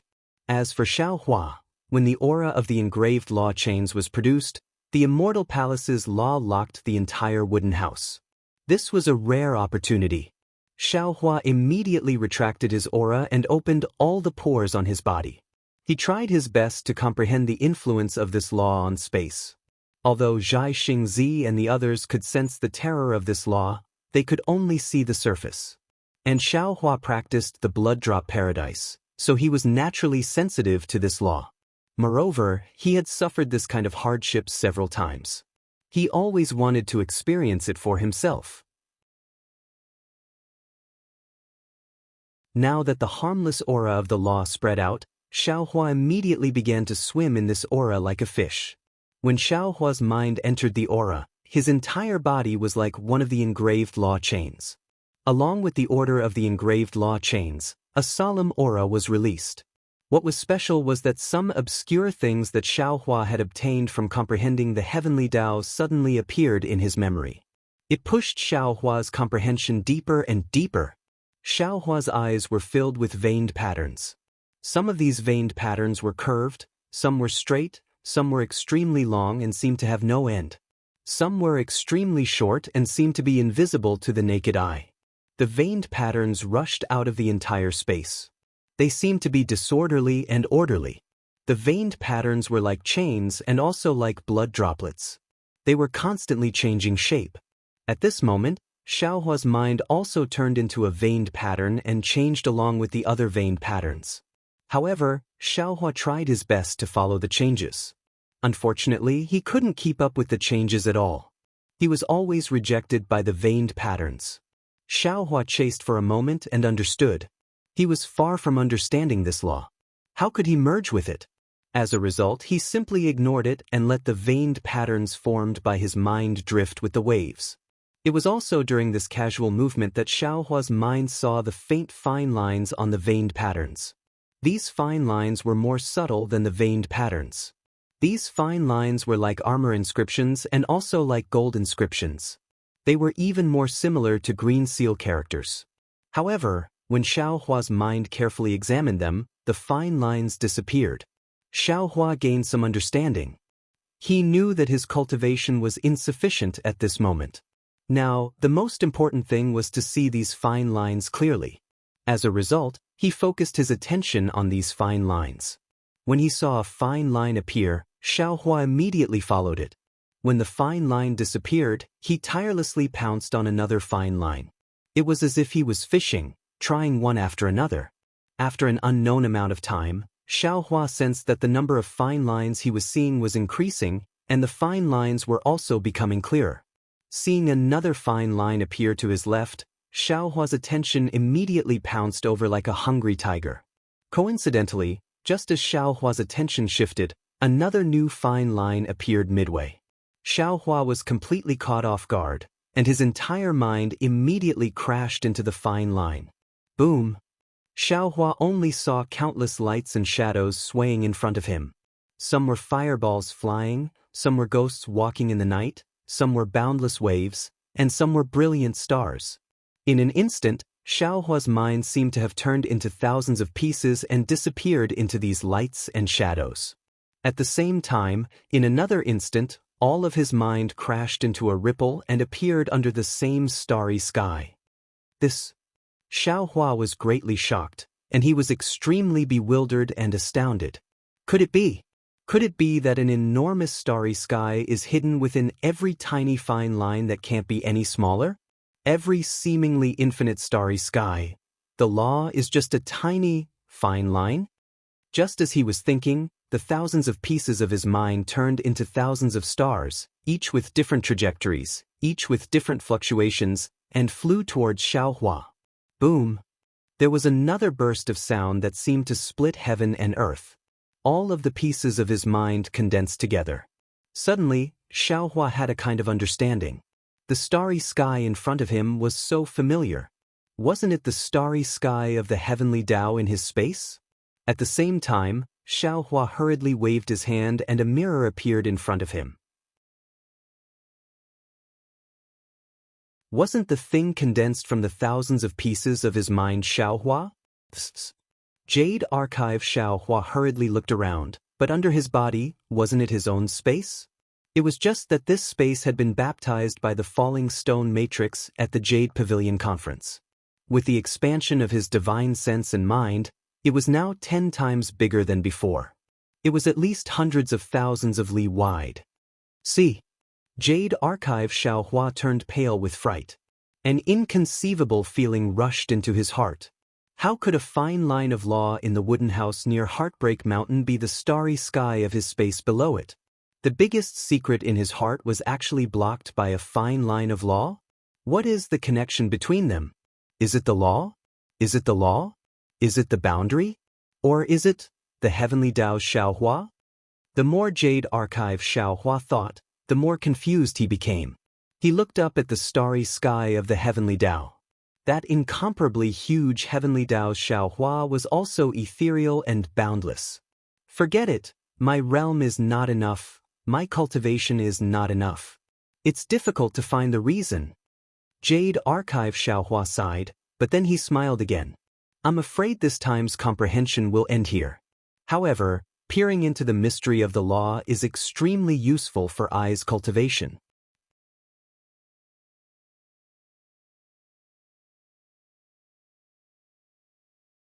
Chapter 3704. With that thought, Jade Archive Xiaohua exits the space. His mind returns to its original position and he opens his eyes. Seeing that the sky is bright, Xiaohua's heart moves. He pinches his fingers and does some calculations. He shakes his head slightly and walks out of the wooden house. Ah, Daoist Xiao, you are indeed powerful.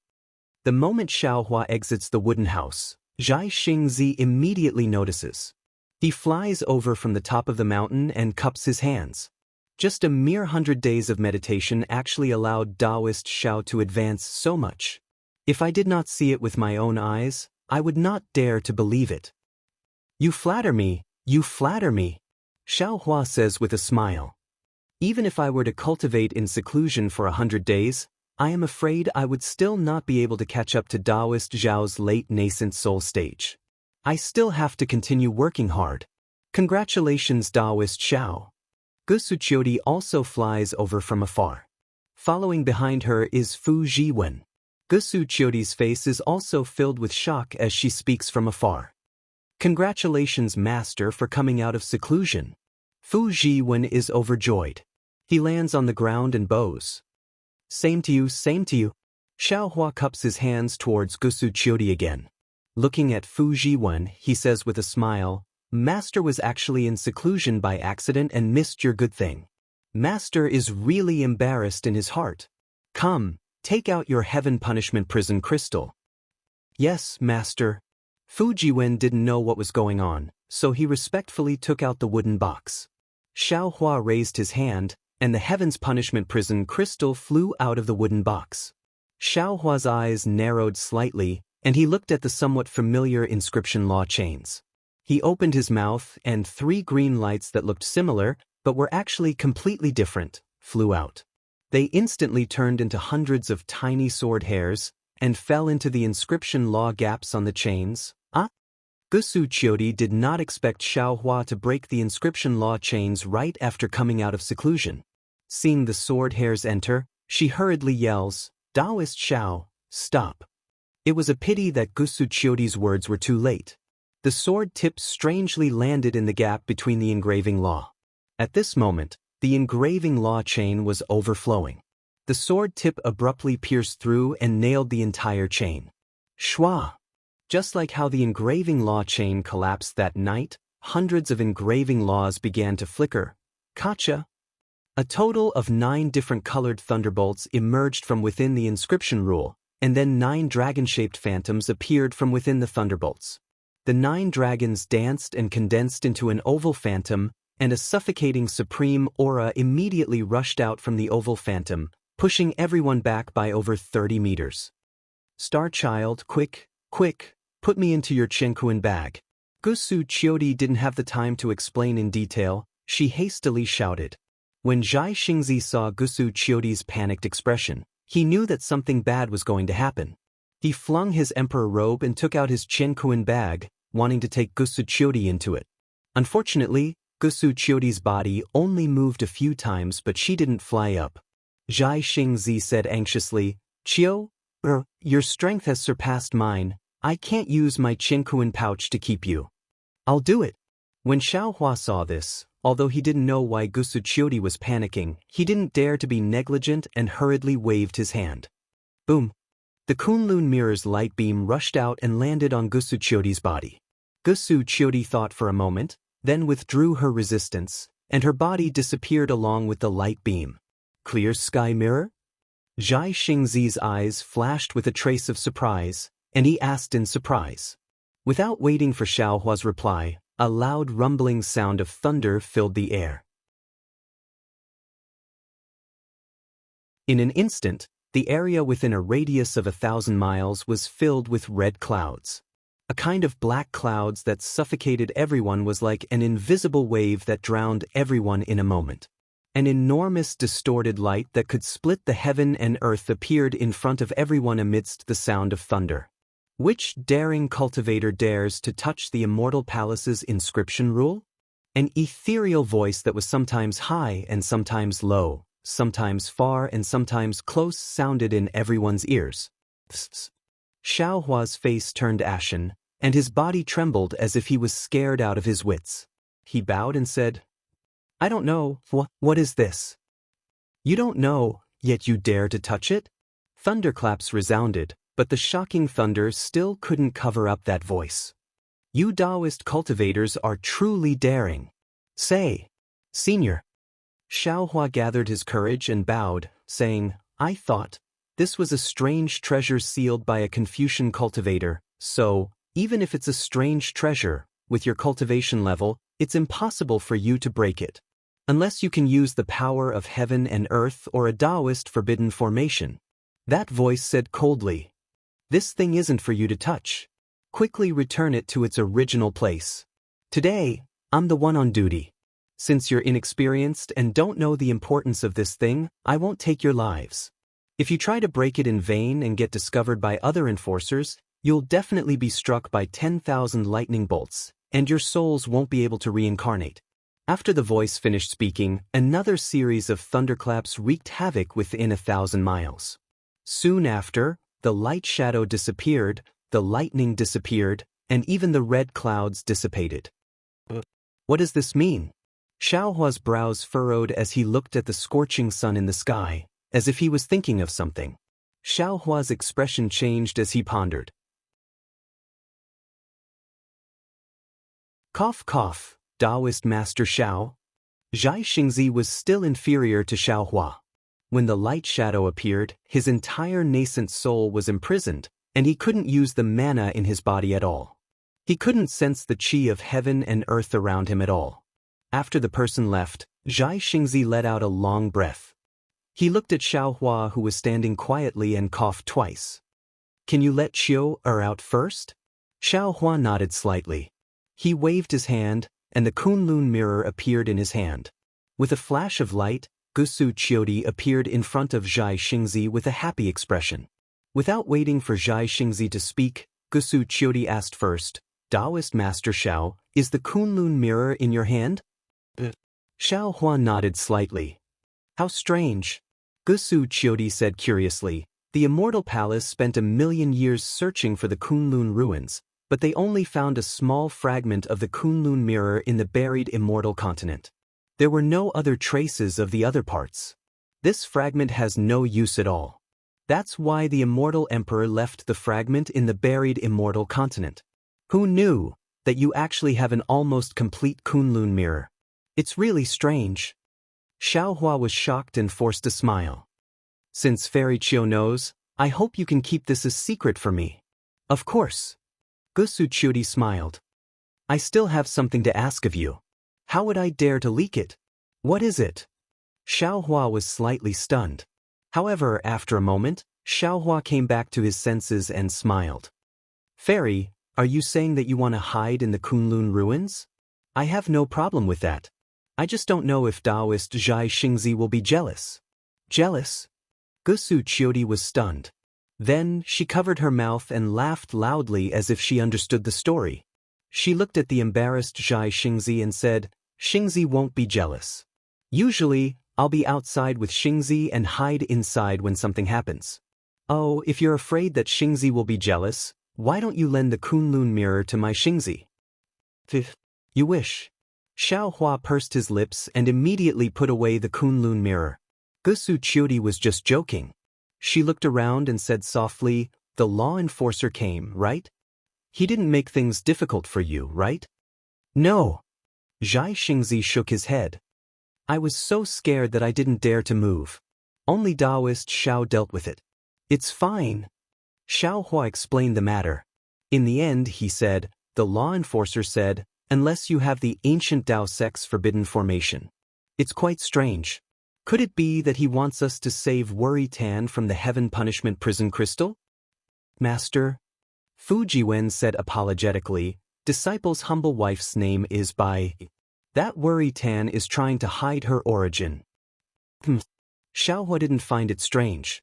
Gusu Qiudi also smiled and said, also, I'm not called Gusu Qiuran, but Gusu Qiudi. All the sinners of Star-Lord Palace have to change their last word to Ren when they enter Star-Lord Palace. Xiaohua rolled his eyes and said with a bitter smile, Qiu Xianzi, I don't even know your name. Is that okay? Hee. Gusu Qiudi smiled and said, let's not talk about names. Daoist Zhao's intuition is right. This law enforcer, although I don't know who he is, he should be on good terms with the school of the Emperor Star. If I'm not wrong, he should be the one who showed mercy to Bai. School of the Emperor's Star? Xiaohua raised his eyebrows and asked curiously, where is that? This is a place of the Immortal Palace. Gusu Chiodi shook her head and said, however, I don't dare to reveal the secrets of the Immortal Palace. Let Fujiwen tell you what happened that night. Fujiwen answered from the side and told Xiaohua about what happened that night. Xiaohua's heart was shaken as he listened. In just 2 hours, so many secrets had been revealed. It was really exciting. After Fujiwen finished, Xiaohua looked at Gusuchiodi and asked with interest, so, and was punished because of Qiu Xianzi. Could it be that Qiu Xianzi doesn't want and to be freed? Of course I want to. Gusuchiodi smiled bitterly and said, but I'm just a small general of the Immortal Palace. I was lucky enough to be punished lightly because of my family's power. Didn't you see it too? Even someone as strong as the law enforcer doesn't dare to be too biased. How can I help and to be freed? Then how can this heavenly punishment prison crystal be broken? How long will it take to get out of internal trouble? What did the law enforcer mean by that sentence? Xiaohua asked step by step.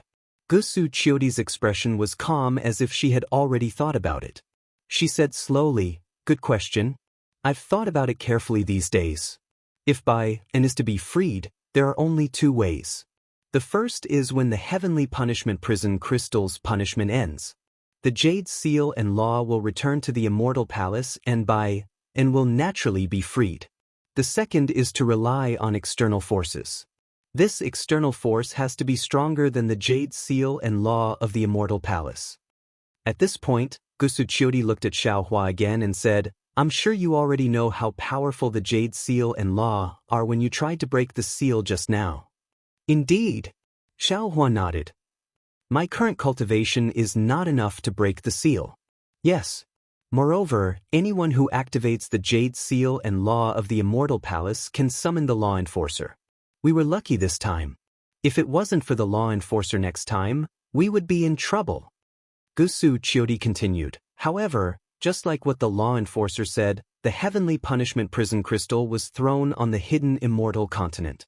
Other than human power, it might encounter other forces of heaven and earth and seal. If these forces can directly break the Jade Seal and Law chains inside the heavenly punishment prison crystal, then it belongs to the power of heaven. The Immortal Palace is known to punish on behalf of heaven. Since it can be broken with the power of heaven, then the punishment will be over.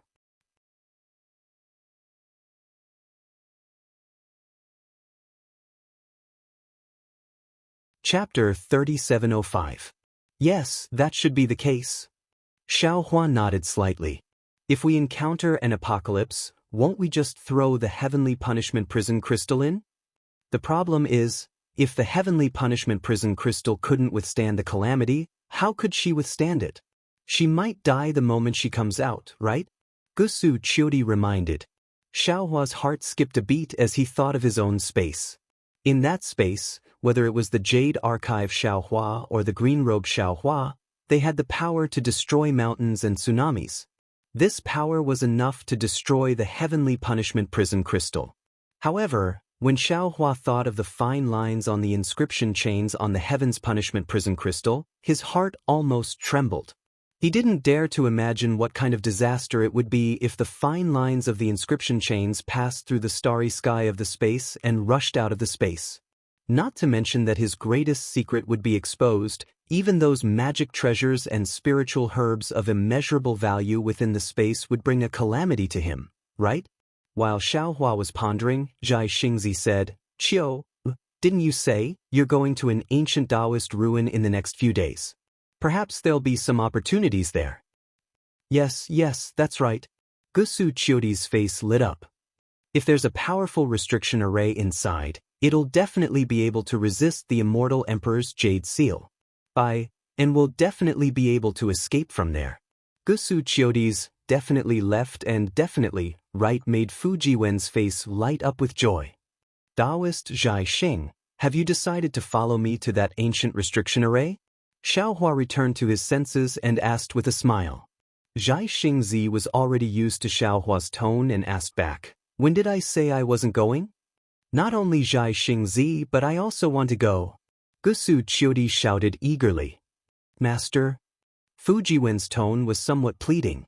Needless to say, he also wanted Xiaohua to bring him along. "Your cultivation is insufficient. If you go, it'll be dangerous." Xiaohua denied. "You should go to Blackwind Ridge first. You're spoiling your disciple too much." Zhai Xingzi smiled. "You said that Xueping was only at Foundation establishment. Fujiwen is stronger than Xueping, right? If Xueping can go, why can't Fujiwen? Xueping's life was important, but Fujiwen's life wasn't? Besides, if Fujiwen doesn't go, who's going to bring the Heaven's Punishment Prison Crystal?" Xiaohua frowned slightly. What Zhai Xingzi said wasn't wrong. The ancient forbidden formation was indeed dangerous, but it was also a fortuitous encounter. Such a rare experience was absolutely important to Fujiwen. "Don't you have the Kunlun mirror?" Gusu Qiudi said with a smile. "If things go south, you can just take Fujiwen into the Kunlun ruins. And this Xiao will consider it again." Xiaohua nodded slightly. Zhai Xingzi looks at Xiaohua's old hen-like appearance and says with a smile, "Zhenren Xiao, I'm afraid you don't have much time to think. Previously, you said that you would arrive at Jingzhou after a month or so. Now, half a year has almost passed and we still haven't moved." "Only half an hour. This Xiao will consolidate my previous comprehension." Xiaohua thought for a moment and then landed on the mountain peak. He sat down cross-legged and formed a seal with both hands. Immediately, the wind and clouds on the mountain peak changed and yuan qi of heaven and earth gathered. Gusu Qiudi was surprised and asked, "Xingzi, what is Zhenren Xiao doing?" Zhai Xingzi could not see the seal in Xiaohua's hand and shook his head slightly. "I don't understand either, but didn't you say? Consolidate your realm." "Who would believe that?" Gusu Qiudi snorted coldly. "I realize that this Xiaohua is very honest sometimes, but he's also very cunning at other times. Didn't the Confucian cultivators always say that there are no perfect people? Such a person is reassuring," Zhai Xingzi said with a smile. Of course, Xiaohua was not consolidating his comprehension.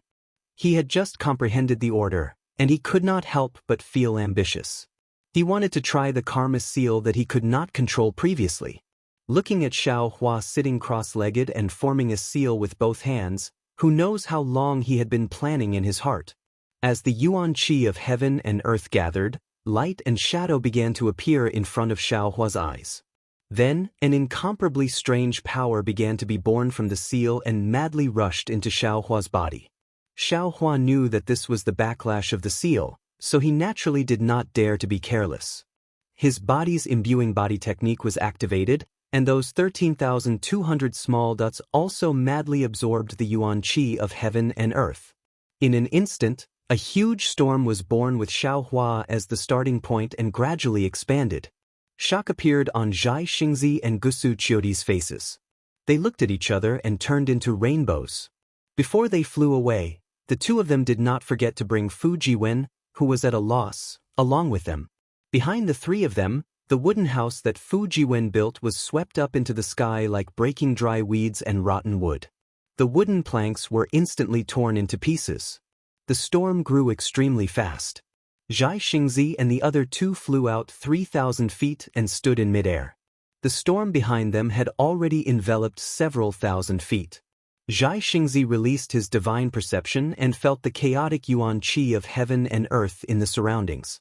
Just as he was about to send his divine perception into the storm, a sharp pain like a knife cut off a wisp of divine perception. "See." Zhai Xingzi's expression changed slightly. He hurriedly withdrew his divine perception and wanted to say something. It was also at this moment, Wang Lin. A strange sound came from the center of the storm. No matter if it was Zhai Xingzi or Gusu Qiudi, their Naiwan palace was greatly shaken. A kind of dizziness appeared, and before they could activate their divine ability to resist, swoosh! The entire several thousand feet wide storm suddenly stopped. The time of stopping was extremely short, and in the blink of an eye, all of the storm abruptly shrunk back. A powerful suction force pulled the three of them into the storm. Gusuchuri was a great grandmaster who was at the lower stage of the 5th grade of essence energy. When had she ever been in such a difficult situation? Her entire body immediately glowed as she tried her best to resist. However, just as her true chi was generated, the suction force suddenly reversed and turned into a pushing force. Boom! The storm actually collapsed from the inside out. Gusuchuri was caught unprepared, and her figure flew very inelegantly into the sky. Sigh. The storm gradually calmed down. The mountain peak had already changed. Xiaohua, who had already changed into a Daoist robe, flew out with a strange expression. Originally, he wanted to rush into the Hand of Karma's spell with the remnants of the order that he had just comprehended. Unfortunately, his cultivation was still insufficient, and he still couldn't use this spell. However, Xiaohua didn't come out empty-handed. Just as the spell failed, Xiaohua was seized by a sudden impulse and realized that Fu Jiwen and the others had followed him into the ancient forbidden array. It was a frightening but not dangerous ending. As for the Heaven's Punishment Prison Crystal, Xiaohua didn't sense it at all. Daoist Xiao. Seeing such a huge formation, Zhai Xingzi called out, "Fellow Daoist," with a bit of embarrassment. Seeing Xiaohua fly out safely, he asked loudly, "Are you injured?" Hee, Daoist comprehension is really not bad. You gained something in just a moment. Gusuchuri said with a smile, and you even destroyed Fu Jiwen's wooden house while you were at it. Hee. Xiaohua also said with a smile, I'm fine. It's just that I was thinking of something and couldn't control my magic power. That's why I failed. Since the wooden house is already gone, that's a sign for Fu Jiwen to follow me. This is the will of the heavens. Many thanks, Master. Hearing this, Fu Jiwen was overjoyed. He bowed and said, Let's go. Xiaohua flicked his sleeves and helped Fu Jiwen up. He looked into the distance and said, I didn't expect that we would stay here for so long. I'm afraid that Shui Ping is already waiting anxiously in Jingzhou. Jingzhou? Zhai Xingzi looked at Xiaohua. He couldn't help but laugh. He said with a low voice, Daoist Xiao, the direction of Jingzhou is behind you. Xiaohua said with a smile, I was just lamenting about the Buddhist sect of the single Liang country. That. Gusuchuri covered her mouth and laughed. Without holding back, she pointed it out. The single Liang country is to your left. Go, go, go. Xiaohua flicked his sleeves. I just want to see the sunset. Is that not enough? If I don't go now, when will I go? Seeing that Xiaohua was about to turn into a rainbow, Zhai Xingzi hurriedly called out, Daoist Xiao, don't be anxious. I have a flying boat here. Xiaohua helplessly glared at Zhai Xingzi. Why didn't you say so earlier? That. Zhai Xingzi laughed in his heart. He didn't show it on his face. Daoist Xiao is impatient. I'm not as good as you. Hurry up. Xiaohua waved his hand to hide his awkwardness. There's an ancient forbidden formation waiting for us to enter. Daoist Xiao, aren't you happy? Hee. Zhai Xingzi took out the flying boat while laughing. It's precisely because it's an ancient forbidden formation that we can't be anxious.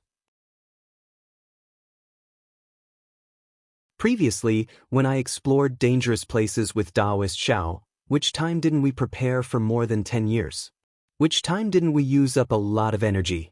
Now, in Daoist Xiao's mouth, this ancient forbidden formation is as easy as playing house. My luck is good. Xiaohua rubbed his nose. He inexplicably thought of Exen and the ancient forbidden formation at the bottom of the Saint River. Let's go. Let's see how Shui Ping and the rest are preparing. Zhai Xingzi smiled as he controlled the flying boat. If they aren't prepared, I won't try my luck with Daoist Xiao. Shui Ping and the rest were naturally well prepared, especially Shui Ping. In order to enter the forbidden formation and break through his bottleneck, he had started preparing more than 10 years ago. However, as time passed, the more information Shui Ping received, the less confident he became. The forbidden formation in the wilderness of Jingzhou had long exceeded his ability. Later on, Shui Ping realized that he couldn't easily break through the formation by himself. Thus, he began to invite experts to help him. Back then, When Xueping met Xiaohua and saw Xiaohua's great strength, he immediately thought of the forbidden formation. Thus, he invited him. Just like Xueping's predicament, the cultivators Xueping invited naturally wanted to explore as well. However, after exploring for a while, all of them shrunk their necks back. They knew that with their strength, they would most likely die if they entered. Without powerful assistance, none of them dared to enter. However, what was Xueping's cultivation? How powerful could the cultivators he invited be? Moreover, these Daoist cultivators who knew the news kept it a secret and did not dare to say too much. Therefore, until today, everyone had been looking forward to it for half a year. When they saw the flying ship flying over from afar and two extraordinarily powerful divine senses swept over, their hearts were finally at ease. They all flew up into the air and waited respectfully.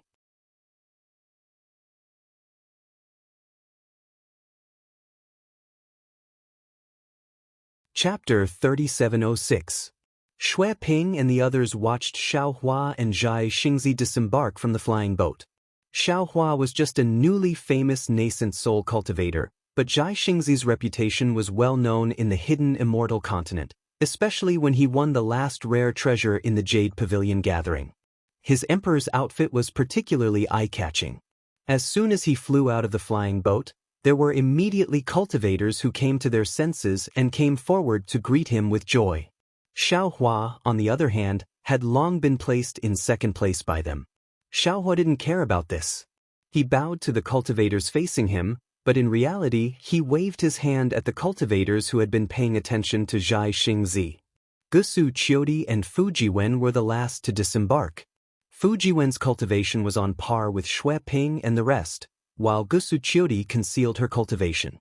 She appeared to be around the 3rd grade of essence force and was dressed in a Daoist robe. Xianxia looked at her with concern from time to time, and the cultivators immediately understood. Although they weren't as respectful as Xianxia, they were more respectful than Xiaohua. Xueping and the other cultivators were happy, but Xianxia wasn't. Looking at the 12 cultivators' crooked cultivation, he almost curled his lips. Normally, Xianxia would have reprimanded them, but seeing Xiaohua's indifference, Xianxia couldn't say anything. After all, he was invited by Xiaohua. You've waited for a long time. Are there only these few cultivators? Although Xianxia was dissatisfied, he still asked according to the discussion on the flying boat. Senior, please no. Xueping's cultivation wasn't the highest, but he was the first to initiate and knew that Xianxia was invited by Xiaohua. He hurriedly bowed and said, "There were originally 15 people, but when we discussed waiting, they felt that this trip was too dangerous and they didn't know Senior Xiao well, so they chose to withdraw. The remaining fellow Daoists are very confident in Senior Xiao. Now that Senior has joined this trip, my ass." Xianxia reprimanded Xueping without holding back. He pointed at the dozen cultivators who were only at the 3rd grade of essence force and said, "What do you think this ancient forbidden formation is? Even if you don't dare to recklessly enter it, with your cultivation, you're just going to die." "Yes, this junior understands." Xueping smiled apologetically, knowing that Xianxia was speaking the truth. He replied, "I was the one who found the clues to the ancient forbidden array in the beginning. I've already discussed it for a long time, and I feel that, if we don't enter, we'll feel indignant. However, if we enter, we don't have any confidence at all. Now that Senior Xiao and Senior Xianxia are here, I feel that this is a great opportunity. We juniors can't compare to Senior, and we have very few choices. Under the pressure of the Confucian cultivators, we juniors have no choice but to risk our lives." Hearing Xueping's pitiful words, the dozen or so cultivators' faces were also filled with unwillingness. Xianxia sighed and said, "When Daoist Master Xiao mentioned this to me, I had already thought about it. Your idea is indeed correct. You want to use this ancient forbidden formation to raise your cultivation base, especially to obtain some fortuitous encounters from within. However, there were many ways to break through bottlenecks. It was possible to do so without relying on restrictive arrays. According to what this old man knows, there are a few hidden danger zones near Jing province. If you are willing, this old man can tell you the locations and you can go there to search for opportunities. That's right. Xiaohua chimed in from the side. If you feel that you won't be able to gain much from those dangerous places, this old man can give each of you a usable magic treasure.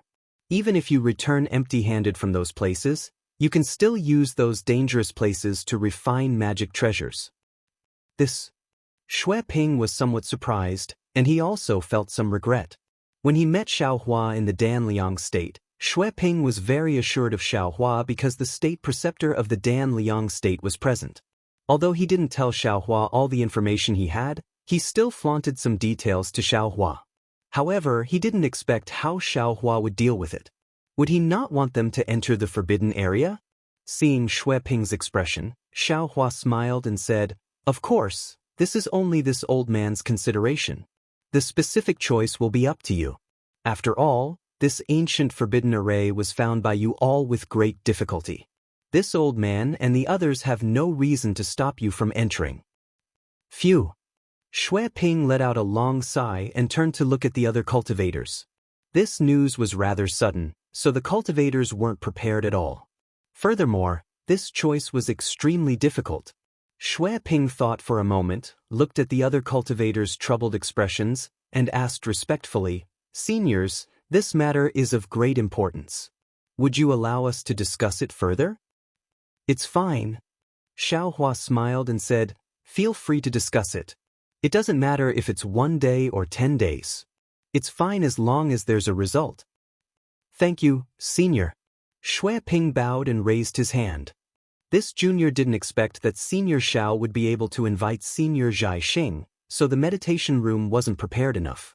This junior will get someone to clean it up. "All right, go ahead." Xiaohua waved his hand. Actually, this old man didn't consider it thoroughly before. On the way here, I heard fellow Daoist Xiaxing explain the dangers inside, so we made this decision at the last minute. Sorry for making things difficult for you. No, this is also Senior's consideration for us. This junior and the others understand very well. Xue Ping hurriedly waved his hand. Facing Xiaohua, who even his own state preceptor had to treat with respect, Xue Ping really couldn't bear any complaints. Faced with the temptation of the restriction array, the choice was truly difficult. Xue Ping and the others understood very well that this restriction array was naturally extremely dangerous. If they weren't careful, they would die, but the benefits were also great.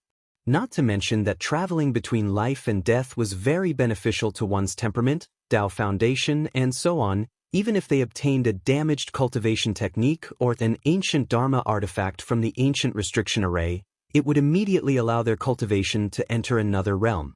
Now that the Dao cultivation techniques of the hidden immortal continent had already been annihilated, Dharma artifacts, Dharma treasures, and so on were ordinary and mediocre. Any item from the restriction array would cause a sensation if taken out. Xue Ping and the others didn't dare to pin their hopes on a great opportunity like Xiaohua and the others. They only needed a little from Xiaohua and Xiaxing, and it would be enough for them to roam the hidden immortal continent freely. This was also the reason why they had always coveted the ancient restriction array even though they knew it was dangerous. Xiaohua and Xiaxing didn't seem to be in a hurry. They each occupied a quiet room. Fu Jiwen waited in front of Xiaohua's room while Gusu Qiudi cultivated in Xiaxing's room. She actually seemed to have thrown the matter of Xue Ping and the others to the back of her mind. After more than 3 days, Xue Ping and the others finally came to a decision. It wasn't out of Xiaxing's expectations. 8 of Xue Ping's cultivators chose to follow Xiaohua and the others into the restriction array, while the other 5 chose to withdraw. Xiaxing and Xiaohua didn't go back on their words. They gave each of them a Dharma artifact and jade eye. The 5 cultivators were filled with joy as they left together. Presumably, they were going to travel to another dangerous place. "All right, since you've chosen to enter the restriction array with me, then I'll have to make it clear." Xiaxing and Xiaohua sat at the head of the cave abode that Xue Ping and the others had temporarily opened up. Looking at the 8 cultivators standing before them, Xiaxing was the first to speak. Daoist Master Xiao and I will do our best to guarantee your safety. However, if you encounter a place that even we can't protect ourselves, we won't have the time to fend for ourselves. Yes, we understand. Shui Ping and the others said respectfully. We're already extremely grateful to be able to follow the two seniors into the restriction array and fulfill our wish. Also, Xiao Hua added, if the restriction array is divided into a few sections, then everyone should act according to your abilities. If there's some opportunity, then hurry up and leave. Don't lose your lives over there. Yes, we understand. Shui Ping and the others replied again. However, they were also unconvinced. After all, Fu Jiwen, who was behind Xiao Hua, seemed to be less than a third-grade essence force cultivator. Since Fu Jiwen could enter, why couldn't they? After Zhai Xingzi gave a few more instructions, Shui Ping respectfully took out a few jade eyes from his bosom and handed them over. He said, this is the information we have gathered over the past dozen years regarding the Misty Mountain Maze Formation. Please take a look. Misty Mountain Maze Formation? Zhai Xing's face revealed a shocked expression. He waved his hand and took the jade eyes. He asked in a low voice, Shui Ping, are you sure this is the Misty Mountain Maze Formation? I seem to have heard that the Misty Mountain Maze Formation is at Yongzhou's Misty Mountain. Alright, I'll let you know. Shui Ping's face revealed a trace of pride. He cupped his hands and said, to tell you the truth, we didn't know this was the famous Misty Mountain Maze Formation. We only thought it was an ordinary ruin. However, as we investigated further and searched for clues around the maze formation, we didn't dare to believe that the Misty Mountain Maze Formation, which was far away in Yongzhou, could be in Jingzhou. If it's really the Misty Mountain Maze Formation, then it's no wonder that countless Daoist cultivators have been searching for this maze formation in Yongzhou's Misty Mountain all these years. It's obvious that it's impossible to find it. Zhai Xing sighed. Even back then I went to Misty Mountain and returned empty-handed. Actually, it's also a coincidence. Shui Ping smiled apologetically. When we first met Senior Xiao, we weren't sure, so we didn't dare to mention it to you. Later on, we left Yuzhou and received the help of a fellow Daoist named Dao Cheng. Only then did we confirm that this ruin is the Misty Mountain Maze Formation. Dao Cheng. Zhai Xing looked up at the 8 people before him and smiled. Why isn't he here? I'm afraid Dao Cheng isn't fated to meet him. A cultivator beside Shui Ping said, before you two came, he felt that the ruin was too dangerous and left early. What a pity. Zhai Xing looked at the jade eyes in his hand and thought for a moment before handing it to Xiao Hua. Daoist Xiao, you should take a look first. There's no need to look at the details in the jade eyes for now. Xiao Hua shook his head slightly. Exalted Sun Kong and Zhang Daoren haven't come yet. When they're all here, we'll discuss it together. What? Xiao Hua's words were no different from a stone thrown into a pond. Shui Ping and the others were stunned again. Senior Xiao, he said that there are more seniors coming?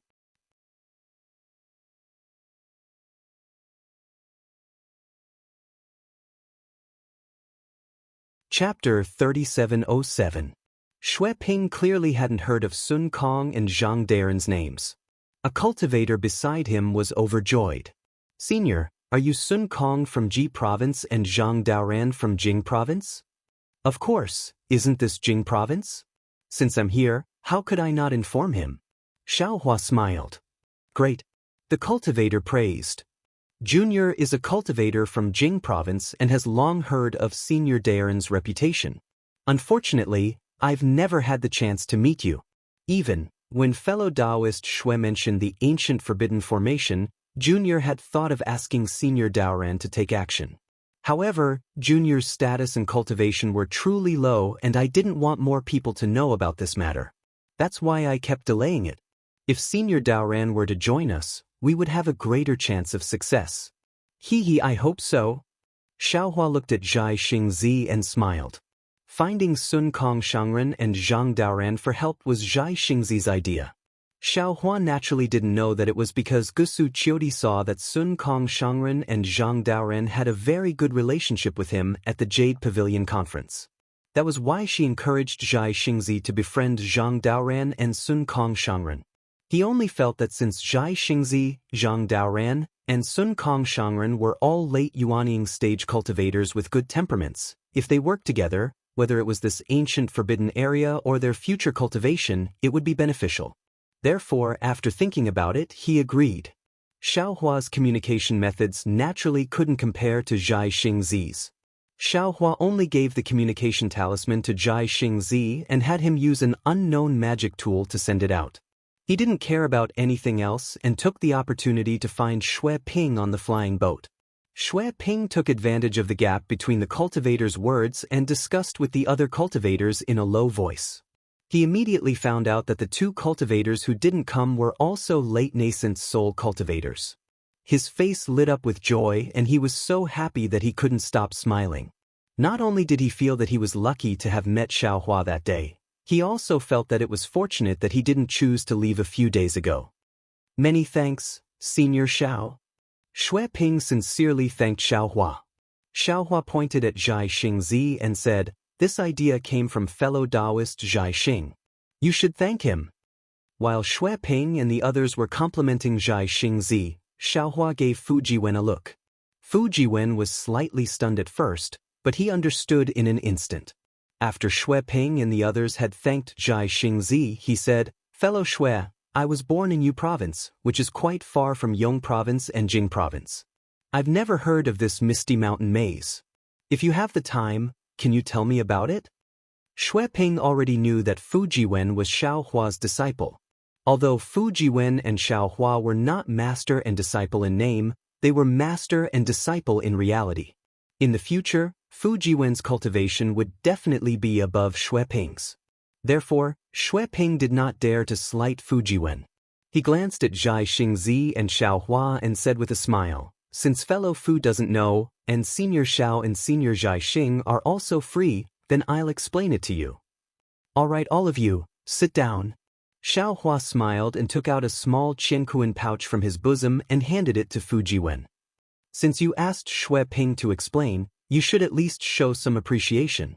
This is a spirit fruit that this old man has been waiting for a while. Share it with them." "Yes, Senior Xiao." Fu Jiwen did not address Xiaohua as master in front of so many cultivators. After receiving the small qiankuan pouch, he took out some spirit fruits and spirit wine and gave them to Xue Ping and the other cultivators.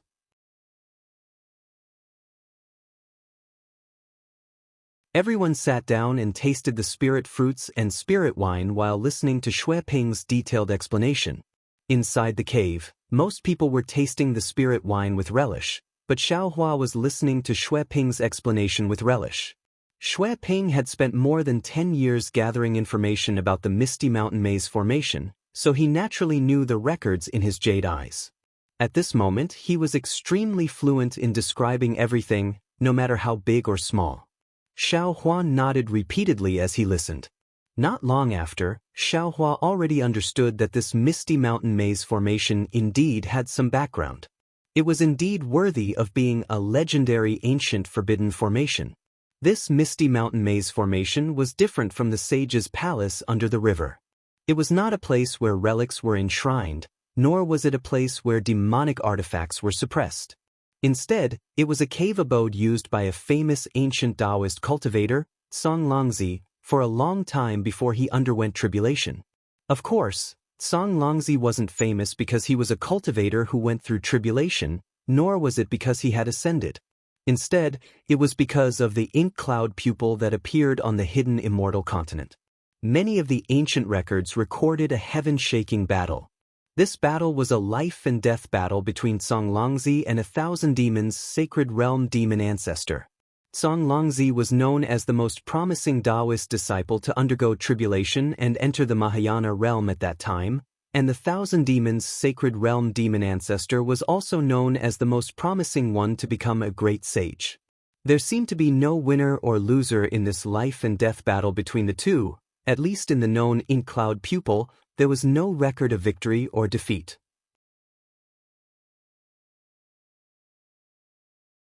All the ink cloud pupil only described the ferocity of the battle between the man and the demon, the vastness of their magical powers, and the living beings within a radius of hundreds of thousands of kilometers that were affected.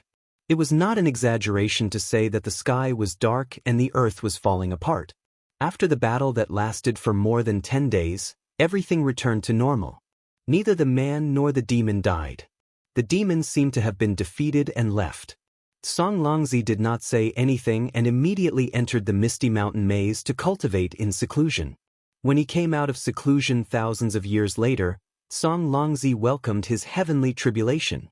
Song Longzi easily passed the heavenly tribulation and reached the Mahayana realm.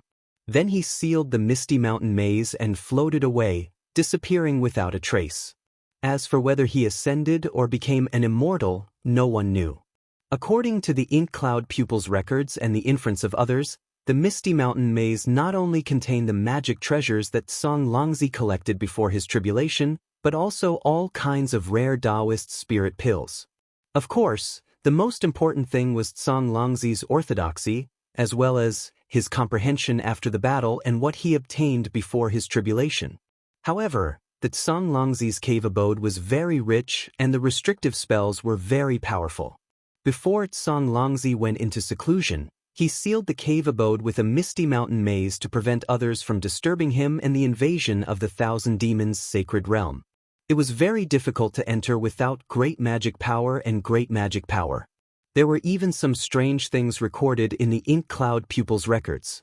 When Song Longzi was in seclusion, the misty mountain maze was activated 3 times. The first time, there was a strange phenomenon of thousands of Buddhas chanting together. In the space of tens of thousands of miles, there was a rampant image of the heavenly dragon and many Buddhas. However, the chanting lasted for several months and finally disappeared. The second time, there was a strange phenomenon of rosy clouds covering the sky. The misty mountain maze was covered by colorful clouds for thousands of miles. All the cultivators' divine thoughts, divine senses, and eye-clearing spells could not see through it. Moreover, outside the rosy clouds, there was an endless amount of noble spirit that was more turbulent than the tide. The chanting of the students was not inferior to the chanting of the Sanskrit. The strange phenomenon lasted for a whole year. Unfortunately, it still disappeared mysteriously. Although the misty mountain maze was damaged, it was not broken. There was another time that was the most dangerous. It was said that the mountain shook and the earth shook. Thousands of demons attacked the misty mountain maze crazily. Even the stars from outer space came to help. The landscape of thousands of miles around the misty mountain was changed. However, in the end, the strange phenomenon was the same as the previous 2 times. It ended with blood rushing to the sky. Although the misty mountain maze was almost destroyed, it lasted until the end. Although there was no record of the cultivators who came to the misty mountain maze 3 times, everyone could see the power of the misty mountain maze. After that, there was no record of a famous battle. Of course, the reason why the misty mountain maze had been preserved from ancient times until now was not only related to the power of the misty mountain maze, but also to the illusory nature of the maze. This was because not only did the Song Longzi enter and exit from different locations, but the locations of the 3 strange phenomena were also different. It seemed that other than the Song Longzi, no one knew where the misty mountain maze was. At first, Xiao Hua was listening with interest. However, as he listened, the expression on his face changed. In the end, there was a strange look in his eyes as he looked at Xue Ping in disbelief.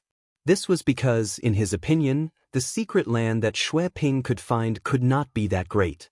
At most, it was a place for training. Previously, he needed to rely on this secret land to shatter the earth crystal Yao milk in his body. However, now he no longer needed to do so. However, since he had promised Xue Ping, at most, he would bring Xue Ping in for training and ensure Xue Ping's safety. Even in the country of Dan Liang, Xiao Hua did not mind when Xue Ping bragged that he had accidentally found the ancient forbidden formation. After all, Xiao Hua had seen the ancient forbidden formation before. However, at that time, he was already a little vigilant. That was why he brought Zhai Xingzi and Gusuqiodi over. He even specially used the karma hand on Fujiwen. However, he never expected that the ancient forbidden formation would have such a great background. It was so great that it made him fearful. That was the cave abode of a great cultivator who was close to the tribulation stage. How could it be broken by a mere nascent soul stage cultivator like him? In particular, how could such an important maze be preserved until now? And it just had to be found by a small cultivator like Xue Ping who had just reached the 3rd level of cultivation? This was truly inconceivable. However, when Xiaohua shifted his gaze from Xue Ping to Zhai Xingzi, he could not help but be stunned. This was because Zhai Xingzi's face was no longer as surprised as before. His usually calm face was actually filled with eagerness. This was really rare for the extremely dignified Zhai Xingzi. Even Gusu Qiudi's eyes flashed with fanaticism. It was as if the danger of the misty mountain maze did not attract their attention. That, Xiaohua could not help but speak. He frowned and said to Zhai Xingzi, "Fellow Daoist Zhai Xingzi, don't you think that our strength is not enough to explore the cave abode of this tribulation stage senior?" Xue Ping naturally stopped when Xiaohua spoke. He looked at Xiaohua in confusion. As for Zhai Xingzi, he raised his eyebrows and asked curiously, "Why do you say that? Our strength is around the lower 5th level of cultivation. Is it not enough to deal with this ancient maze? And this Xiao feels that it's beyond my ability." Xiaohua replied earnestly.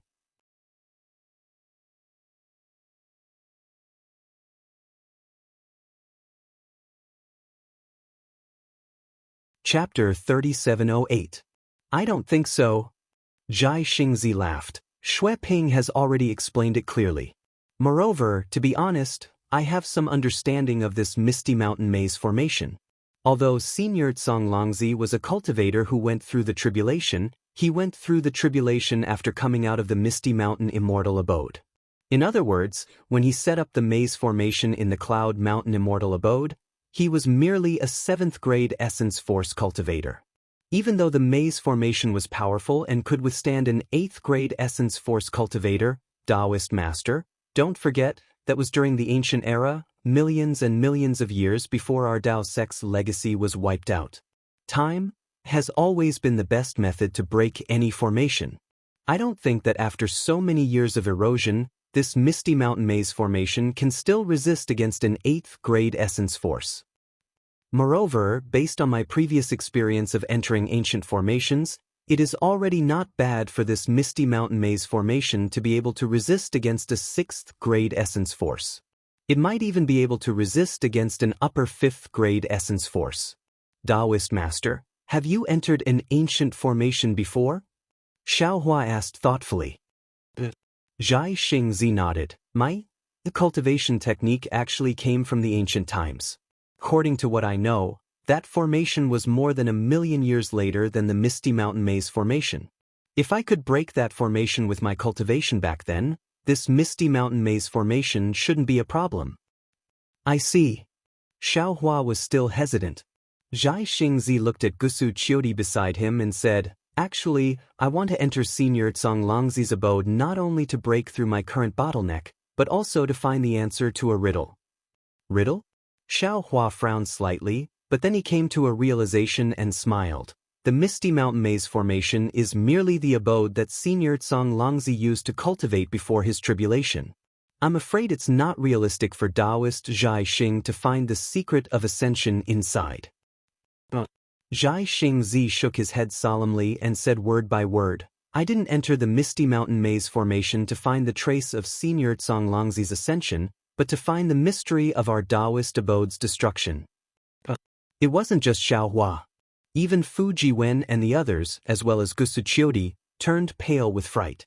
They truly didn't expect Zhai Xingzi to have such thoughts. Zhai Xingzi stood up and walked step by step to the entrance of the cave. With both hands clasped behind his back, he looked at the clear sky outside the cave, took a deep breath and said, "Our Dao League cultivators, regardless of whether they are of the 1st tier or the 4th tier, are all more profound and powerful than Confucian cultivators of the same tier. Daoist cultivators breathe in the qi of heaven and earth, communicate with heaven and earth, and draw upon the power of heaven and earth. Meanwhile, Confucian cultivators absorb the qi of righteousness, collude with the humanities, and draw upon the accumulated power. Compared to them, Daoist cultivators are much stronger. However, on this hidden immortal continent, our Dao cultivators are firmly suppressed by Confucian cultivators. The entire continent is the world of Confucian cultivators. Although there are traces of our Dao sect in the Thousand Demons sacred realm and paradise, our Dao sect is only a supporting role. This old man has cultivated for several thousand years. I don't dare to say anything else, but anyone who is of the same tier as this old man is no match for this old man, no matter if it is Confucian cultivators, Buddhist disciples, or demons.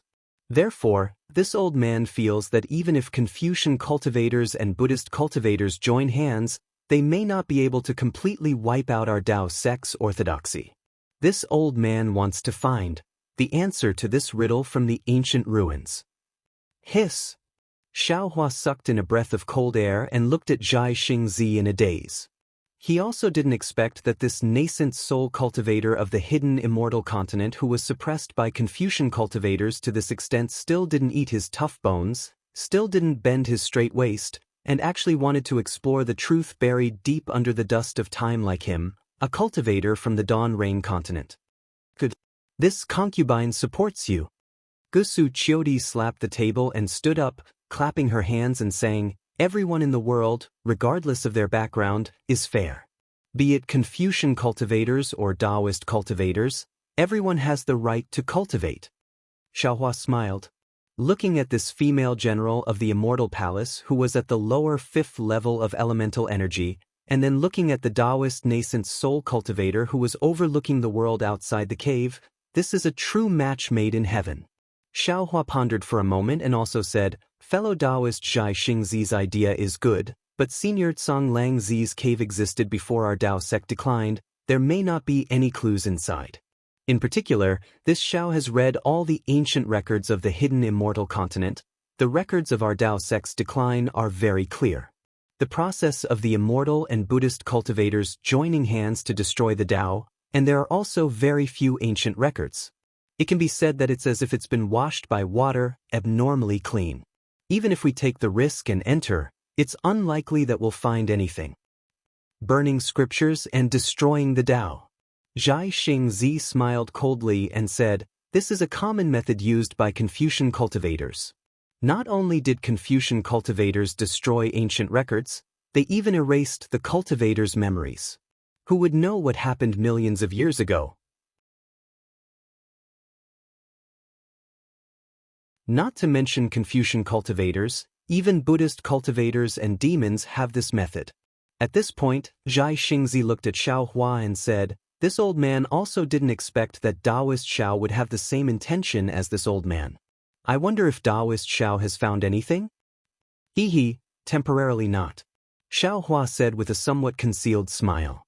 Zhai Xingzi didn't ask any more questions and continued, "Of course, even if we can't find the answer to our Dao sect's destruction in Senior Tsang Lang Zi's cave, if we can find his Dao sect's orthodoxy, it can be considered as finding the complete inheritance of our Dao sect. Our trip will not be in vain." "Ah!" Xiaohua laughed loudly and said, "Fellow Daoist Zhai Xing, this Xiao was right to bring you here. Could it be that you also found the flaw in our Dao sect's cultivation method? Could it be that Daoist Xiao?" Zhai Xingzi was somewhat surprised. He turned his head to look at Xiaohua and said very thought-provoking, "It seems that there are indeed many people with intentions in this world. Since we're all people with intentions, then we should be able to cooperate." Xiaohua's words seemed to have a double meaning. "Actually..." Gusu Chiodi opened her mouth and seemed to want to say something. However, she only said 2 words and didn't say anything else. Regarding the Dao sect, Xiaohua and Zhai Xingzi could only stop at this point. Then, under Fujiwen's urging, Xue Ping roughly recounted the process of him finding the Misty Mountain Maze formation. Xiaohua carefully listened and analyzed at the side, but it was obvious that Xue Ping's experience was impeccable. Over 10 years ago, Xue Ping accidentally stepped on dog shit, allowing him to be extremely lucky and find a trace of the Misty Mountain Maze formation. Then, over 10 years of painstaking investigation proved an old saying, "There's nothing in this world that's difficult for those who are willing." This ancient forbidden formation that even nascent soul cultivators couldn't find after racking their brains was actually found by Xue Ping and other cultivators of the 2nd and 3rd grade. Forget it. After Xue Ping finished speaking, Xiaohua waved his hand and looked at the extremely lucky Xue Ping, whose face was flushed red, and said, "Let's talk about what preparations you've made. Don't just prepare to break the formation empty-handed." Xue Ping's face was slightly red, and he smiled apologetically. "Of course we've made some preparations. However, our strength is limited, and our knowledge is shallow. Especially after we found out that this was the Misty Mountain Maze formation, we realized that our preparations were indeed insufficient. However, the preparations we've made over these years have been recorded in the Jade Eyes. Senior will understand after taking a look." Zhai Xingzi smiled and said, "No matter, I've made some preparations myself. Moreover, the message talismans I sent to Master Sun Kong and Zhang Daren also mentioned that they should have made some preparations." However, at this point, Zhai Xingzi smiled mysteriously and said, "Of course, I didn't know that this was the Misty Mountain Maze formation before coming here. Now that I know, there's still one more thing to prepare. Daoist Xiao, I'll have to trouble you to hold the fort here and wait for the two of you to arrive. I still have to make a trip out with Chiu." Xiaohua pondered for a moment and nodded. "Go ahead. Since we're going to enter the abode of an ancient tribulation-transcending senior, no amount of caution is excessive. We have to consider all possibilities. I'm inexperienced in this aspect, so I'll have to trouble you for everything." After that, Zhai Xingzi and Gusichuri turned into rainbows and flew away. They didn't say when they would return. Xiaohua thought for a moment and wanted to contact Ao Zhantian and Shui Mingzi, who were also late nascent soul cultivators.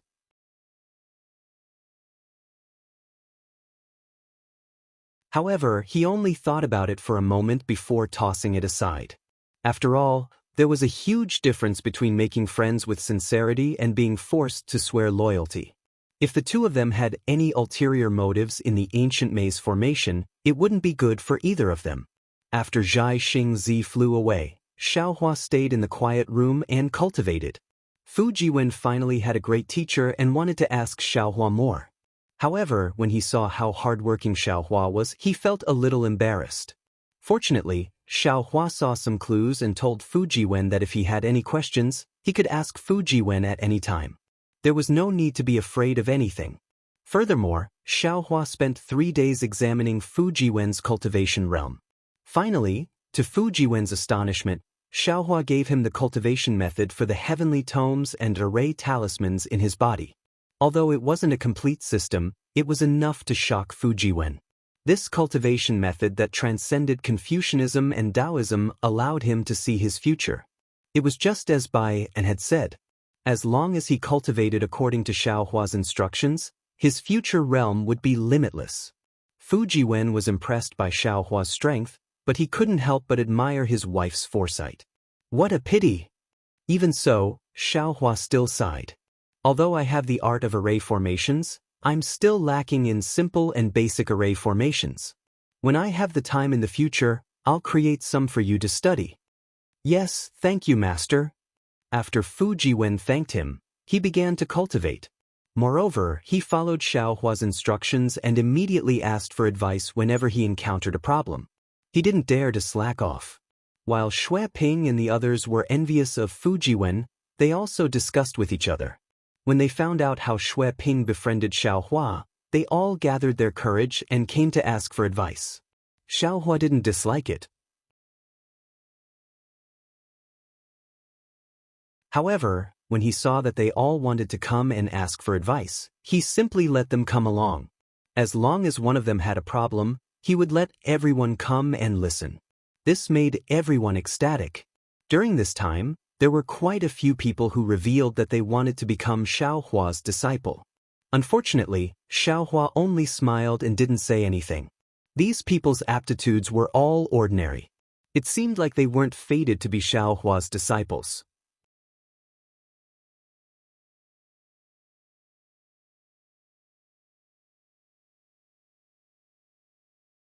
Chapter 3709. Zhai Xingzi had been gone for several months and had not returned. This was within Xiaohua's expectations. After all, these two people had made a last-minute decision. Whether it was searching for a person or an item, it was not that simple. However, Sun Kong Shangren and Zhang Daoran, whom Xiaohua had sent a message to, had not come either, which made Xiaohua somewhat surprised. Sun Kong Shangren was not in Jingzhou, so it might be a bit of a journey. However, Zhang Daoran was in Jingzhou. With his flying speed, it was impossible for him to not appear for so long. Moreover, Xiaohua calculated that there was still some time before the auction that Zhang Daoran was hosting. Zhang Daoran would not delay the trip to the Forbidden Formation for the auction. Of course, when he thought of this, Xiaohua's heart thumped again. He had an ominous premonition. He was not afraid that the two of them would have any disloyalty. After all, they had gone through the trials of the sun, moon, and star formations of the Jade Pavilion Conference. Xiaohua could still trust their characters. What Xiaohua was afraid of was that the news of Star-Lord Hall's Lord Kong Hongwu being killed by him would be leaked without him knowing. Star-Lord Hall's master being killed, this was definitely a matter of Star-Lord Hall turning the sky upside down. Moreover, Xiaohua also knew this kind of matter would definitely be reported to the Immortal Palace. However, Xiaohua had been thinking for a long time and did not feel that he would give himself away. In particular, he had appeared in the scorching sun formation with serious injuries. How could he have the ability to kill a Confucian great grandmaster of the upper 5th grade of elemental energy? The most dangerous ones were the few nascent soul cultivators who watched him kill Jing Mubai. However, this was the most dangerous and also the safest evidence. Because he could kill Jing Mubai completely by scheming. The strength he showed was just at the lower 5th grade of elemental energy. There was still a big gap from the upper 5th grade of elemental energy. It was impossible for him to kill Kong Hongwu. Of course, there were many nascent soul cultivators who died in the sun, moon, and star formation. Xiaohua did not know how many of them could survive, but in any case, Xiaohua felt that he was safe. As the saying goes, what you fear will happen. Just when Xiaohua carefully sorted out again and did not feel that there were any flaws and was preparing to meditate, Zhang Daoran and Sun Kong Shangren came with a dozen disciples with a somewhat gloomy face. Naturally, Xiaohua could not reveal that he was guilty. With a smile on his face, he greeted them and said, "Fellow Daoists, why did you come so late? I thought that the two of you didn't take my message to heart." No. Zhang Daoran forced a smile and said, "Back at Yada Mountain, this old man had already said that fellow Daoist Zhao's matter was my matter. Now that fellow Daoist sent a message, how could this old man not come?" But suddenly, something happened. "Also, didn't you say that you sent a message to Brother Sun Kong? This old man sent him a message and waited for him to come to Jingzhou before we came together." Something happened all of a sudden? Xiaohua naturally asked in surprise. What happened? Zhang Daoran looked at Venerable Sun Kong. Their eyes met as if the two had already discussed this along the way. Then, Zhang Daoran waved his hand and said in a low voice, "Let's talk after we enter the cave." "All right." Xiaohua nodded and invited the two to land. Fu Jiwen and the others were already waiting in front of the cave. Normally, when Zhang Daoran and Venerable Sun Kong knew that Fu Jiwen was Xiaohua's disciple, they would definitely express something. But now, the two were absent-minded and only waved their hands as a greeting.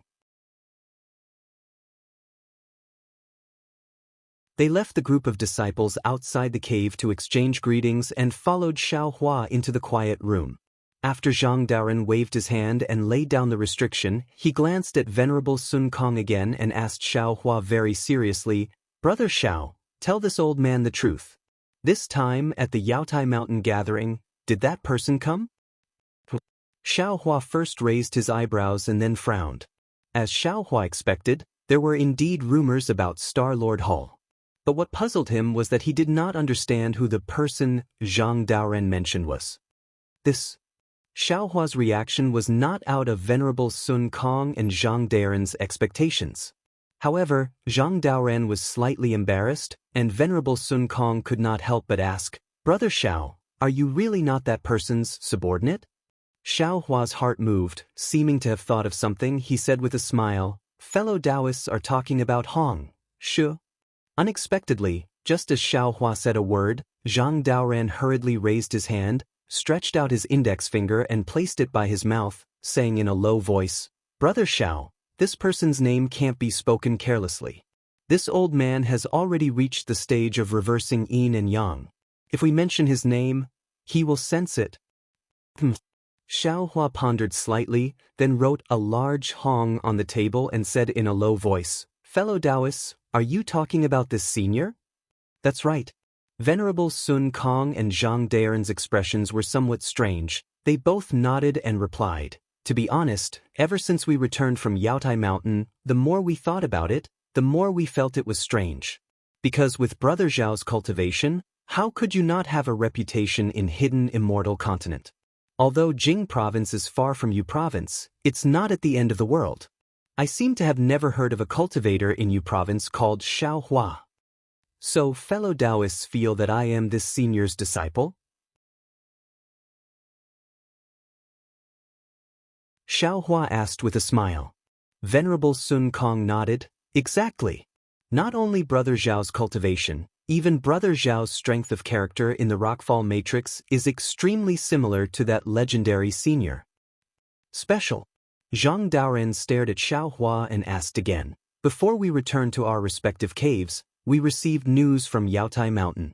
After the meeting at Yaotai Mountain, Star-Lord Hall completely sealed off Yaotai Mountain, unlike before where there were some decent ceremonies. Although Venerable Sun Kong and I don't know what happened at Yaotai Mountain, thinking about how strange it was when we came out, I feel that Star-Lord Hall has already undergone a great change." "So fellow Daoists feel that I am that senior's disciple? Moreover, you feel that senior also sneaked into Yaotai Mountain?" Xiao Hua's eyes turned and he asked in reply. "If that's not the case, I really can't think of any other possibility." Zhang Duran smiled bitterly. "On this hidden immortal continent, other than that senior, who else has this strength, who else has this courage, to dare to cause trouble on Yaotai Mountain?" Xiao Hua laughed inwardly. The name of Grand Mist Ancestor was indeed useful. Even if he didn't use his name as a scapegoat, there would naturally be someone who would send him this so-called pillow. Xiao Hua had the intention to insinuate that Grand Mist Ancestor had sneaked into Yaotai Mountain, but he still shook his head and answered honestly, "Fellow Daoists, to tell you the truth, before entering Yaotai Mountain, there was a Qing Su Daoist who came to find me, hoping that I would rely on this senior. However, I was somewhat hesitant and didn't agree. However, I also didn't refuse. After all, he was a Dao sect senior. If I could help, I would still help. Thus, I made some transactions with this Qing Su Daoist.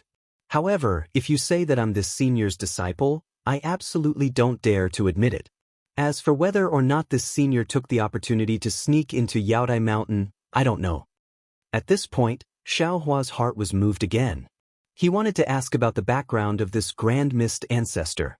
Moreover, on this hidden immortal continent, other than Grand Mist Ancestor, why did Zhang Daoran feel that there was no one who had the strength to kill Kong Hongwu, who was at the upper 5th grade of essence energy? However, Xiao Hua knew that he was facing a martial grandmaster who had cultivated for several thousand years, not an inexperienced Confucian scholar like Fu Jiwen.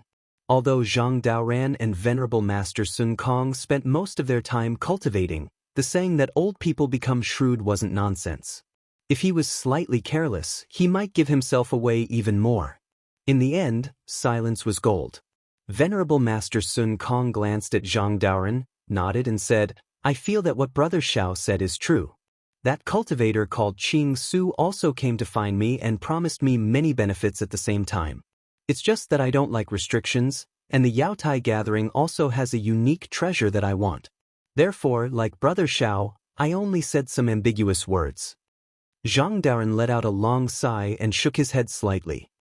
"Master Qing Su didn't come to find me, but I heard about some of his actions after he got out. Since we Daoist cultivators know about these actions, then Confucian cultivators should know even more. It looked like the incident at Star-Lord Palace was caused by this old man. It should be a warning to the Immortal Palace and Confucian cultivators. The problem is," Xiao Hua continued to ask, What happened to Star-Lord Hall? How should we deal with it? No one knows what happened to Star-Lord Hall. Perhaps only Star-Lord Hall's own Star-Lord and Hall Master can know. Zhang Daoren smiled slightly at this time. What we need to do is the same as usual, just tuck our tails between our legs, that's all. However, we need to tuck our tails even tighter now to avoid being caught by Confucian cultivators. And the future of hidden immortal continent. I'm afraid there will be some storms.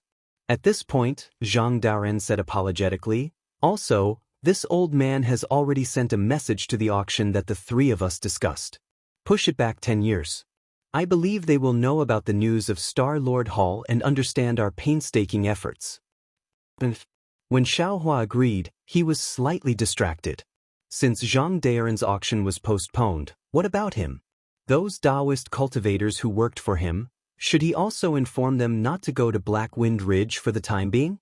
However, Sun Kong disagreed and sneered. I don't think there's anything good about this. Since Star-Lord Hall's matter has nothing to do with you and me, we should do what we should do. Why should we care about what Confucian cultivators think? The more you avoid it, the more they will think that you have a guilty conscience. Moreover, Brother Xiao, you don't have to worry. Didn't you get the lot of the Imperial Preceptor in the Yaotai gathering? You should establish a country and kill Confucian cultivators. If you don't establish a country, the lot of the Imperial Preceptor can't be recorded in Star-Lord Hall. On the contrary, it will attract the attention of others.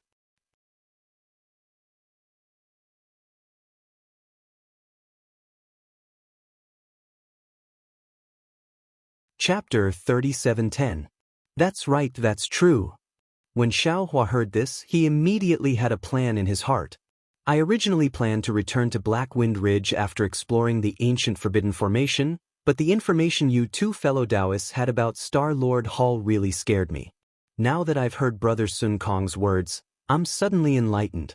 Since it has nothing to do with us, we don't have to worry about anything we do.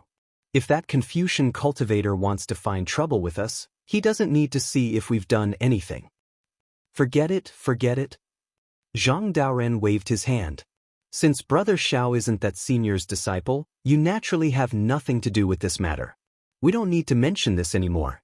Let's talk about this ancient Forbidden Formation. Hee. Xiaohua smiled mysteriously and waved his sleeve. Several jade eyes appeared in front of them. Take a look first. It'll definitely exceed your expectations. Sure enough, when their divine senses saw the jade eyes, both of them were greatly shocked, and it was even more so than Xiaohua and Xianxia. Zhang Daoren even cried out involuntarily, "Why have I never thought that this cloudy mountain maze formation is actually within my Jing province?" Hee. Exalted Master Sun Kong laughed after recovering from his shock. Brother Daoren, although you were ahead of me before the Jade Pavilion meeting, I'm confident that I'll be able to keep pace with you after the restriction formation. Haha, I'm looking forward to it. Zhang Daoren also laughed. Right, where's Xianxia? Sun Kong only thought of Xianxia now. Where did that guy run off to? I don't know. Xiaohua shrugged. Fellow Daoist Xianxia is so mysterious. I don't know if he's looking for someone or something. He disappeared with his lover. Lover? When did that guy have a dual cultivation partner? Sun Kong's eyeballs were about to fall out. That guy has always been arrogant and thinks he's on par with immortal emperors. How did he suddenly find a celestial empress? When he returns, you too will naturally know. Xiaohua laughed. Zhang Daoren rubbed his nose and said strangely, Brother Xiao, not to mention that your luck is especially good, after this old man and Sun Kong met you, not only did we obtain 2 strange treasures, we even obtained the opportunity to enter the Misty Mountain Maze formation. Let's talk about your social relations. Xianxia usually doesn't associate with Taoism cultivators. How did you meet him? About this?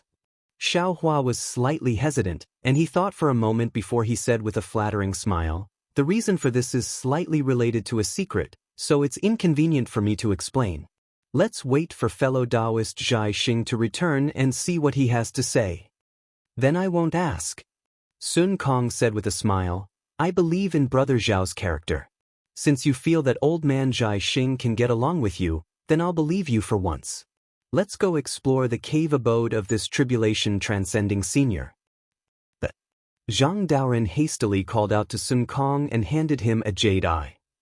Brother Sun Kong, take a look at this. It seems like we should also go and make some preparations. Sun Kong took a look and exchanged glances with Zhang Daoren. However, this is Jing province. I'm not too familiar with Brother Xiao, so I'll have to trouble Brother Daoren.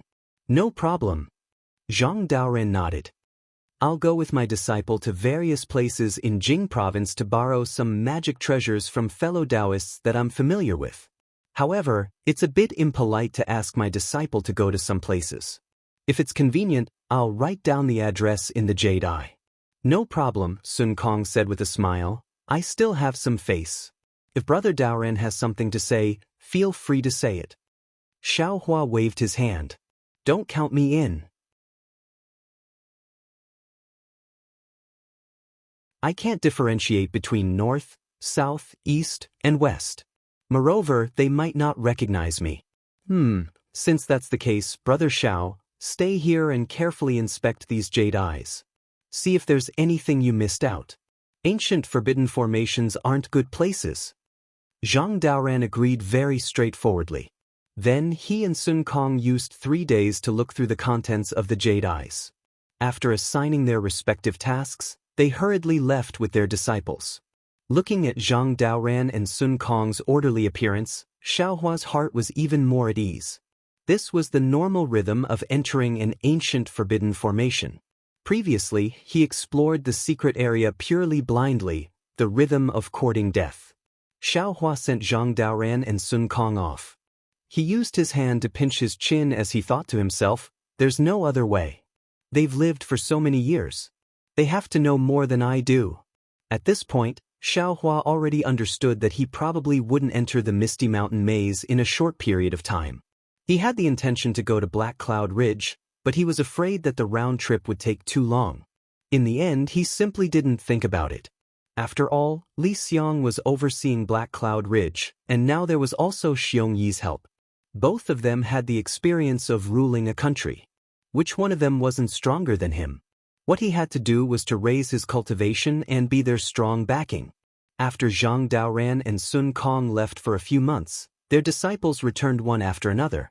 These disciples were all respectful to Xiaohua and didn't conceal their whereabouts and gains. Among the 10 people, 7 of them completed their master's orders. It seemed like Zhang Daoren's reputation in Jingzhou was still rather great. Another half a month later, Zhang Daoren and Sun Kong also returned. Both of their expressions were slightly unsightly. Xiaohua knew that the two of them didn't have a smooth journey and didn't ask much. He only smiled and said, I haven't seen the two of you return for so many days. I thought that the two of you had also become meat buns. Fortunately, the two of you are much stronger than Zhai Xingzi. Sun Kong was originally slightly displeased, but after hearing Xiaohua's words, he was slightly stunned and asked curiously, What?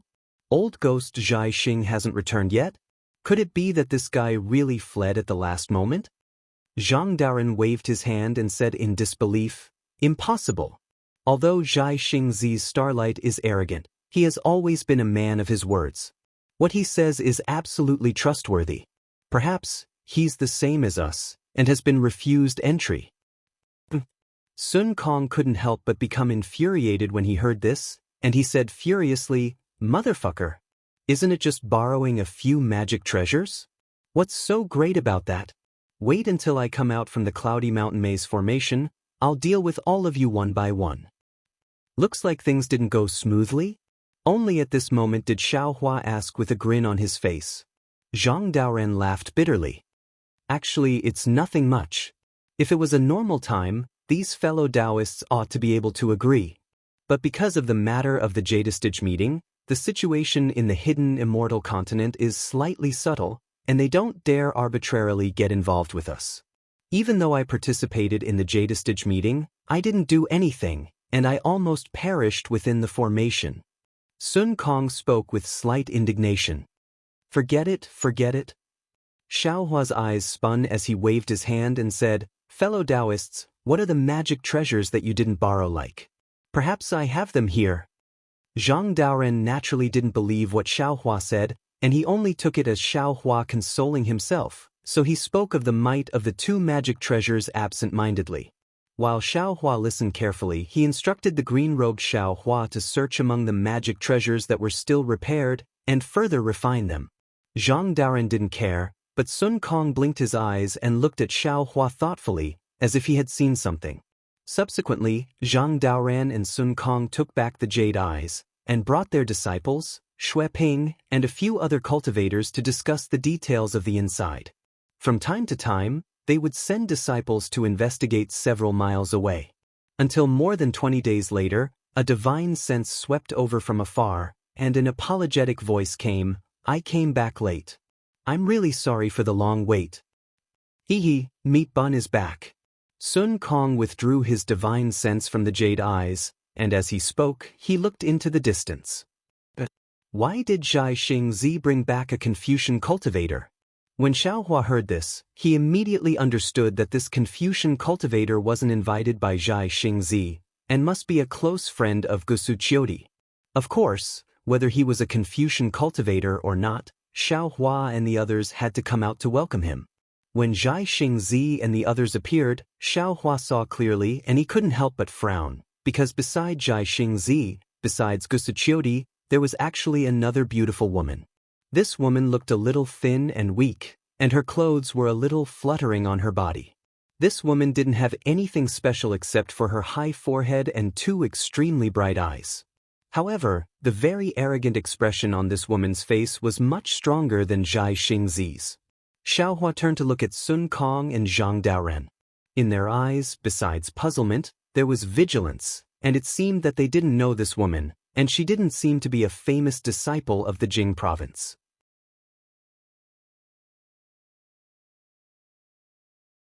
Fellow Zhai Xing, you've worked hard.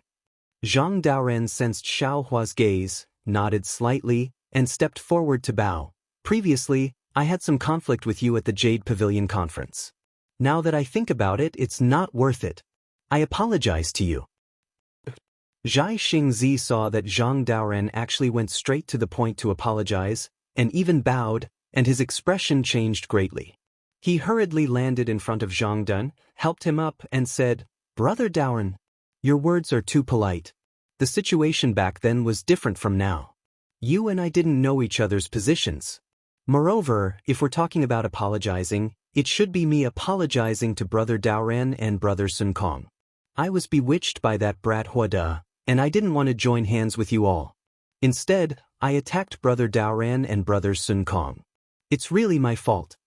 Zhang Daoren's temperament was relatively calm, and he was very clear that when entering the bewildering formation together, trust between everyone was extremely important. Thus, he apologized as soon as they met. If this were to happen to Sun Kong, he definitely wouldn't do such a thing. On the other hand, Zhai Xingzi was the same. Now that Zhang Daoren was leading the way, Zhai Xingzi hurriedly stepped back and apologized. Sun Kong naturally understood the situation and stepped forward to bow. In this way, although the three late nascent soul grandmasters who each occupied a region couldn't be said to have buried the hatchet, this kind of harmony had never been seen before. At this moment, an extremely untimely cold snort sounded, and a somewhat mocking female voice sounded, How hypocritical!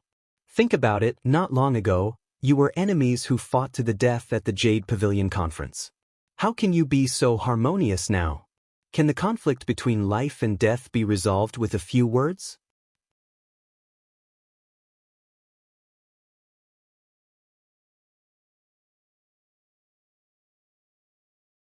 Chapter 37:11. This immortal friend is? Zhang Daoren's expression did not change as he glanced at the girl and asked. Sun Kong, who was standing at the side, was a little angry. He glared at the woman. Zhai Xingzi's face was very awkward as he quickly smiled and said, This is my wife's good friend.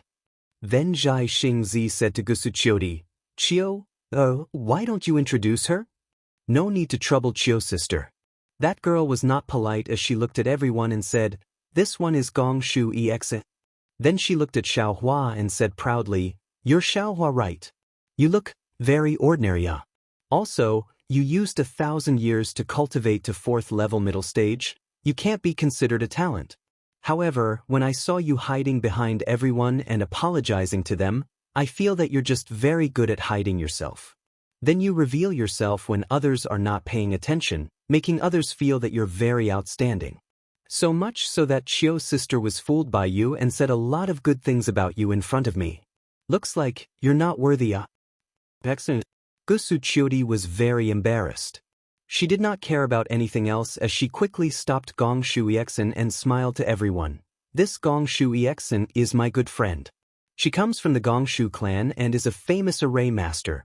Gongshu clan is Gongshu clan, Gongshu Exen is Gongshu Exen. Chio's sister, how can you be so unscrupulous? Gongshu Exen frowned and said with dissatisfaction, could it be that you've been tainted by the secular world after being banished to the mortal world? Gusu Chiodi blushed and did not know how to answer. This question with a double meaning was really awesome. Xiaohua rubbed his nose and smiled. This one is the Xiaohua you're talking about.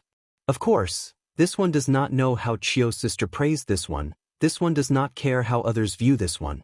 This one only cares about the 3 Dao friends of my Dao sect who were on par with each other and fought to the death in the Jade Pavilion gathering because of the Confucian cultivator's trap. Now that they saw their own shortcomings and knew their mistakes, they were brave enough to admit it. Even if these few simple words could not eliminate each other's wariness, but this is still an improvement. Although it's just a little bit, it's enough for them to sit together, enough for them to have the possibility of working together. What's the use of saying so much? This were all fake. Humans were selfish. When there was no conflict of interest, they could be closer than brothers. Once there was a conflict of interest, who would be able to stay true to their hearts? Who would be able to restrain their own selfish desires? Who can restrain their greed? Gongshu Isen retorted without any trace of politeness. Xiaohua narrowed his eyes and looked at Gongshu Exen. He said with a smile, Miss is very insightful and understands a lot. It's a pity, you've lost a lot because of this. Old Senior Xiao, save it. Gongshu Exen said coldly, in this world there are too many hypocrites like you, that's why the world is so foul. If everyone was as magnanimous as me, how could there be so much trouble? Exen, take a look. Gusu Chiodi raised her hand. It was the location of the Misty Mountain Maze. She smiled and said, that is the famous Misty Mountain Maze. No one has been able to break it for tens of millions of years. Come, I will accompany you to take a look. Hearing this, Gong Shui Xian's eyes lit up. She said anxiously, is that so? Right here? Let's go. Sister will accompany me to take a look. Gusu Chiodi winked at Xiaohua and left with Gong Shui Exen. Xiaohua touched his nose helplessly and looked at Zhai Xingzi, not knowing whether to laugh or cry.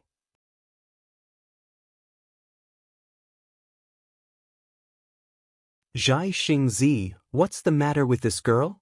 Sun Kong Shangren didn't care so much and shouted, if Daoist Xiao was not here, don't blame this old man for not giving face. Sorry. Zhai Xingzi knew he was in the wrong and hurriedly said with a smile, I believe Daoist Xiao has already told you 2 fellow Daoists.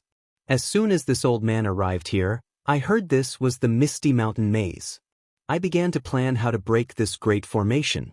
My humble wife transmitted that she knew a great formation master. This old man knew that our Dao sect's formation Dao had been lost for a long time. If we could find a great formation master, it would naturally be of great help to us.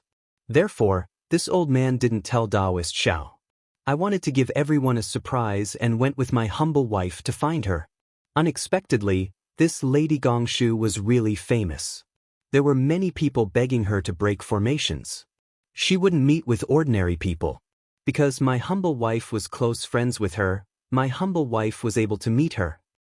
Unfortunately, when my humble wife met her, the Gongshu clan's clan head happened to have a clan order for her to help someone set up a formation. Naturally, she didn't dare to disobey the clan order. This old man and my humble wife could only accompany her. See, We were delayed after a round trip. However, this trip also broadened this old man's horizons. This Gongshu Xian's formation Dao is indeed formidable. That, a clan within 1,000 li radius was protected by her formation. In this old man's eyes, without the strength of mid-5th level origin energy, I'm afraid it's impossible to break through. Hiss.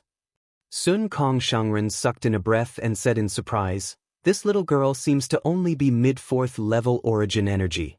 The formation she set up is actually so formidable? That's not the only thing that's formidable. Zhai Xingzi said with a smile, Brother Sun Kong, do you know why this little girl is so arrogant and doesn't put us late-stage nascent soul cultivators in her eyes? Even Zhang Daoran was curious in his heart.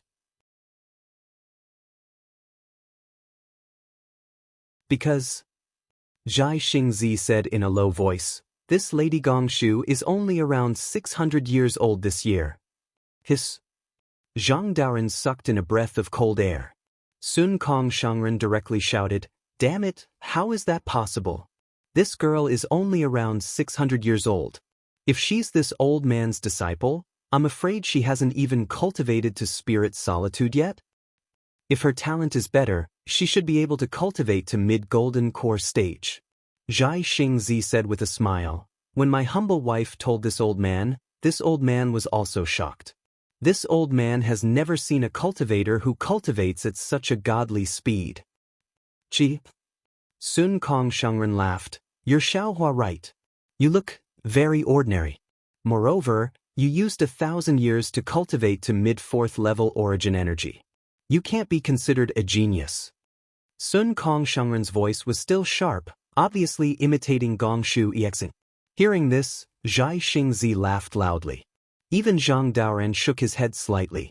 At this time, who still didn't know what Gusu Qiudi was thinking.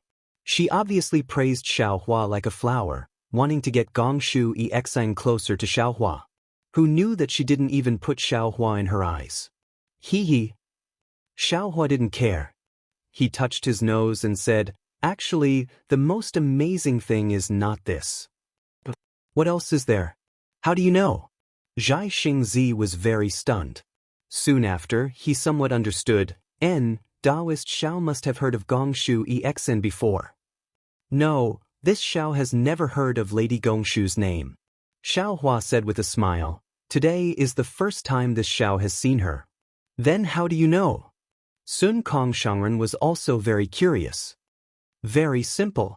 Xiaohua said with a smile, but those who are infatuated with the path of formation will inevitably have distractions and can't concentrate on cultivation.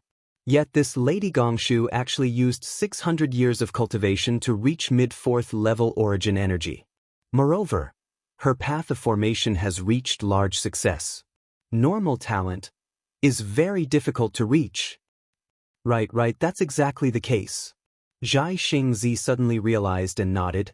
No wonder when this old man praised her for her high cultivation at a young age, she was still somewhat disdainful. If Qiu wasn't beside me, she would definitely ridicule this old man. Ignorant of worldly affairs, only looking at one's heart, ignoring worldly affairs, and concentrating on cultivation. Zhang Daoran also understood, it seems that there are gains and losses. She is a disciple of the Gongshu family. Her starting point is different from ours. Even if she has flaws on her body, it doesn't count for much in the eyes of others. Sun Kong Shangren smiled coldly. Xiaohua blinked his eyes and said thoughtfully, isn't this what the people of the secular world say? A white face covers 100 ugliness? This girl is not only white, but also not ugly. Sun Kong Shangren laughed loudly. The group of disciples standing at the side also couldn't help but laugh. Let's go, we should also go take a look at the Great Formation. Xiaohua knew that Sun Kong Shangren was teasing him, but he didn't care. Fellow Daoist has already reached this level. Even if they don't become sworn brothers, what difference is there between them? Good, let us also take a look at this Gongshu family girl's methods. Zhai Xingzi extended his hand and invited Zhang Daoran to go first. Zhang Daoran thought for a moment, nodded at everyone, and flew up first. He was the oldest, and his cultivation had also reached the peak of the late nascent soul stage. Not counting Xiaohua's methods, just looking at Xiaohua's cultivation, it was reasonable for Zhang Daoran to be the leader.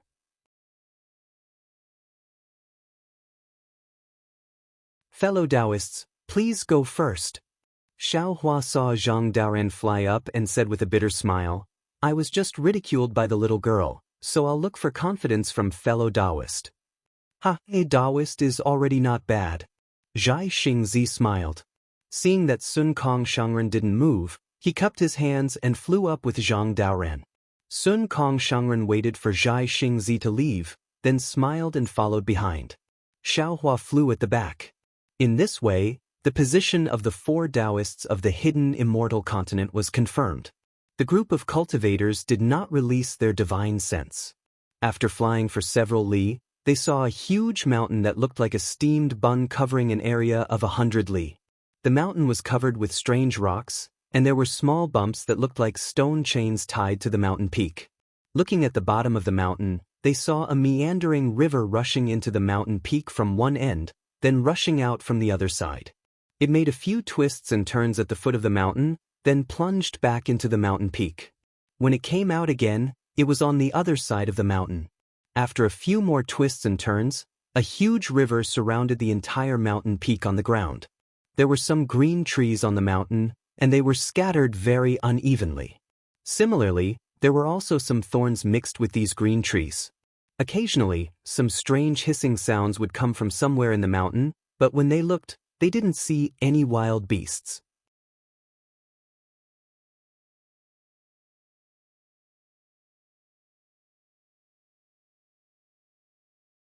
Chapter 37:12. Similarly, the river at the edge of the mountain continued to flow, but there was a hint of green fluorescence in it. There were no fish or aquatic plants to be seen. At the riverside, there were also fist-sized cobblestones. Each one was smoother than the next, shining under the sunlight. Aquatic plants that were usually seen at the riverside were nowhere to be seen here. Only a few thousand feet away from the riverside, there were sparse aquatic plants and moss. Only then did some tiny grasshoppers and other small things become active. The mountain looked a little strange, but when one's divine sense swept out, there were no fluctuations of magic power. Even the chi of heaven and earth was no different from other places. There were no signs of condensation. Furthermore, at the far end of the mountain, there was a large forest. The trees were lush and the wind blew. It was full of vitality. Apart from the place where Xiaohua and the others came from, there was a large flat area that was several li wide. On the other side of the mountain, there were even taller mountain ranges. It seemed that those 2 mountain ranges were precipitous and had strange peaks that were even more imposing than this mountain. When Xiaohua and the others arrived, Gusu Qiudi and Gongshu Isin weren't near them. They probably went to the side to explore. Xiaohua and the others didn't mind. Zhang Daoran looked to the left, then turned to Xue Ping and the others and said, After I got your jade eyes, I studied it carefully. I found that your opinions were not unanimous.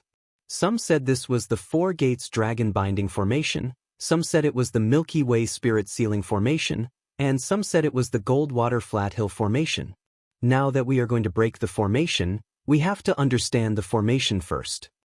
Xue Ping said respectfully, Senior, please know that I was the first to arrive at this place according to the map. However, I'm not well versed in the Tao of array formations. Based on the trajectory of the mountain and the few jade eyes I have, I discovered that the ridges on the mountain are like chains. Furthermore, the mountain is above the water, which is very similar to the 4 Gates Dragon Binding Array passed down in ancient times. As for the other formations, they are the opinions of the other Taoists. Of course, I know that our cultivation is shallow and our knowledge is even more limited. These things are recorded in the jade eyes for reference. It's nothing. And Zhang Daoran nodded, then looked towards Zhai Xingzi and Xiaohua, asking, Fellow Daoists, what do you think? Zhai Xingzi smiled and said, I've thought about it before, and I've even looked at the terrain here. But now that the formation master of the Gongshu family is here, I'd better not embarrass myself. That's right. Xiaohua also said with a smile, everyone has their shortcomings and strengths. The matter of breaking the array should be left to Miss Gongshu. When Zhang Daoran was about to speak, Sun Kong waved his hand and said, although the girl from the Gongshu family is a formation master, all she knows is origin formations. We are Dao sect cultivators, and Senior Tsang Langzi's cave is also a Dao sect formation. Even if we listen to the girl's opinion, we can't embarrass the Dao sect. We still have to say what we want to say. This old man had some misgivings earlier. Now, I'm going to take a closer look. When I find something, I'll discuss it with you. All right. Zhang Daoran nodded. This old man will go with you. Then he said to Xiaohua, Brother Xiao, follow fellow Daoist Zhai Xing to find the girl from the Gongshu family. Xiaohua thought for a moment and said, that girl is obviously disgusted with me. I'd better not provoke her. Fellow Daoist Zhai Xing can go by himself. Zhai Xingzi knew that Gusu Qiudi helped Xiaohua and felt a little self-defeating.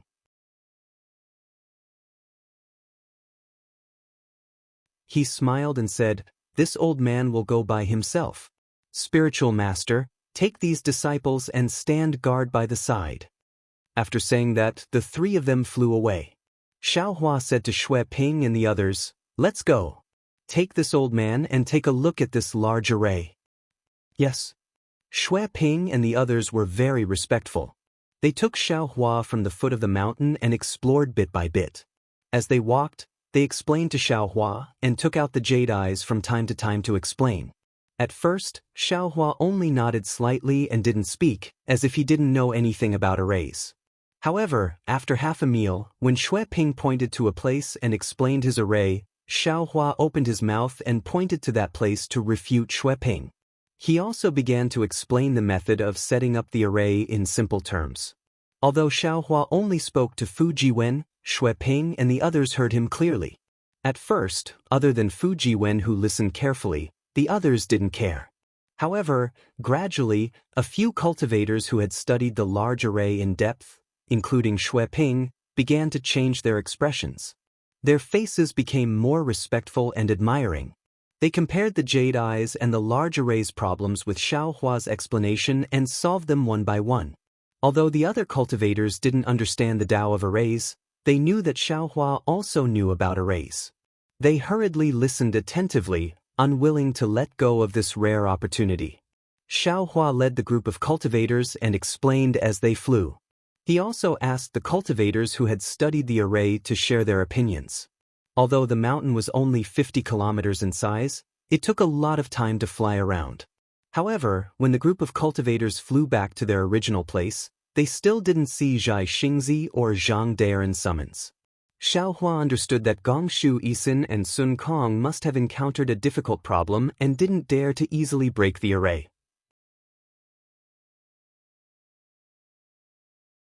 In fact, although Xiaohua himself taught Fu Jiwen and the others a lot of the Tao of arrays based on this large array, it had nothing to do with breaking the array. He himself was also confused about this large array. This was a large array set up by a cultivator who had passed the tribulation. How could it be easy to break? Fu Jiwen, according to what I said, take a look at it yourself. This kind of ancient forbidden array is really hard to come by. It's a good opportunity.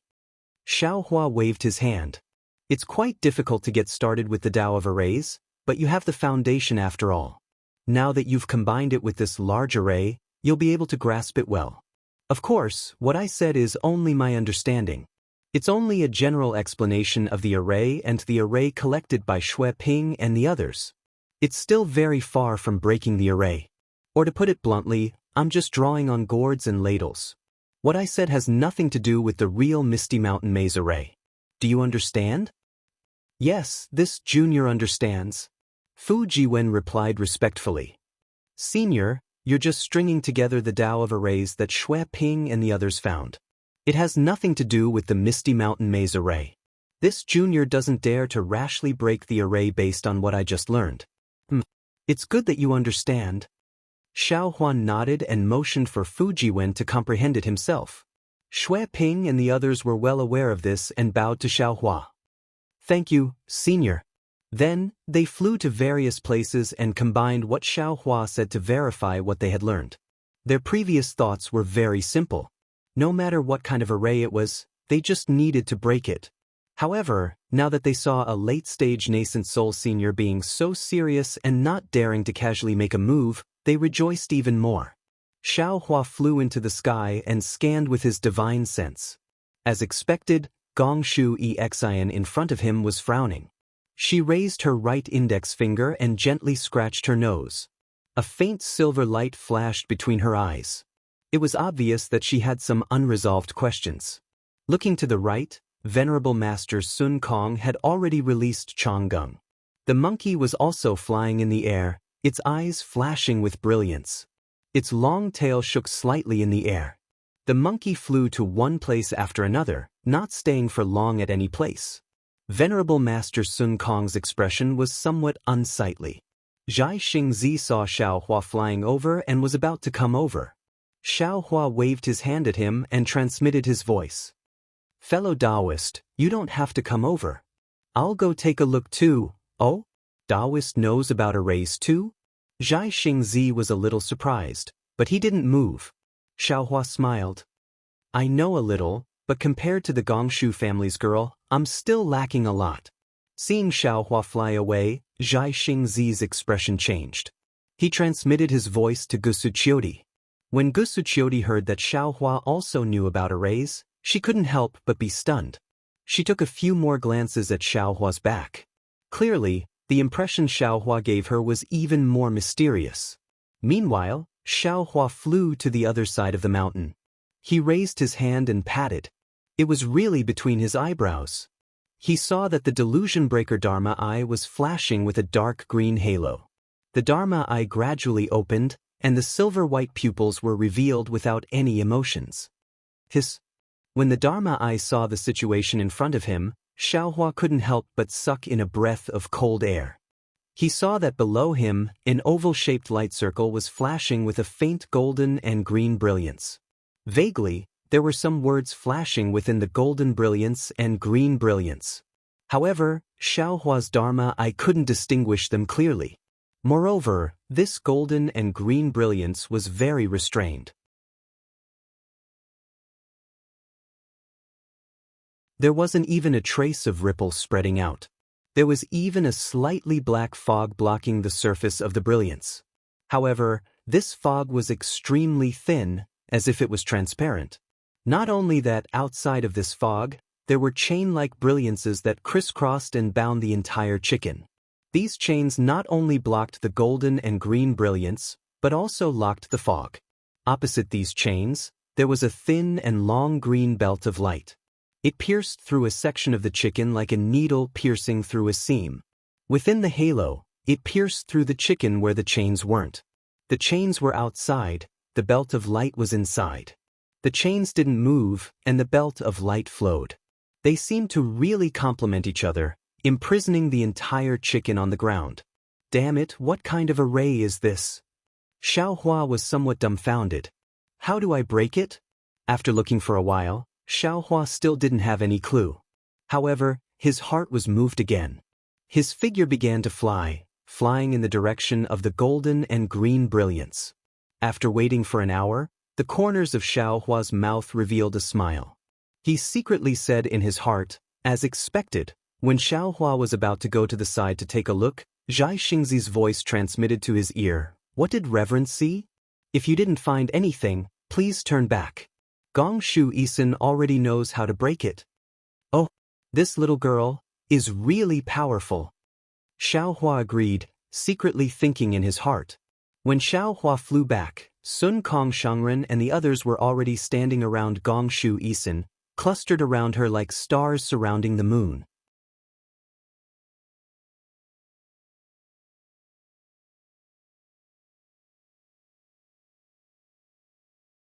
Chapter 37:13. Gongshu Xian's face was a little red, and her sparkling eyes showed a kind of excitement. Apparently, she had found her favorite thing.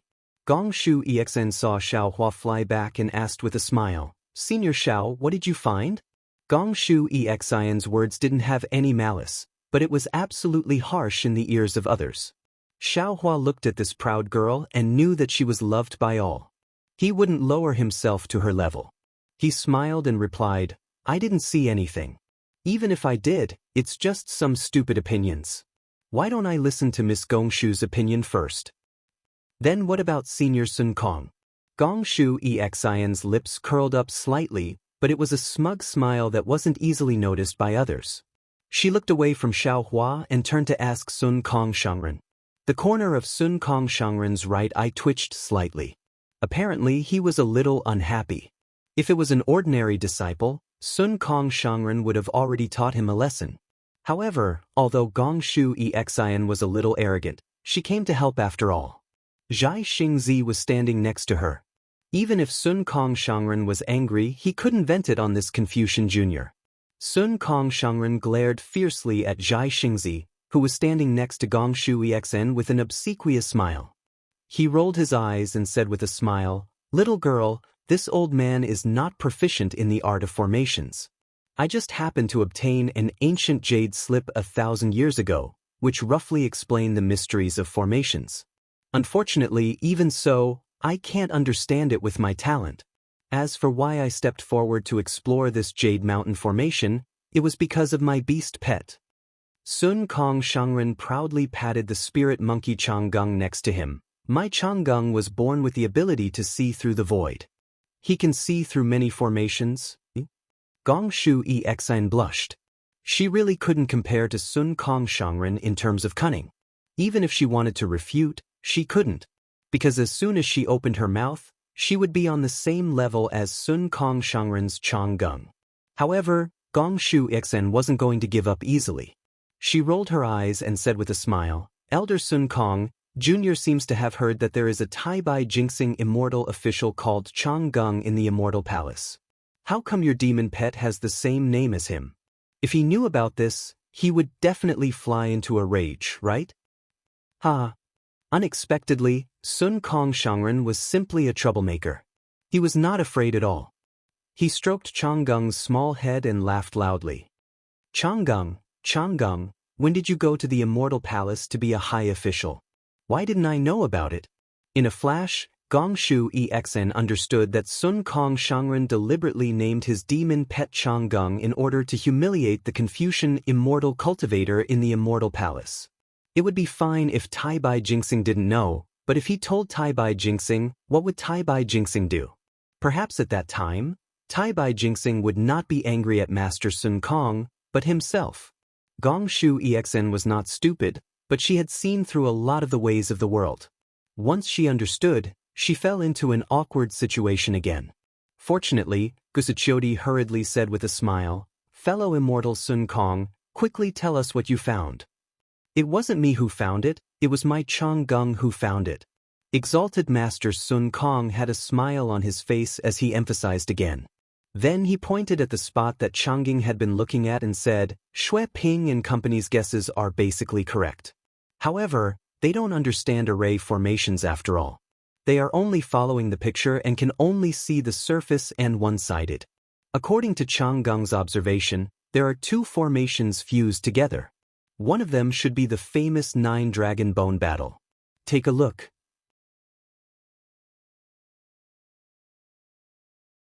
The ridges on this mountain are made up of 9 dragon souls. Senior Tsang Longzi condensed them into chains to seal the entire formation. If we can't break the 9-dragon bone battle, we won't be able to reveal the cave. What else? Gongshu Xian asked with a smile, as if she had a card up her sleeve. Sun Kong Shangren looked at the smile and immediately understood the meaning behind it.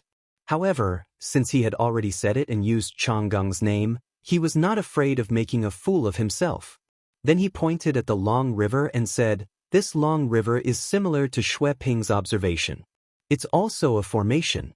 If I'm not wrong, it should be the 9 demon subduing formation. However, this formation is a hidden one, which should complement the 9-dragon bone battle formation. One is bright and one is dark, one is yin and one is yang. If we want to show Senior Tsang Longzi's cave residence, we have to break the 2 formations at the same time. If we break one first, the other formations will counterattack. Of course, if we can't break any of the formations, the yin and yang formations will counterattack together, which will be more powerful. Presumably, the vision recorded in the jade eyes is that we can't break the formations at the same time and cause the formation to counterattack. Clap clap. Before Zhang Daoran and the others could speak, Gong Shu Exn clapped her hands and said, "Senior Sun Kong is indeed amazing. You really saw through this formation." Hee hee, little girl. Hearing Gong Shu Exn's praise, Sun Kong Shangren didn't look happy at all. He said faintly, "You should say the but first." As expected, Gong Shu Exn continued, "But you only saw through 30 to 40% of the formation. If you break the formation, I'm afraid we won't have any chance to enter." 30 to 40%? Not to mention Sun Kong Shangren, even Zhai Xingzi and the others were shocked.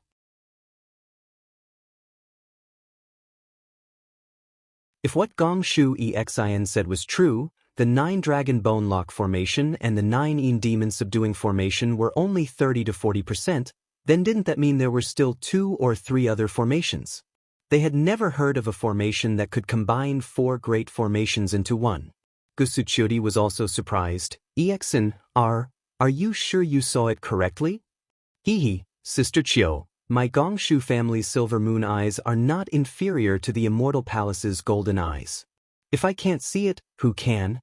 Gongshu Exn replied proudly. "That's true." Gusu Chiodi nodded. Sister's clear eyes technique didn't seem to be able to see anything.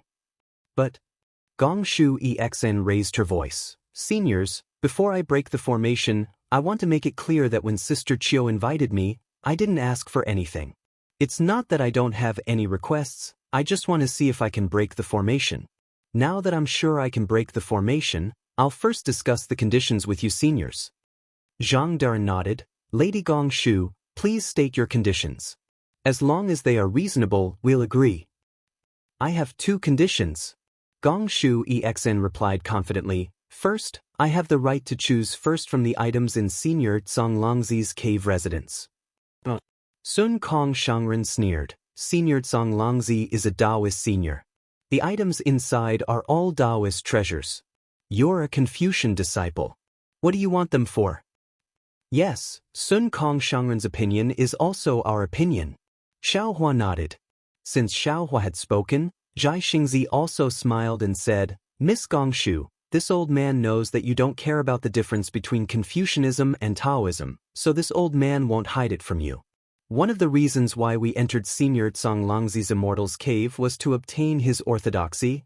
"Yes, I understand." Gongshu Exn interrupted Zhai Xingzi impolitely, but it was this interruption that revealed her determination to enter the cave residence. Gongshu Exn said, "In that case, I can take a step back.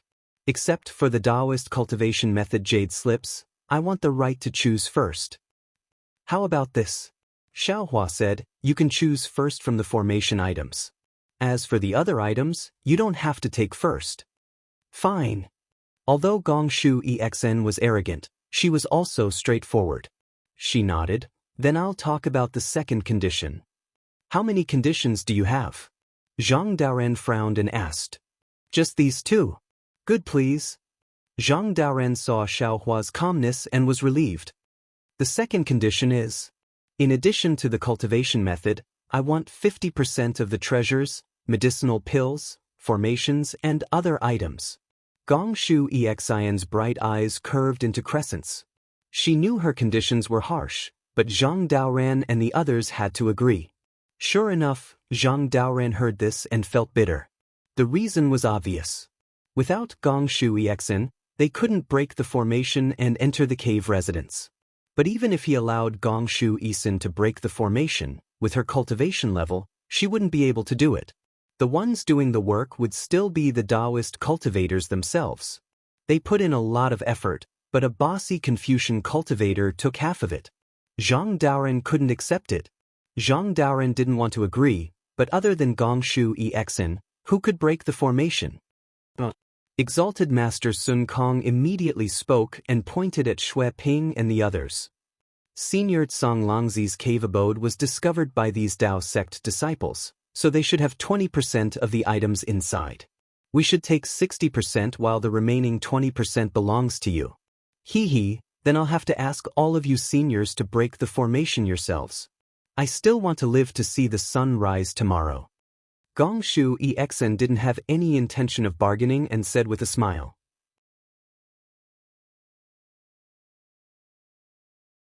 How about this? Gusu Chiodi naturally stepped forward and said with a smile, Exen, I don't want my share. You take 30%. After all, Senior Daoran and Daoist Xiao are the main force. Without them, even if you know the method, you can't break the formation, right? Gongshu Exen retorted, my Gongshu clan has no lack of 4th or 5th level cultivators. As long as there's an ancient maze formation here, it's easy to call a few over.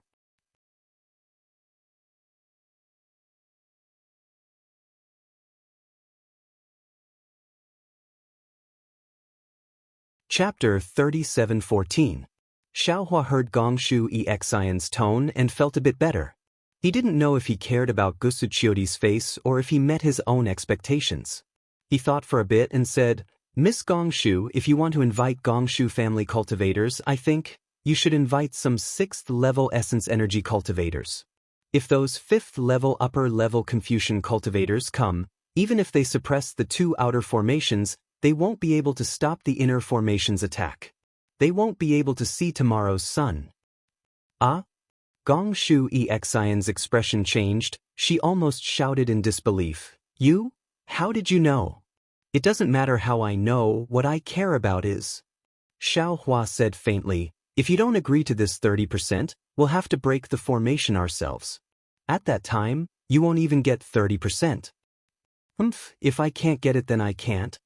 Gongshu Exen snorted, you just saw through the flaws, I don't believe you can, hee.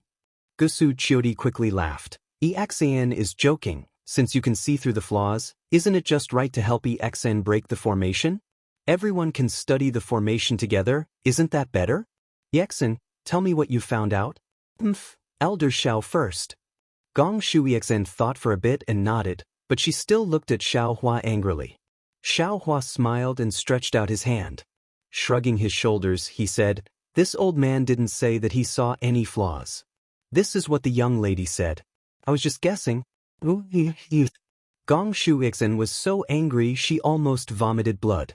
She said everything herself. Xiaohua didn't say how she knew there was an origin formation inside. I don't believe you, you didn't see it. How do you know there's an origin formation inside? At this time, Gongshu Exen was no different from a little girl who was vindictive. She completely exposed the purity of her cultivation. Xiaohua said, what's so hard about that? Song Longzi was a tribulation senior. This formation had been attacked by Confucian cultivators, Buddhist cultivators, and demon cultivators, but it had not been broken. Obviously, Song Longzi was a master of formations. It would not be strange if the defensive formation he had set up had 3 or 4 layers, let alone 2. Even if there are origin formations, Buddhist formations, and demonic formations inside, this old man wouldn't be surprised. This old man only said that there's an origin array inside. What's there to be surprised about? Gongshu Exen was completely speechless. Xiaohua's words were really not wrong. He didn't need any special silver moon eyes. He could guess it just by thinking about it. Of course, there was an essential difference between seeing and guessing. The problem was that she had mixed up what she saw with what Xiaohua had guessed. She thought that Xiaohua had also discovered it, which was why she had given in. You stinky men only know how to bully us weak women. Gusu Chiodi smiled and pulled Gongshu Exion's arm. Don't lower yourself to the same level as these men. Quick, show them what you found and let them know the power of us women. Also teach them what it means to be a woman who is not inferior to a man. Gusu Chiodi's words were obviously biased towards an outsider. Gongshu Exen was straightforward but not an idiot. Of course she could hear it. But she also knew that this was a way out and she should take advantage of it. Thinking for a moment, Gongshu Exion fiercely glared at old Senior Xiao and pointed with her finger. It's exactly as old Senior Xiao guessed. This, guessed, was very heavy. Moreover, Xiaohua's face that was stared at by the Gongshu family's Silver Moon Eyes secret technique twitched slightly as if he was stung by a wasp. Speaking of formations, Gongshu Exen seemed to have changed into a different person. She was no longer arrogant, willful, or haggling.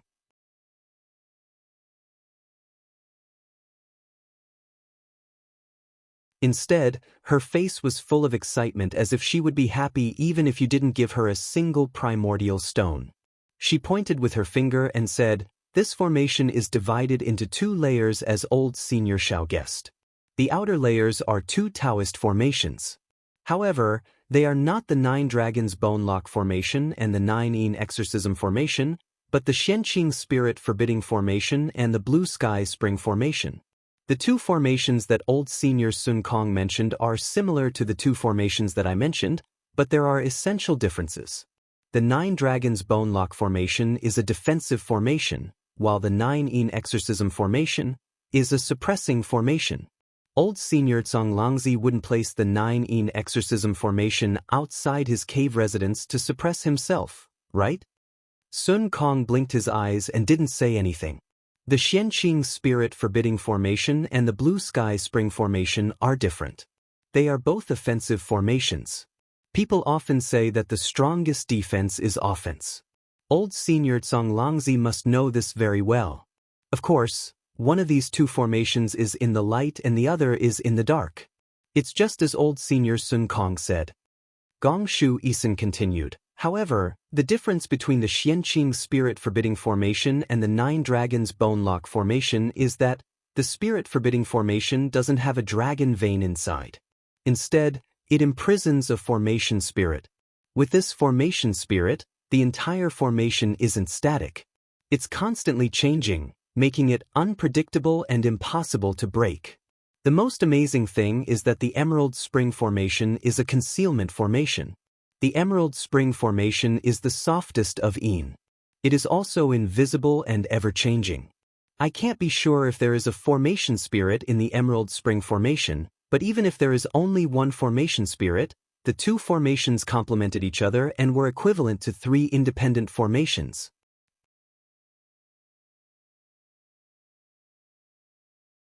Formation spirit? Xiaohua frowned. What's that? Is it a formation spirit? Gongshu Isin shook her head. Formation spirit? That's just a legend. Not to mention this one doesn't know about it, even my Gongshu family, and even the Confucian inheritance have never had this kind of formation spirit. The formation spirit I'm talking about is the demon spirit, living soul, or beast soul imprisoned inside the formation. These formation spirits can not only increase the flexibility of the formation, but the more powerful the formation spirit is, the more powerful the formation will be. I see. Xiaohua understood. Then what's the origin formation I'm talking about? Gongshu Isin rolled her eyes at Xiaohua and said, in addition to the 2 Daoist formations outside the Misty Mountain Maze formation, there are 2 more formations inside. What? Zhai Xingzi was shocked. 2 origin formations. No, one is an origin formation, and the other is a Buddhist formation. Gongshu Isin shook her head. However, my silver moon eyes are not strong enough. I can only see the origin formation and the Buddhist formation from the flaws of the 2 Daoist formations. I can't tell what kind of formations they are for now. Only after we break the 2 Daoist formations can I begin to break these 2 formations. But, seniors don't worry about the origin formation. Senior Longlangzi is a Taoist senior after all. This one has some confidence in breaking his origin formation. Girl, didn't you say it just now? If we don't break the 2 formations inside at the same time, when we break the 2 outer formations, will we be attacked by the 2 inner formations?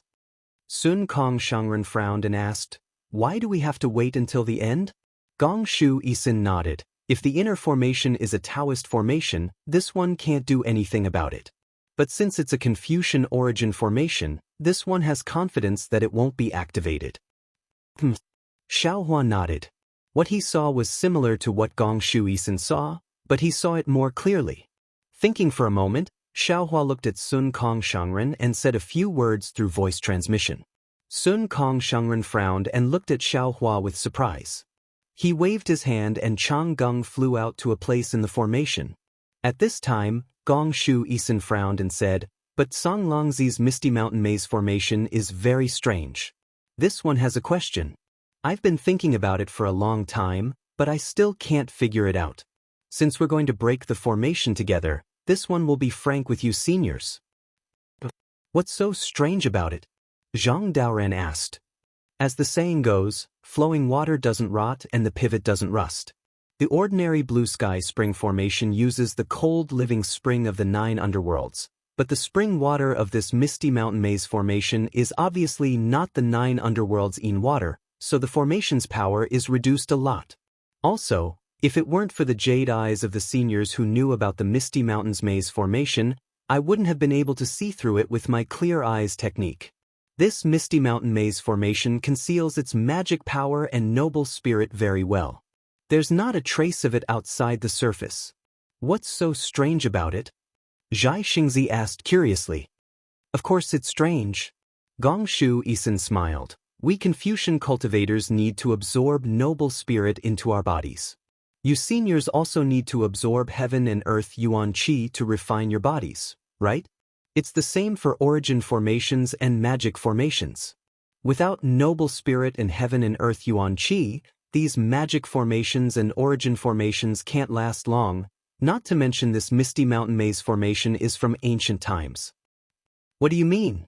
Xiaohua's heart also moved as he thought of a possibility.